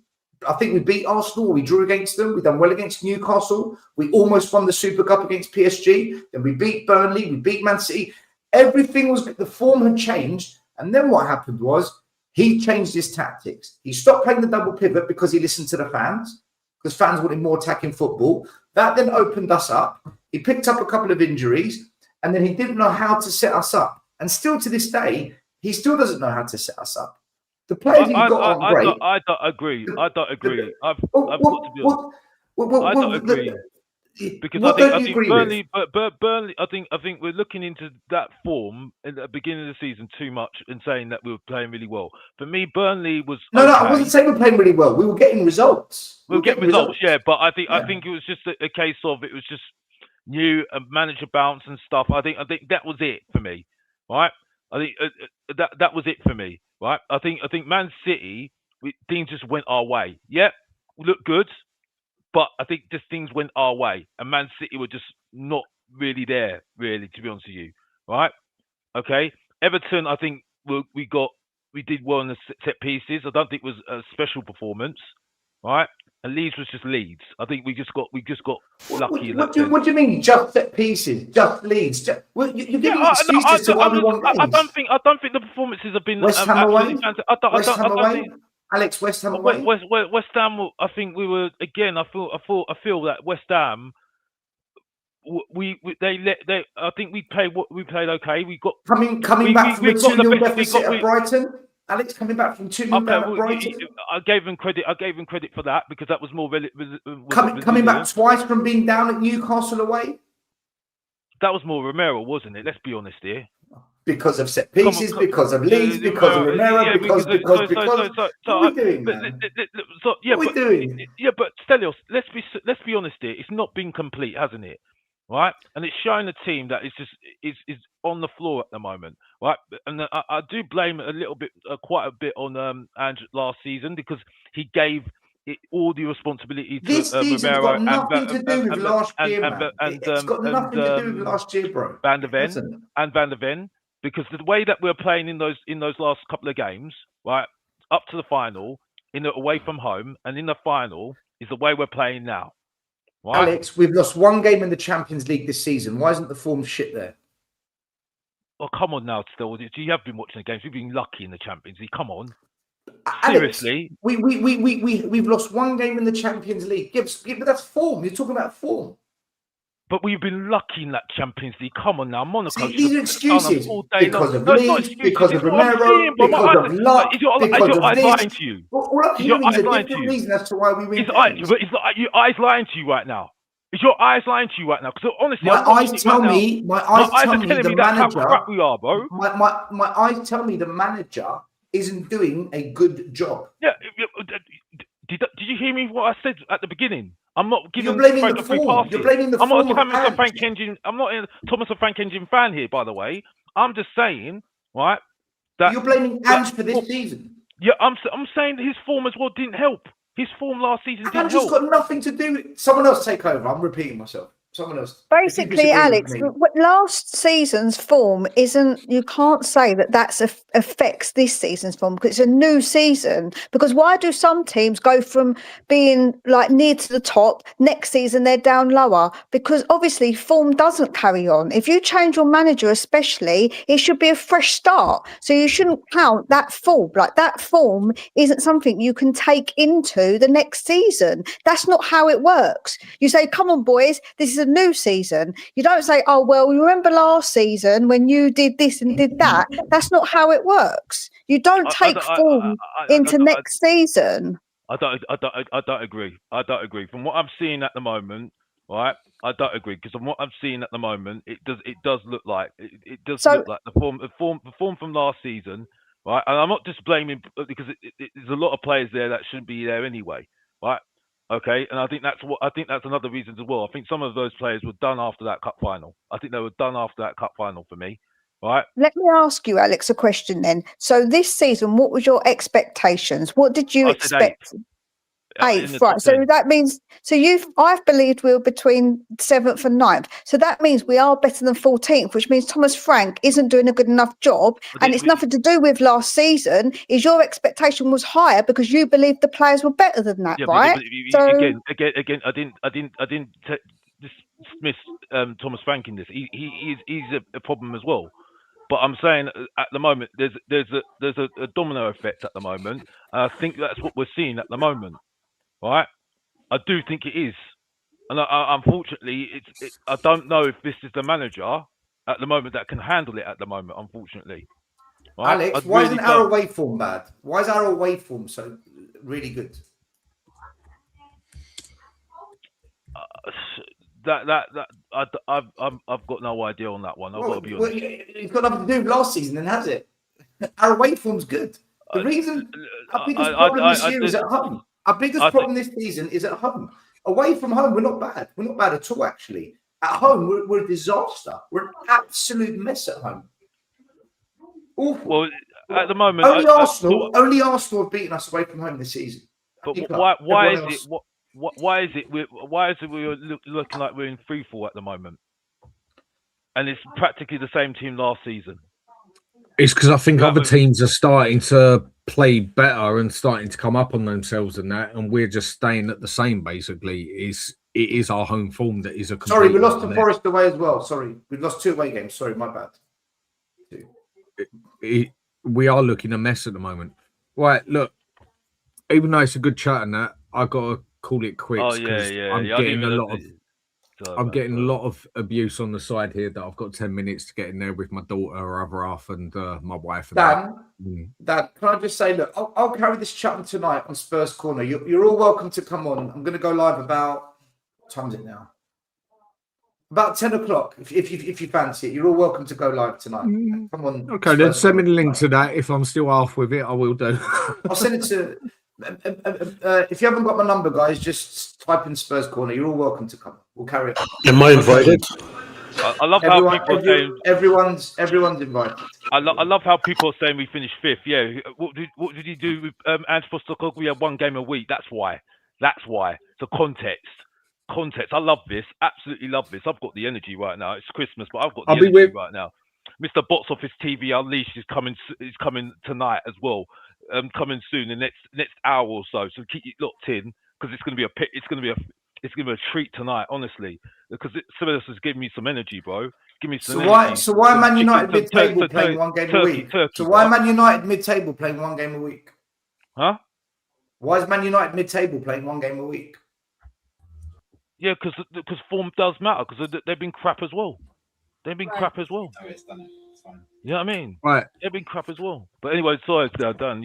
That's all right. Right, Ben, your timing is really poor, mate. Right, what I want to say to everyone who's been watching me all year and everything like that, have a Merry Christmas, and I will see you before New Year, most probably. And everyone on here, I won't say always fun and games, because half the time it's miserable as fuck, but sometimes it is fun and games as well. And want everyone to have a Merry Christmas and everyone to have a Happy New Year. I mean, Ben, you got anything to say to anyone? No. No, Merry Christmas, guys. You know what? I'm new to this, but it's been a pleasure meeting you all. You're all really good peoples. You obviously haven't paid much attention then. No, they are fucking hell. And you know what? To be fair, in the very beginning, I say the very beginning, even fucking now, some of them could have lit me up and they didn't. So I appreciate everyone. Okay, then. Still. Yeah, Merry Christmas, everyone. Have a pleasant period with your families. Drink safely. Not that you're going to eat loads. Enjoy it, because Spurs can't ruin Christmas, because we're not playing for at least 3-4 days. So if you want a bit more Spurs chat, 10 o'clock Spurs Corner tonight, come and join us. No, sorry. Am I doing on the Spurs Corner or the Spurs 5? You streaming tonight still? I'm gonna be on the Spurs 5, actually. Go on the Spurs 5 channel. I'm on the Spurs 5. Okay. Yeah.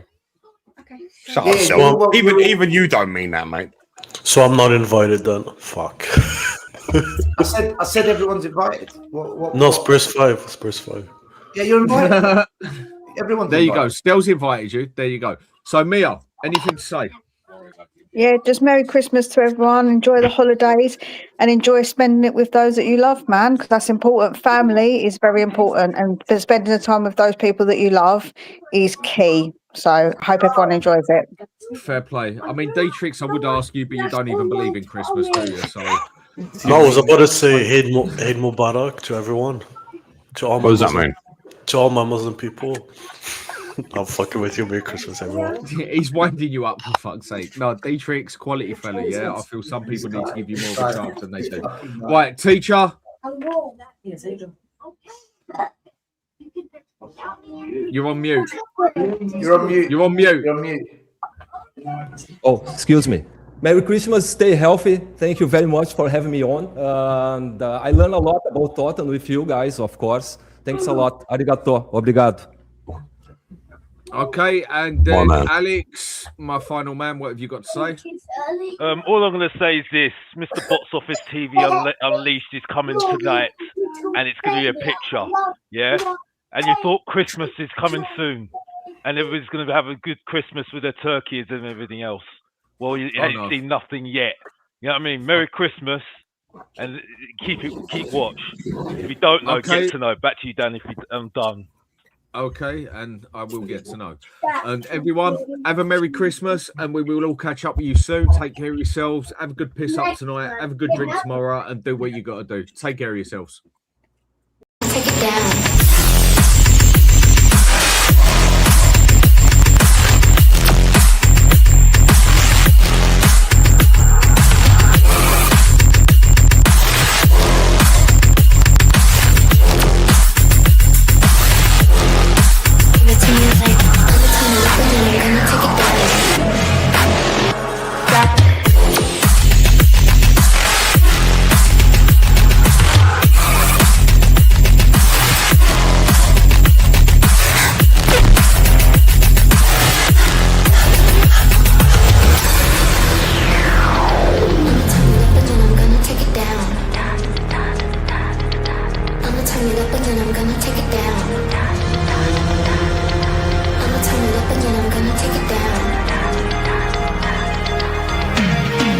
Give it to me like